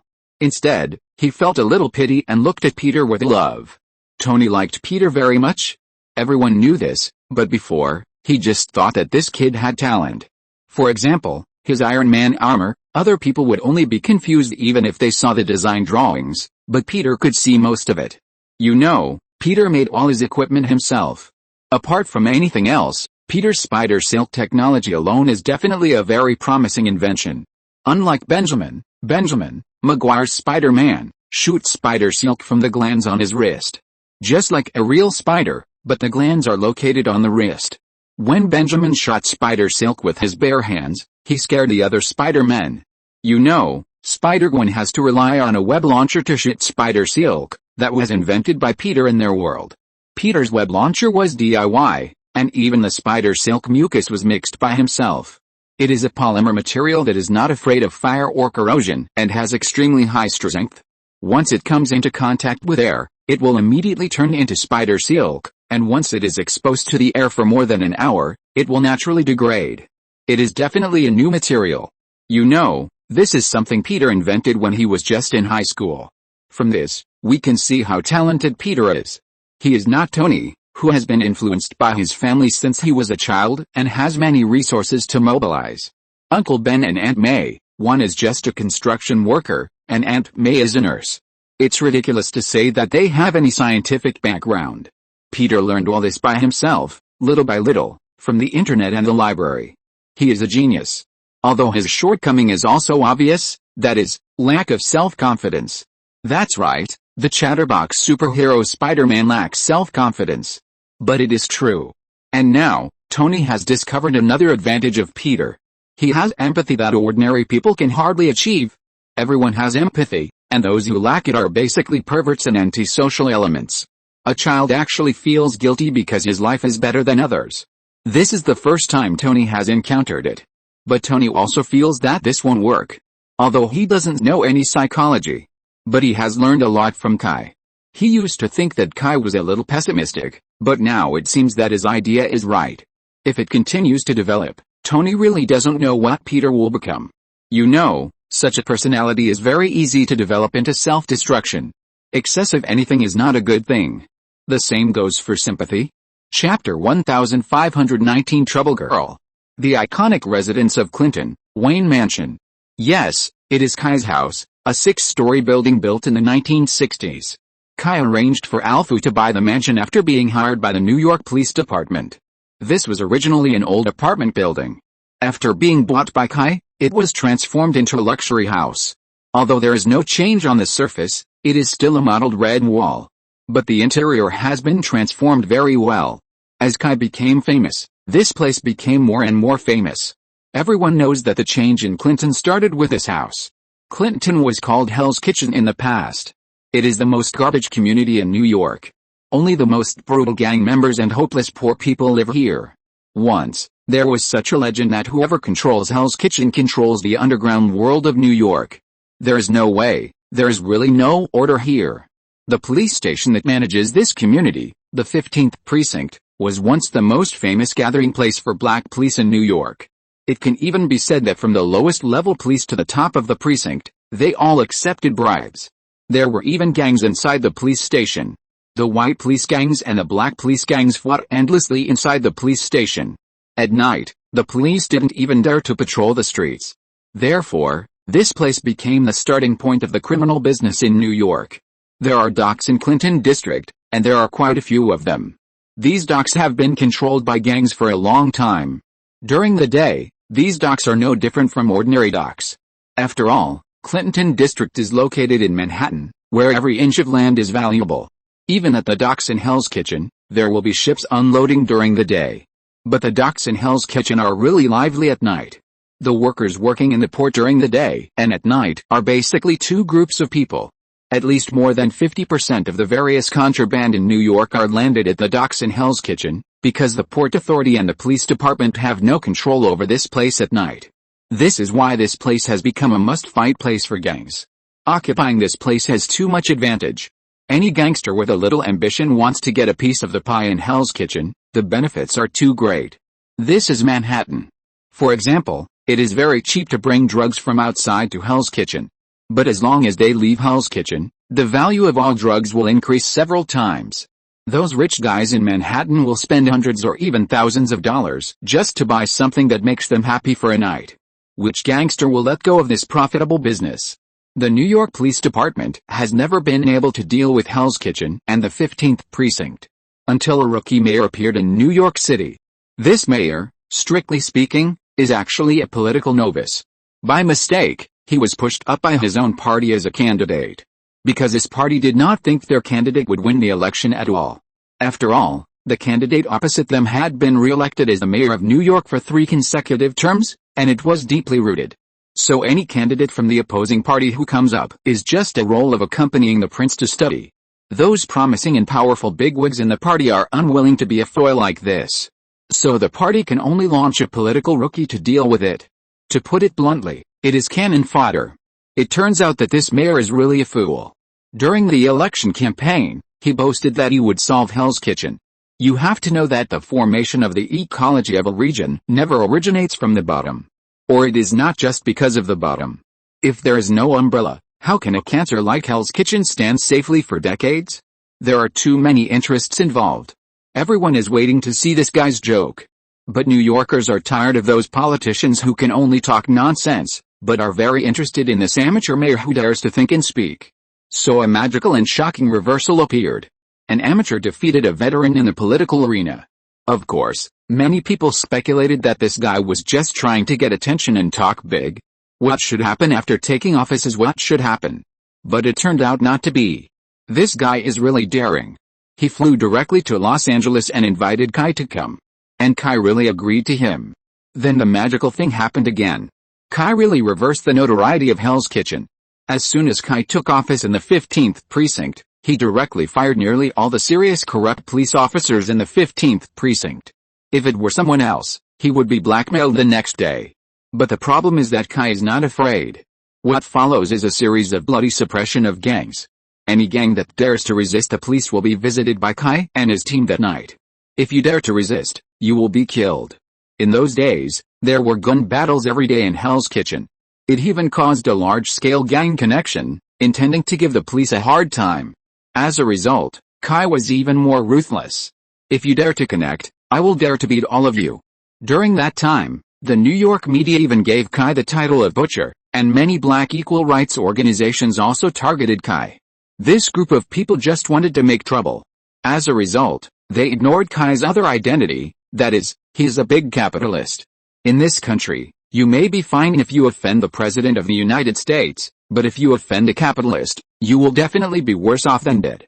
What's more, Kai's background is complicated. So they all got into trouble. Then no one mentioned the Butcher again. Next, the gangs in Hell's Kitchen fled collectively. They had to flee, otherwise people would really die. Gangs. How many men are there? They are all scum. If he is really fearless, he would not be in this line of work. If he is really determined, why not do something else? With more deaths, naturally no one will rush to Hell's Kitchen. After that, there was another series of actions, and Clinton District changed a lot. Actually, if you say that Kai changed this place, it's not true. What really changed the world is real estate. That's right, after Kai cracked down on crime, the housing prices here naturally increased. With higher housing prices, the rents are naturally higher. This is Manhattan. With higher rents, those poor people naturally can't live here anymore. The poor left, and the richer classes naturally moved in. The rich moved in, and the property taxes naturally increased. With higher property taxes, the police department had more funding. With more funding for the police department, the police were naturally treated better. With better treatment, the police naturally worked harder. With the police working harder, the crime rate was naturally lower. With a lower crime rate, the housing prices naturally rose. In this cycle, Clinton District naturally lost the title of Hell's Kitchen. So many people praised Kai for changing Hell's Kitchen. But Kai knew very well that he didn't change anything. The masters can't stand the poor the most, so the poor people within a 10-mile radius were driven away. That's probably what it means. Smiles don't disappear, they just move. When the residents of Clinton district smile, the residents of other districts will cry. For example, in Harlem, Brooklyn, and Queens, many gangs have fled to other black areas, so the local security has deteriorated. Later, Kai was promoted, but he was also busier, and he had no time to pay attention to the security in New York. But with Kai's promotion, other superheroes also appeared. As a result, the living environment of the New York gangs not only did not improve, but became worse. As a result, the security in New York has improved for several consecutive years. And all this is because Kai moved to New York. So this 6-story building is very famous in New York, and some people even come here to punch in from time to time. Of course, those gangsters and criminals would never come here for excitement. Kai's ruthless methods have scared them enough.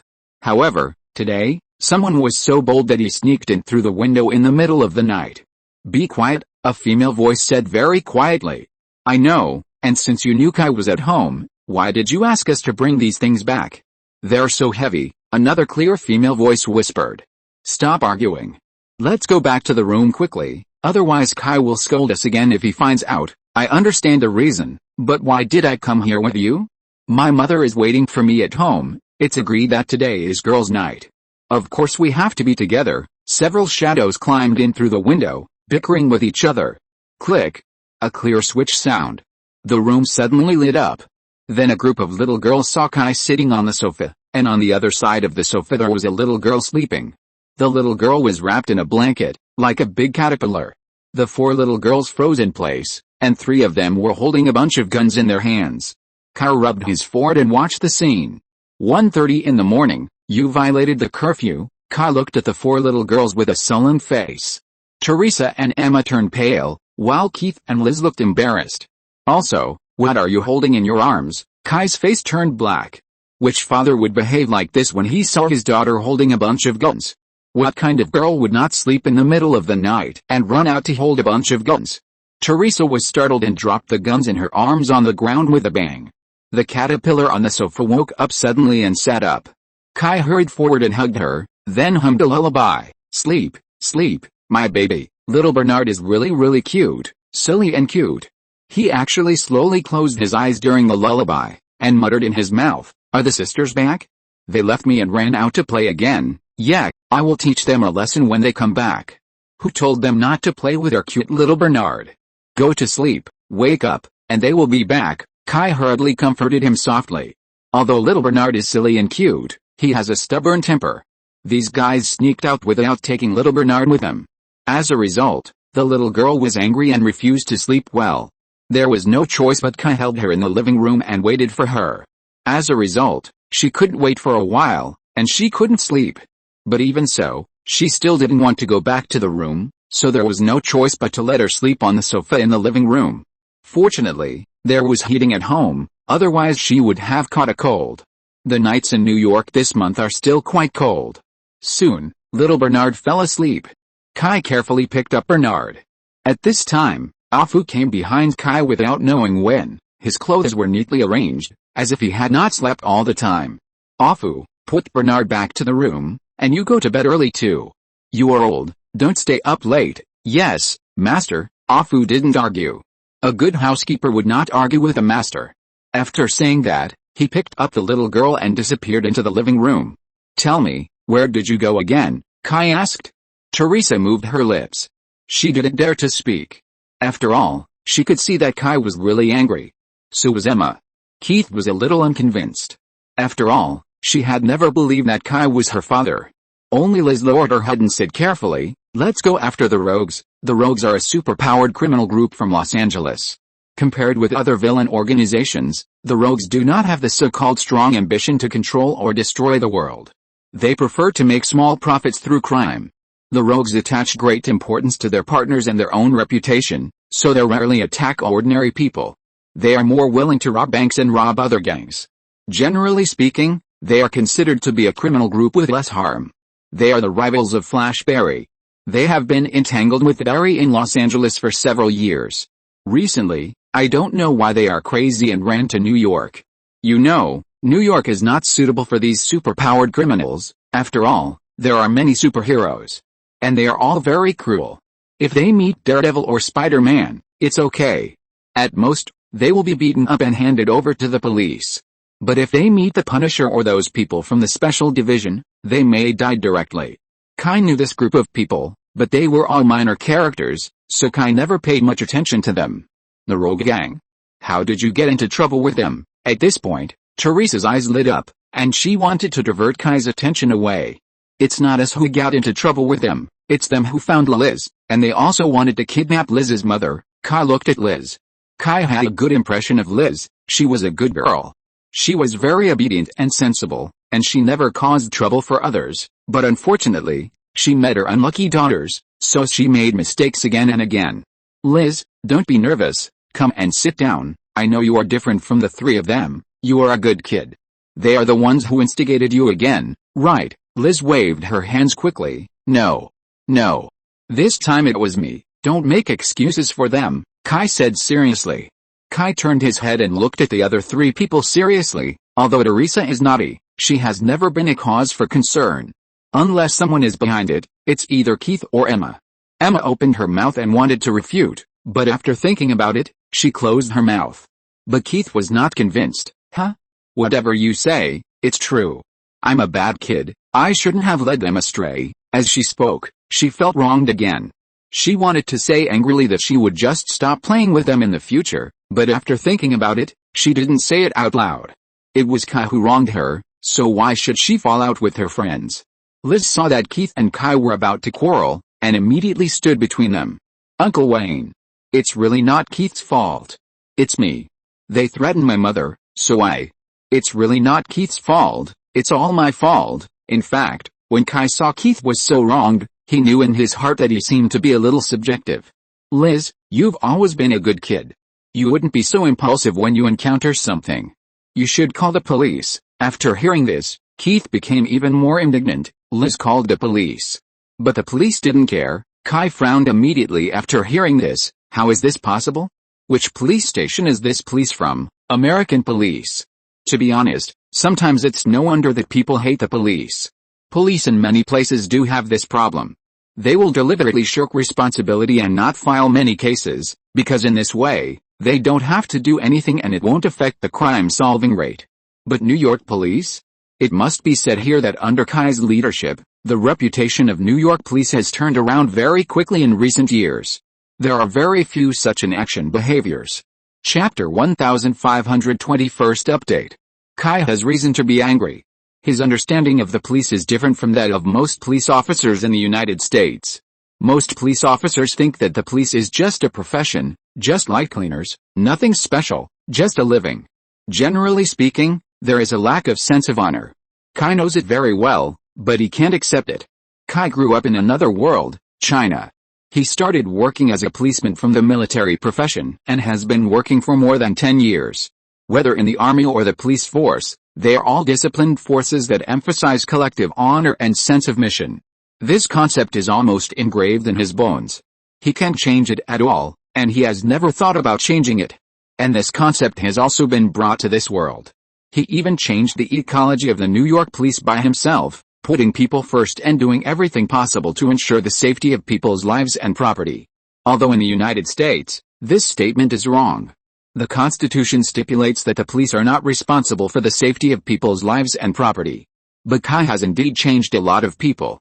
What's more, after Kai was promoted to Deputy Commissioner of the New York Police Department, this concept has penetrated into the entire New York police. So when he heard that another policeman was inactive, Kai was very angry. After all, he is in charge of the police. Seeing Kai angry, Liz immediately waved her hands, indicating that it was not like that. Then she told Kai the whole story. You said, your mother was almost caught by yourself in the mirror. Kai was dumbfounded after hearing Liz's statement. What is this? A horror story? Are you sure your mother's mental state is okay recently? Kai asked cautiously. After all, Liz's father Adrian had just died not long ago, the arms dealer killed by Ms. Octopus, and the couple had a very strong relationship. It would not be surprising if Liz's mother had mental problems because of Adrian's death. Teresa immediately explained, what we said is true, how can you be like this? You said the same thing as the policeman. You don't believe us either, But Keith was very angry, pointing at Kai and said loudly, "I told you not to believe these cops." Hey, Kai was a little unhappy. "I am your guardian. In a sense, I am also your father." "How can you say that about your father, Tisk? That's your despicable means. I didn't agree to let you become my guardian. And, you are not my father." Kai is Keith's guardian, and it is indeed as Keith said. Keith unilaterally facilitated this matter. After all, with his power, let alone being Keith's father, even if he is your grandfather, the municipal system will give him a green light. The law is the law. Don't play if you are unhappy. Kai's answer was quite shameless. But it is true that the United States is a very magical country. As long as you have money, let alone being a father, you can be someone else's son. A few days ago, the New York Police Department received a very strange case. There is a group of people who make money by depriving others of their right to support. Yes, it is the right of maintenance, the right of children to maintain their parents. In fact, there is no provision in American law that children have the obligation to maintain their parents. Even in the 30 states among all 50 states that have laws requiring children to maintain their parents when their elderly parents are unable to take care of themselves, it has almost never been implemented. The idea of state laws forcing children to pay for their parents who have no money has almost no social and political support. Of course, each state still has corresponding methods for the lives of the elderly after they lose the ability to take care of themselves. That is nursing homes. The nursing home system in the United States is very developed. Of course, with the character of Americans, this kind of thing is naturally capitalized. Nursing homes also cost money, and the conditions of nursing homes also depend entirely on how much you spend. In the United States, this industry has been highly capitalized and is very large. It can bring huge profits to those chain nursing operation companies every year. You must know that many elderly people are actually very rich. After all, they have pensions, houses, and most of them have no loans. They have been paid off, and there are also some other assets. With interests involved, capital will naturally do things to the extreme. So, under the operation of a group of nursing home capital, many states in the United States have introduced laws. When the elderly lose their ability to take care of themselves and their relatives neglect to take care of them, the government can force them to enter a nursing home. As for who pays for the nursing home, of course it is the elderly's property. So a group of people saw a loophole in the law. The leader of this group is a lawyer. Doctors and nursing homes form a chain of interests. First, the lawyer will select high-quality clients in the government system, rich and single elderly people. These targets are not randomly selected. These elderly people are rich, but not too rich. After all, if they are too rich, firstly, the target is too big, and secondly, rich people don't lack people to take care of them. What's more, rich people are difficult to deal with. They will directly send government personnel to forcibly take the elderly away. Then, under the doctor's examination, the elderly show various symptoms or certain high-risk signs, proving that the elderly can no longer live alone. Then the lawyer will come out and directly fight for the elderly's right to support.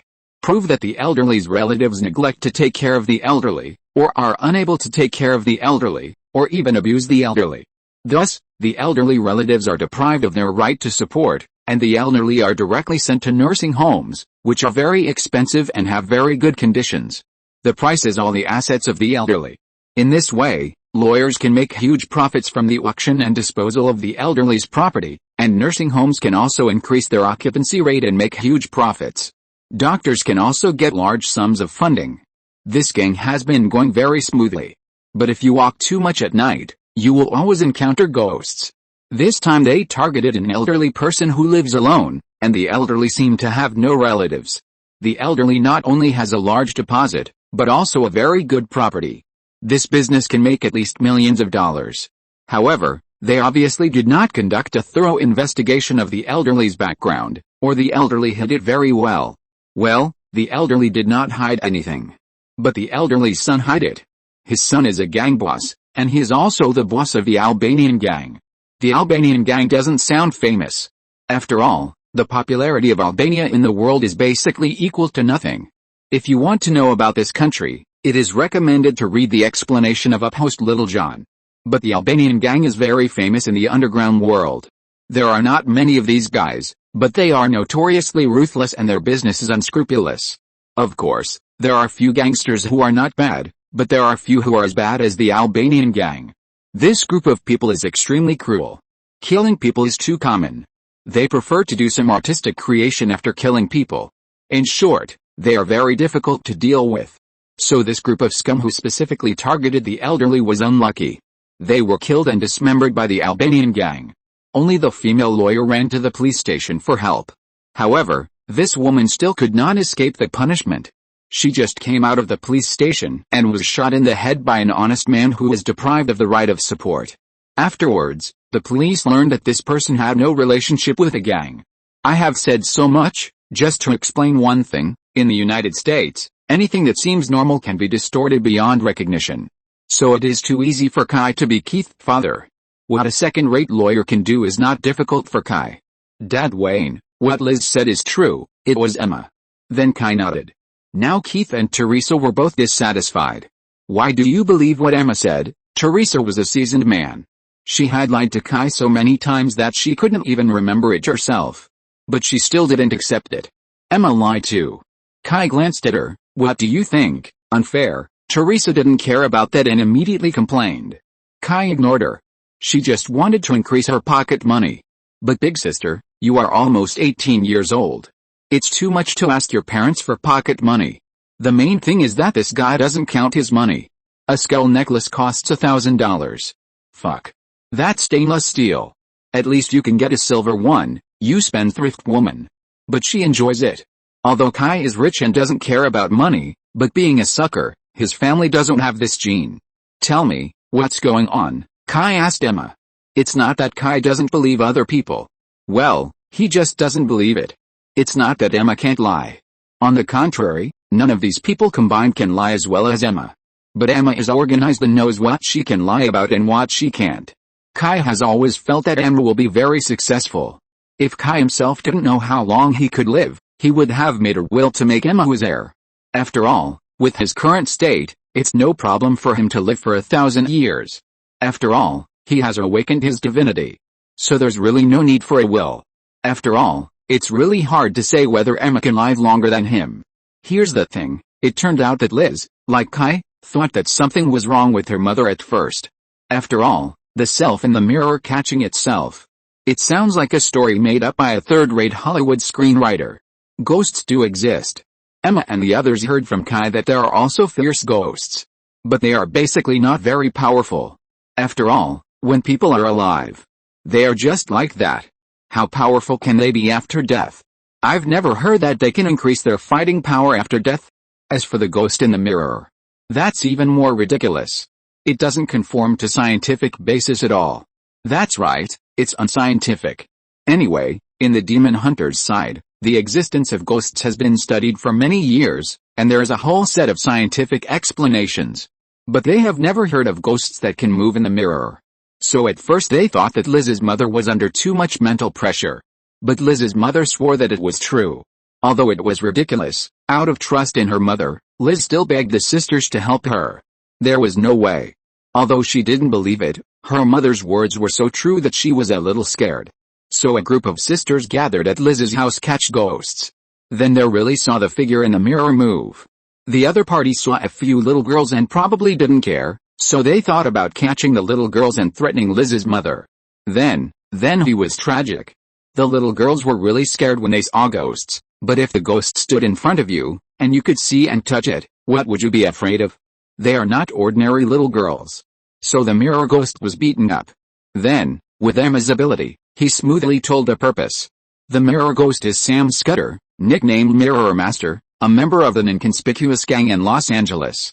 The dark matter released by the explosion of the particle accelerator in the Star Lab trapped Scudder in a mirror and turned him into a superpower. He has the ability to travel through reflective surfaces, trap people in such objects, and link the second and third dimensions through the mirror to create illusions. After that, he formed a rogue gang with Peakman Rosalind Rosa Dillon, Captain Cold Leonard Snart, Heatwave Mick Rory, Weather Wizard Mark Madden, and Trickster James Jesse.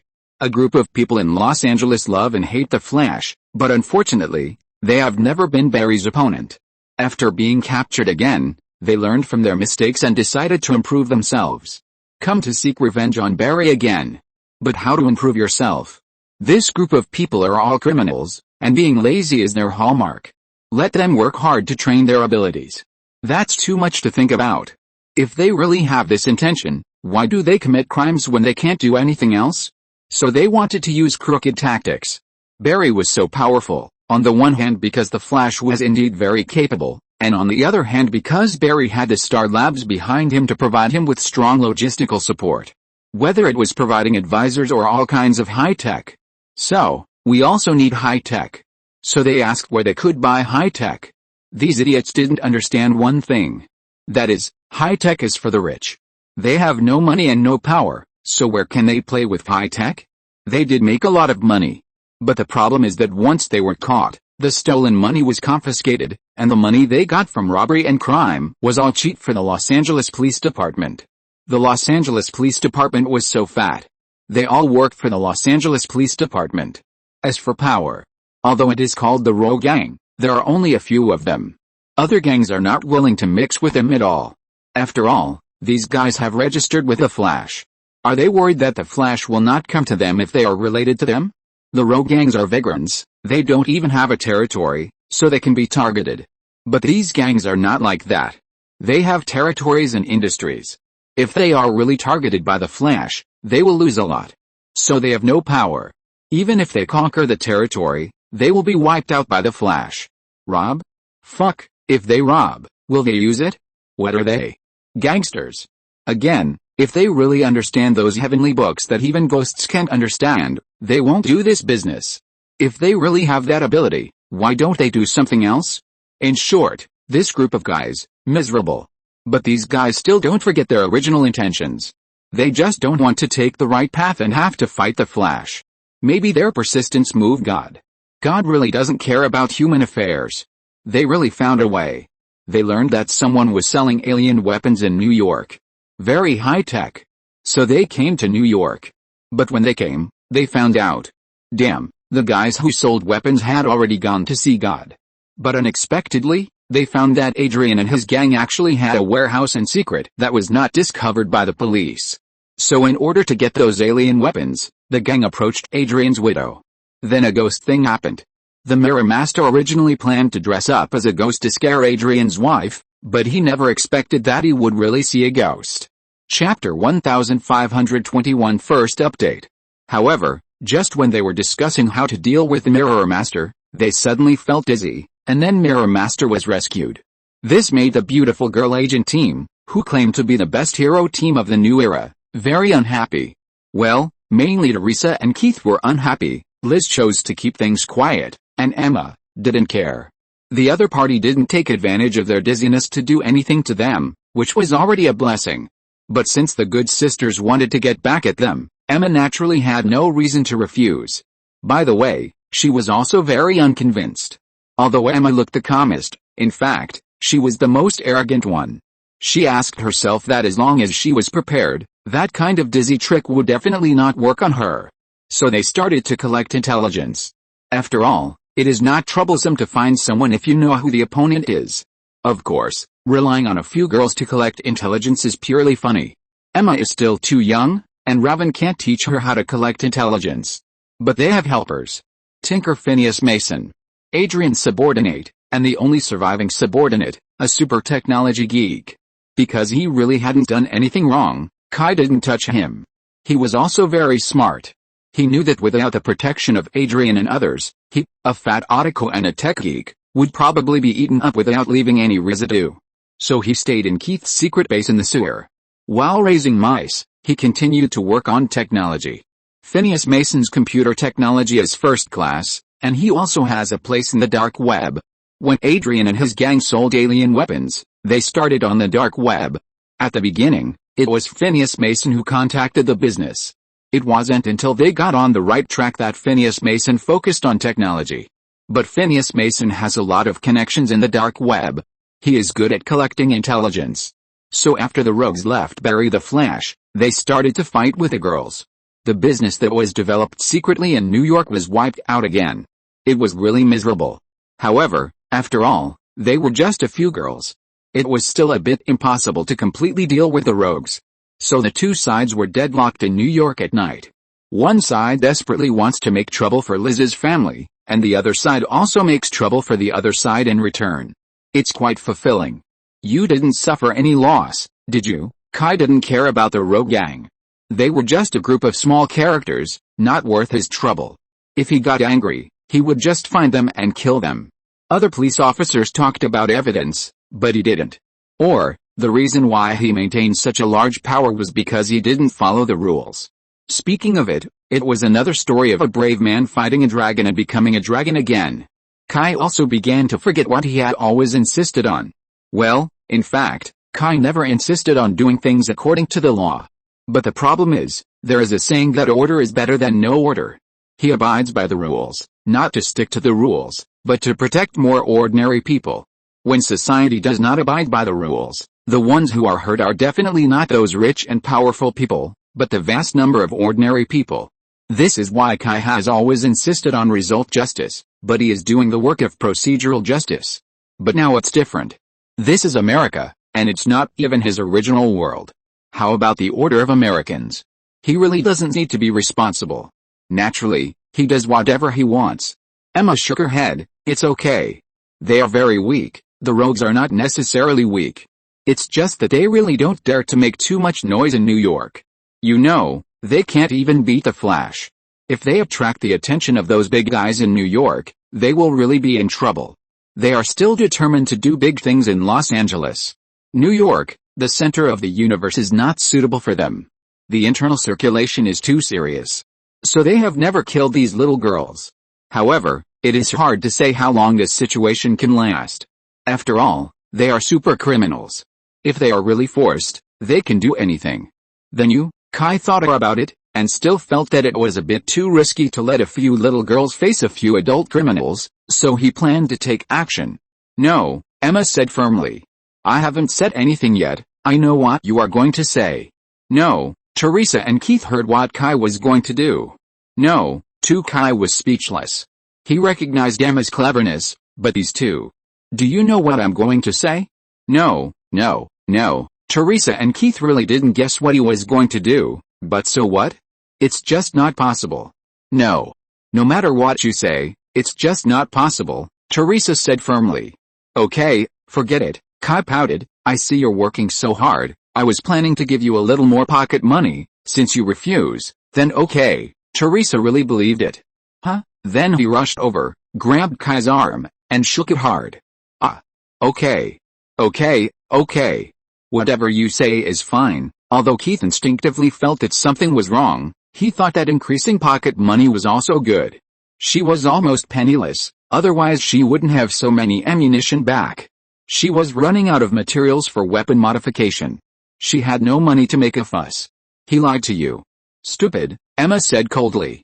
Then Teresa changed from shaking her arm to pinching her neck. Keith couldn't help it. What a joke. Don't joke about money. So he rushed over and planned to control Kai together with Teresa. Although Keith was ruthless to Kai, in fact, after so long, she had actually accepted the fact that she had a guardian, although she was still unwilling to call Kai dad. After a long quarrel, they finally calmed down. Okay, Kai grabbed Teresa, put her across his legs, and clamped her with his thighs to prevent her from moving. At the same time, he sat on Keith's butt, making her unable to move. Really? Who gave you the confidence to think you can beat me? Keith didn't think that Kai was taking advantage of her, but she just felt unconvinced. Let me go. Be careful or I'll scream for molestation. You scream, and see who dares to control me. Kai said bluntly that he was the boss of all New York police. High position and power. A scum like Epstein did so many evil things, controlled thousands of girls for his own benefit, many of whom were minors, and the evidence was solid, but what happened? He is still alive and well. His imprisonment is almost like a vacation. Epstein was sentenced to 18 months for the crime of inciting prostitution, and he can be paroled in just 13 months. During his sentence, he spent up to 16 hours outside every day, and only had to go back to the cell at night. Isn't this a resort hotel? If the Happy Island incident had not involved more and more celebrities and dignitaries, and more celebrities were exposed, forcing him to commit suicide, he would probably continue to be so chic. Even such a birdman is like this. Let alone Kai. This is the magic of power. Fortunately, Kai is not really a scumbag. Otherwise, those girls would be really miserable. Okay, stop it. I'm just worried about you. Kai couldn't really go too far. There must be a limit to joking, otherwise it would really become sexual harassment. Emma was as calm as ever. Don't worry, we can handle it. Then Kai began to persuade them earnestly. On the other side, the rogues. Damn it. How long do we have to endure this? Those little devils are too arrogant. Heatwave kicked over a cabinet and yelled at the buzzcut man with a ferocious face. Heatwave, whose real name is Mick Rowery. This guy appeared in the previous article. In Chicago, he participated in a robbery, which resulted in Chicago's century-long pursuit, various car racing and explosions. Chicago was on the world news for several days. Later, he was arrested by Kai. The reason why he was called Heatwave was because this guy was extremely obsessed with arson. He was extremely obsessed with flames since childhood. He often stared at the flames motionlessly and tried to catch the flames, even if the flames would burn him. Until one day, Mick's obsession turned into madness. He set his house on fire with his own hands and stared at the flames until his family was burned to death. In short, this is almost a madman. It can be said that this guy is a super destroyer. Wherever he goes, there will be fires and explosions. Until he was thrown into prison by Kai. And the prison where he was serving his sentence was in Los Angeles, California. After that, the Star Labs exploded, and the dark energy caused by the explosion of the particle accelerator affected many people, including Barry and Heatwave. He got a very powerful ability, which is to control fire. But something went wrong. Although his ability is to control fire, he himself is not immune to fire. What's more funny is that he can only control the flames that appear, but can't create flames out of thin air. In other words, he can't do anything except controlling fire. If there is no open flame on the scene, he is a waste. And with an open flame, he must be careful not to burn himself. It was not until Captain Ice gave him the hot air gun stolen from the Star Labs that he became a complete body. We can't kill them. I've already found out that they are related to Kai. If we touch them, Kai will really kill us. Besides, we are a gang of rogues. We don't kill women and children. They are both children and girls, so. Rory, don't let me kill you, Captain Ice, whose real name is Leonard Snart. This guy is very interesting. He is not a violent maniac like Heatwave, and he even hates violence. He is out here just to make money to support his family. Leonard Snart has a bastard father who is good at alcoholism and domestic violence. He often beats him, his mother and his sister. His mother never came back after being beaten away once, but Snart didn't blame her. According to him, if I could run away, I wouldn't come back, but his grandfather is a good man. He is a deliveryman for an ice cream shop. He often takes Snart and his sister to the park to play and buys them ice cream. This may be the best time in Snart's entire dark childhood. Unfortunately, good people don't live long. When he was 12 years old, his grandfather died. Snart said, "That might be the last time we cried. No matter how that drunkard beat us, we would not cry again." Later, Snart also left and went out to make a living. He told his sister that he was going to make money. In fact, how could he, a semi-illiterate who had not even finished high school, make money? He could only join a gang. But he had to do it. After all, he always believed that his sister was different from him and that his sister still had a future. She was smart and beautiful, and had the potential to become a professional skater. She should have a bright future.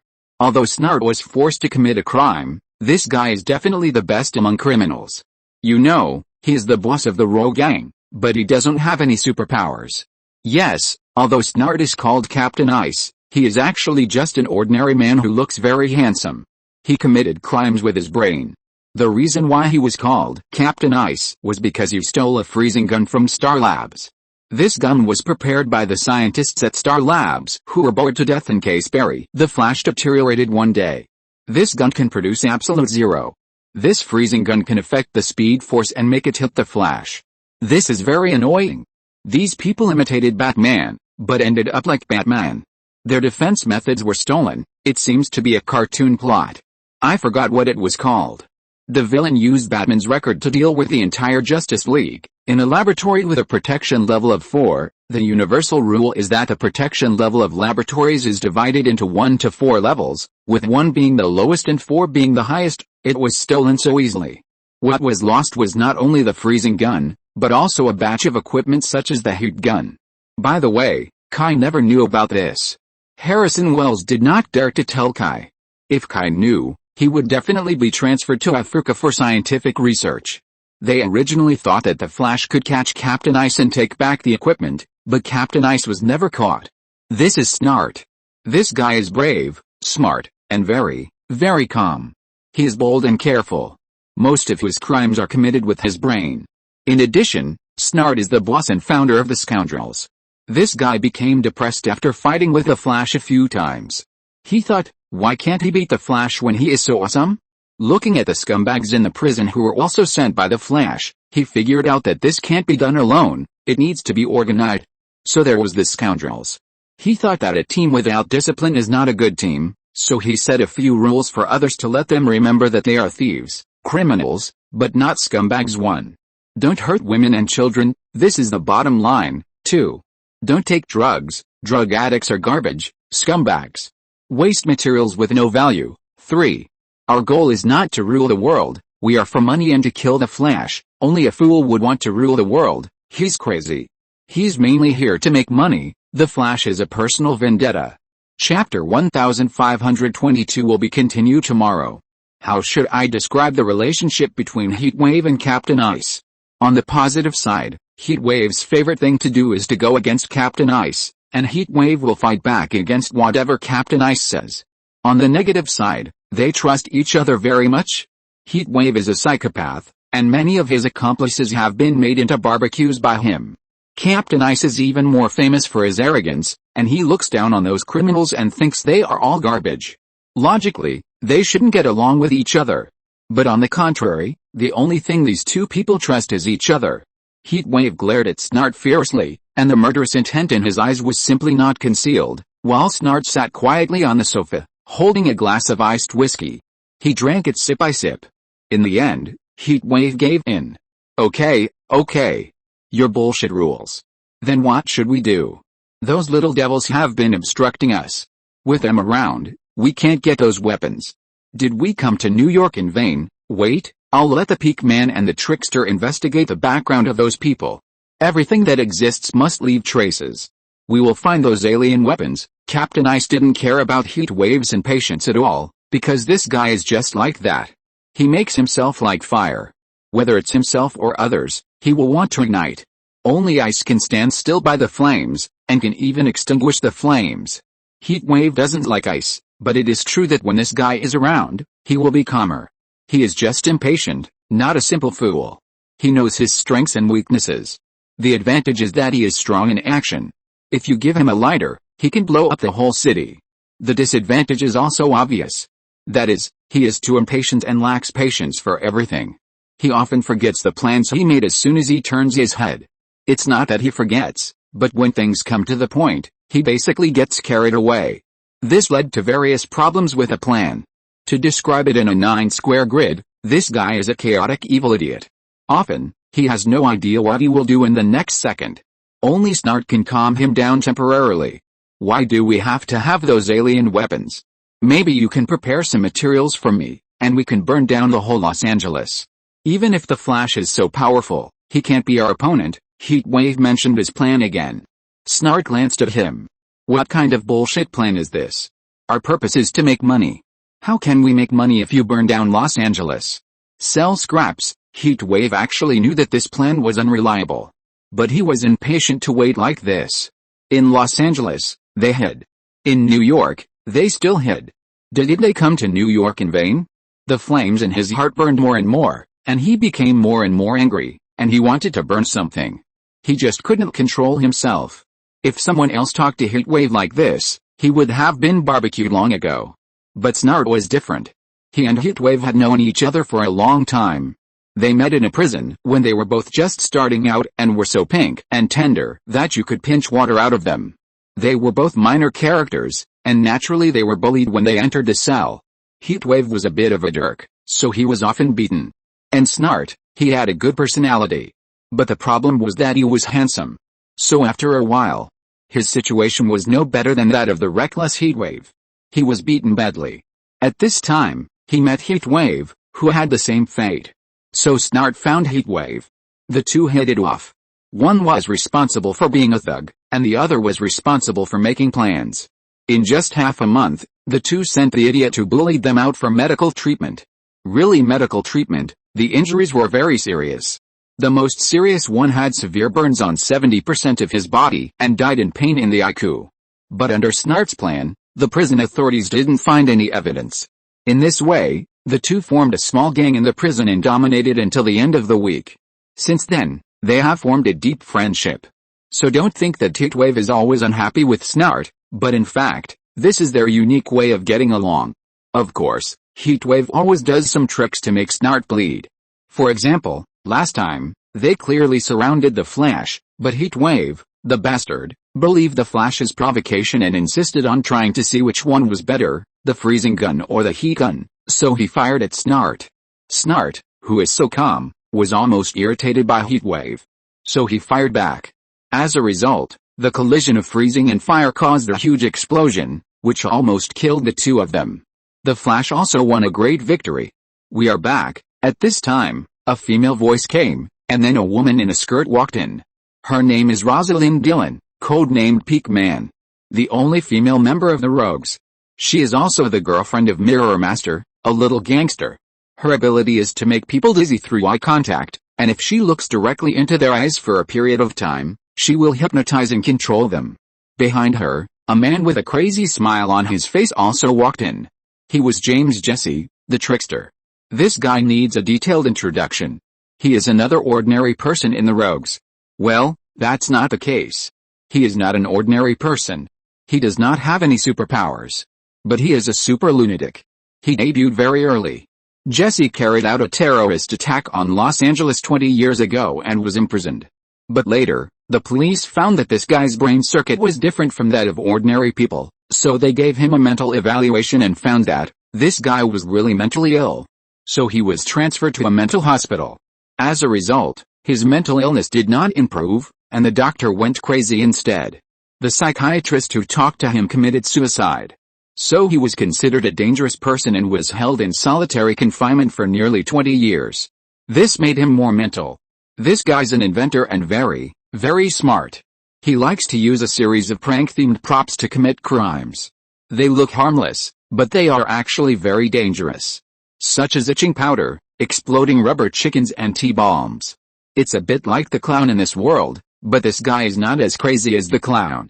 Snart admires Jesse, and Jesse likes Snart too, because Snart can understand what he says. Others, they can't communicate at all. This has always troubled Jesse, and that's why he carried out terrorist attacks. Mainly because he thinks the world is crazy. Jesse told me that you brought back good news, of course. The Magic Master never fails. If you're listening to this novel on a channel other than Fanfic World, it means they downloaded and uploaded it without effort. We cordially invite you to visit our channel, Mundo Fanfic Novelis. There you'll find the original version of this story and you can explore many other novels of various genres. We're waiting for you to immerse yourself in a world of incredible novels. Chapter 1523, First Update, please give me your monthly vote. Although Jesse said, magicians never fail, but in fact, it doesn't mean that to other people. He speaks incoherently, and it seems that there is a problem with his cognition. For example, draw a clock. It is a circle with 1 to 12 arranged inside, and then the hour hand, minute hand, and second hand. Basically, anyone can draw it, and it's almost the same. However, if you ask Jesse to draw it, you will find that he is just drawing an abstract painting. The circle is not like a circle, and the numbers are arranged randomly. It is impossible to tell that he is drawing a clock. This is Jesse's problem. There is a serious problem with his cognition. Ordinary people can't communicate with him at all. Only extremely smart people can understand what this guy is saying, because you need to rearrange and combine the words he says as quickly as possible to form a normal conversation. Of course, this does not affect Jesse's work as a terrorist. Heatwave was confused, and Snart nodded. What news have you received? I'll tell you. Peakman Rosalind quickly raised her hand, indicating that she would tell the story. If the trickster told this story, it would probably take a long time for the others to understand. At this time, Mirror Master and another man with a blonde coxcomb came out. Mirror Master and Peakman have been introduced, so now the focus is on the coxcomb. His name is Mark Madden, codenamed Weather Wizard. In the entire Rogues, the others and the Flash are at most a dispute of pride, and there is no deep hatred. Only Mark has a blood feud with the Flashberry. Mark has a younger brother named Clyde Madden. The two of them are brothers and also the best partners. They are very famous bank robbers, roaming around and committing crimes. As a result, on the day when the particle accelerator of the Star Laboratory exploded, the two brothers happened to be working. This time they planned to escape by plane. Things went smoothly. They successfully robbed the bank and took a small plane. As long as they ran out of Los Angeles, no one would be able to catch them. However, the explosion of the particle accelerator affected them and their plane. The dark matter brought by the particle accelerator gave them the ability to manipulate the weather, but also caused the plane to crash. In this crash, his brother Clyde was fine, but Mark was miserable and seriously injured. Clyde had no choice but to escape first. Mark was sent to the hospital. He stayed in the hospital for 9 months before waking up. During this period, Clyde went back to his old job. There was no way his brother's hospitalization would cost money. And it would cost a lot. There was no way, who told them that they had no medical insurance. In order to save his brother, Clyde could only commit crimes crazily in Los Angeles. In the past, when the Modong brothers committed crimes, they would just hit and run. After robbing a sum, they would immediately go to the next city. They would never commit crimes twice in a city, because that would be very easy to be exposed. But Clyde had no choice. Mark was in a coma in the hospital, and he couldn't leave him behind, so he could only commit crimes crazily in Los Angeles. Fortunately, Clyde had superpowers, so nothing happened for a while. Unfortunately, don't forget that the particle accelerator not only created them, but also created the Flash. So the Flash made his first official debut, and he faced Clyde. After his plan was thwarted by the Flash, Clyde was shot dead by Detective Joe West, Barry's adoptive father. 9 months later, Mark woke up. He was reborn. But his brother was dead. So Mark wanted to kill the Flash and Joe to avenge his brother.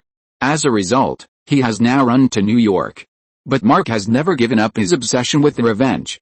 So when Snart found him, he joined the gang without hesitation. He used to act only with his brother and was considered a lone ranger, but for revenge, he changed his habits for many years. Seeing that everyone was here, Rosalind began to talk about their findings. They searched for information about Adrian's gang everywhere in New York, and at first they had little success. But as they stayed in New York for a long time, they naturally came into contact with Adrian's former clients. So they thought that they might be able to get some information from these clients. What's even better is that these clients are not good birds. There are no sequelae to dealing with them except their revenge. Are they afraid of the revenge of a gang? Obviously not.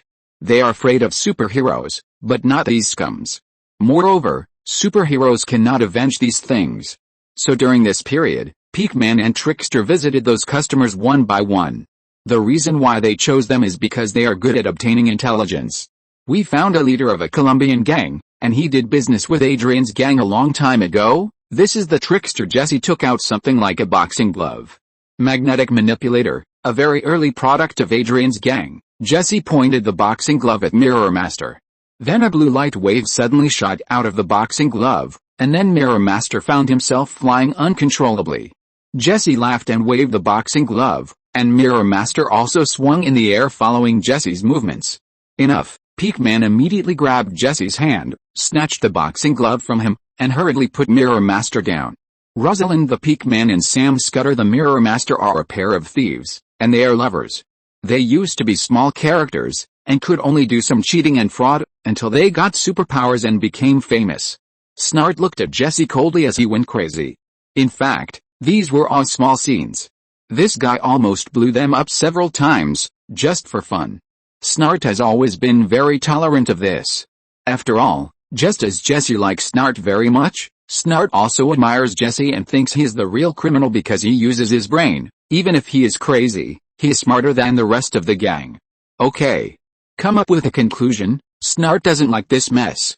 Rosalind helped the Mirror Master up, glared at Jesse fiercely, and then said, "We got a piece of news from the boss.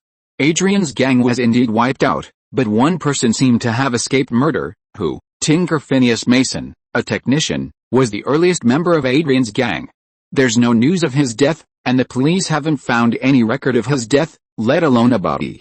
He's still alive. Do you know where he is?" "I don't know. He's hiding very well, But the boss knows that this guy is still active on the dark web, and sometimes even does some small business. "Jesse!" Snart shouted. Jesse immediately recovered from his fugue state. "Find the tinker, okay." Chapter 1524. Only 2,000 words to be continued tomorrow. Kai and the girls finally parted ways unhappily. Although Kai tried his best to suppress himself and reason with them, it was a pity that they just wouldn't listen and ran back to their rooms. What could Kai do? Could he chase them in? Would that be sexual harassment? "This is the first time I know how troublesome it is to raise a child," Kai muttered to himself as he looked at the door that slammed shut. Of course. Children are always like this. They are sensitive, conceited, and capricious. At some point, Raven appeared behind Kai and gently hugged Kai's waist. "This is why children need parents, because no one else will accommodate them except their parents." I know. Kai knew what Raven meant, that is, patience. "But why wasn't I like this when I was a child?" "When you were a child?" Raven smiled. "When you were a child, there was not even a law to protect minors. How could it be the same?" Raven knew that Kai came from 10,000 years ago. In her mind, the civilization 10,000 years ago was a wilderness, even if it was not a life of eating raw meat and drinking blood. How could a child not be obedient? A beating is the least of his worries. He might even be thrown into the wild to feed the beasts. Kai shrugged. He didn't feed the beasts when he was a kid, but a beating was inevitable. His parents were in no mood to reason with him. Bullshit. They went to work to make money and had to reason with people every day. How could they have the heart to reason with their own son when they got home? It cannot be said that there were no rebellious children at that time, but it was rare for children to start rebelling so early like today. "Thank you for your hard work. If it weren't for me," Raven put her face on Kai's back and said softly. Raven thought that the reason why Kai was so accommodating to these girls was entirely because of her. After all, Kai had nothing to do with him. If it weren't for her, Kai would not have become the guardian. "What nonsense are you talking about?" Kai was naturally not a fool. He knew what to say at this time. Of course, he agreed with her. "Isn't your daughter my daughter, Alice?" Kai has also become bad. Back then, he was a straight man, otherwise he would have been in his 30s in his previous life and not married.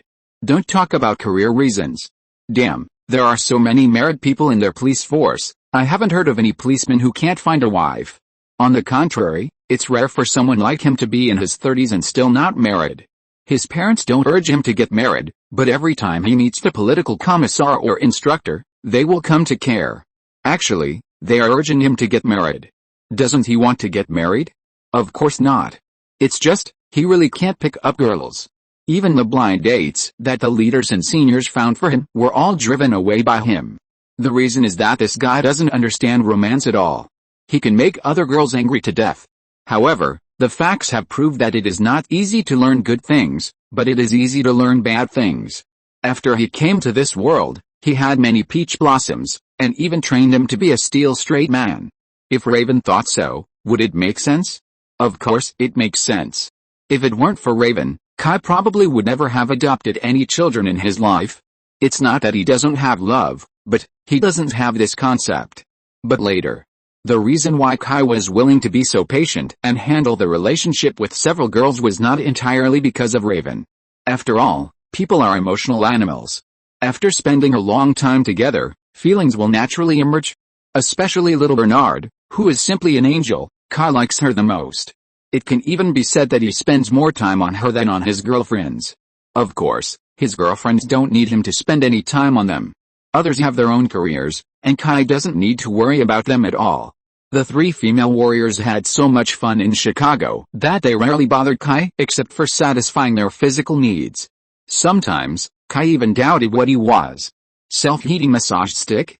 As for Susie, who hasn't appeared for a long time, probably forgotten, she is even more amazing. Kai hasn't seen her for a year, but they chatted with each other via video from time to time.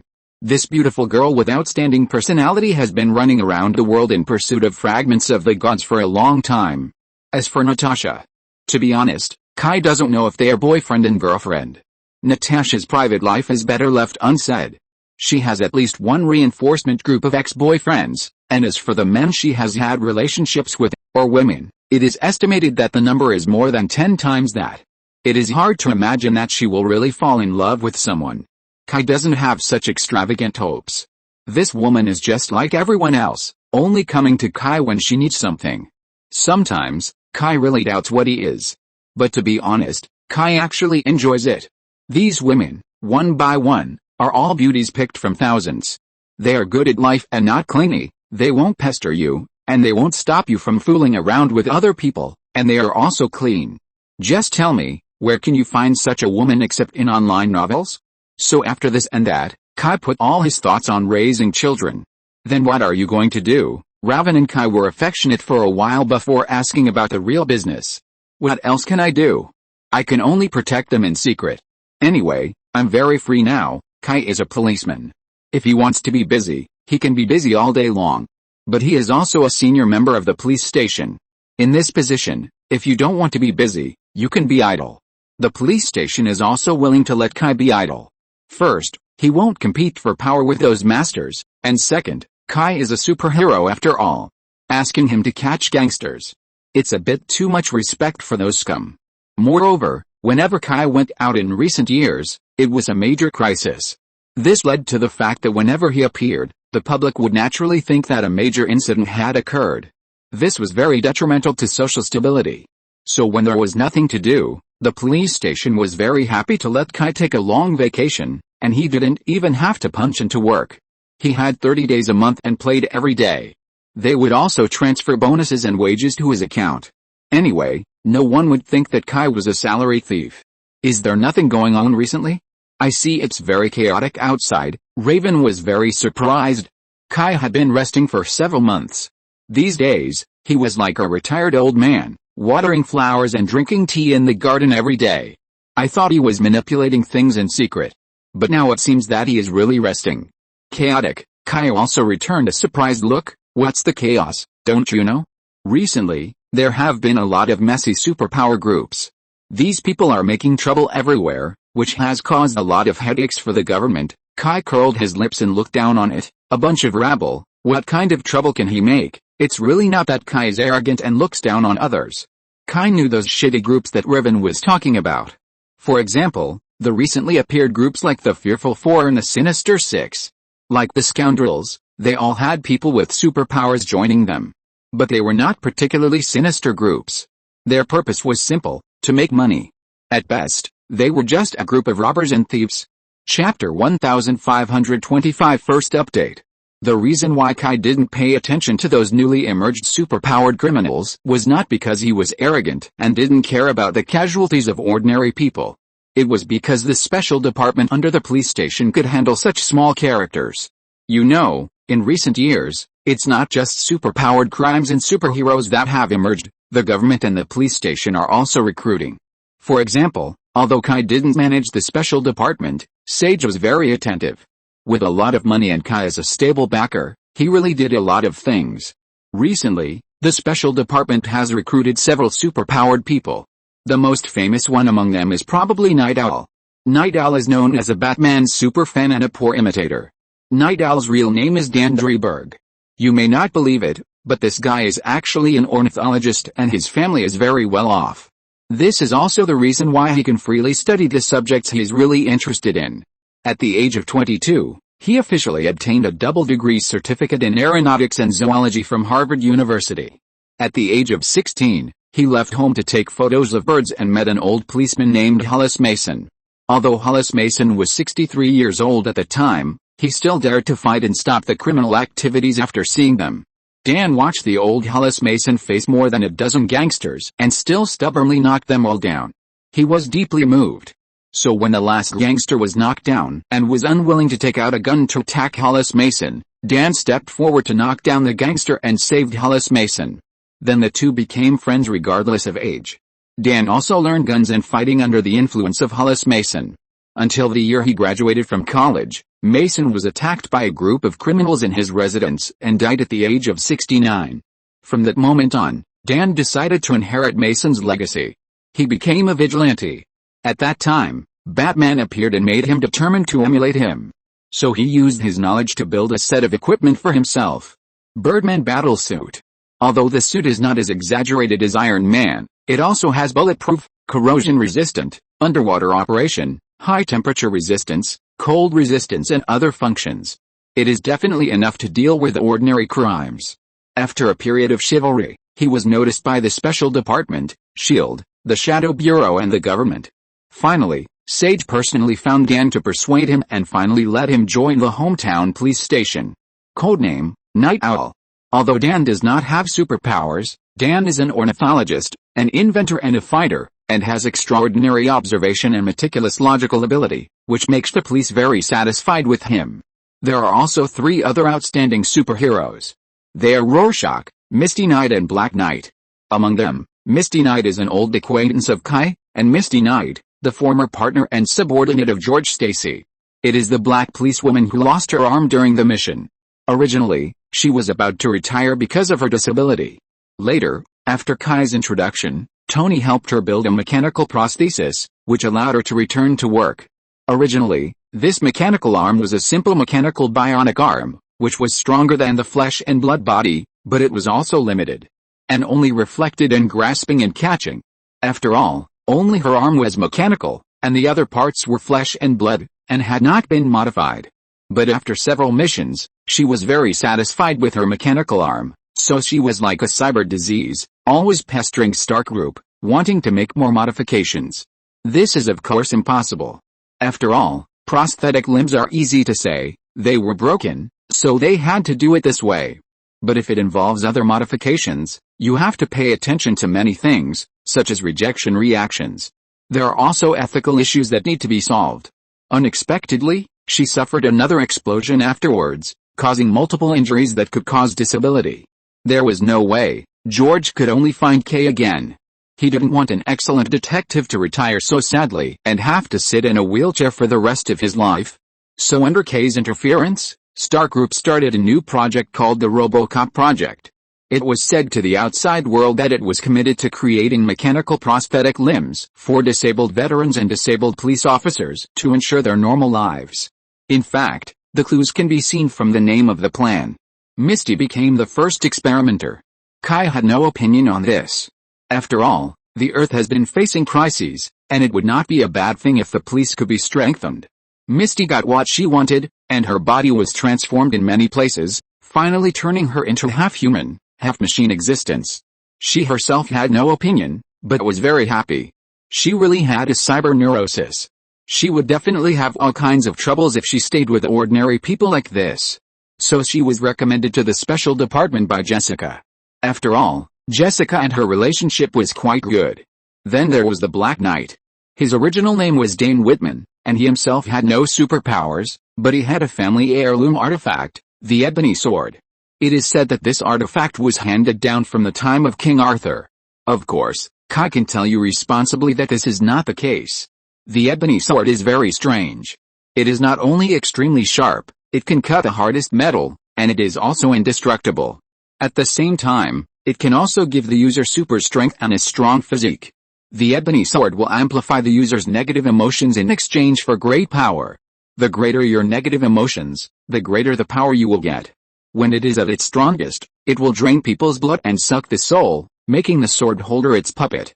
So the holder of this sword will not die well. Dane's family has guarded this artifact for generations, but the Whitman family was chosen for the ebony sword not because of their pure hearts, but on the contrary, it was because of their potential for evil and violence that they were chosen. Facts have also proved that this statement is correct. There have been many murderers and war profiteers in the countless generations of members of the Whitman family. In short, it is not an exaggeration to say that all of them are evil. The holder who is truly suitable for the ebony sword must have enough potential for evil and violence, but can truly control the overflowing negative emotions deep in his heart. Where can you find such a complicated person? So far, there are only 3 members of the Whitman family who are truly considered to be the holders of the sword. And Dane is the 3rd one. He is ashamed of the countless sins committed by his family in history, and he vowed to restore the family's reputation. So he drew his ebony sword and started doing good deeds. Then he was noticed by the special forces. End of this chapter. Thank you very much for reaching the end. Don't forget to like. Looking for more exclusive content and immediate access? Subscribe to our Patreon.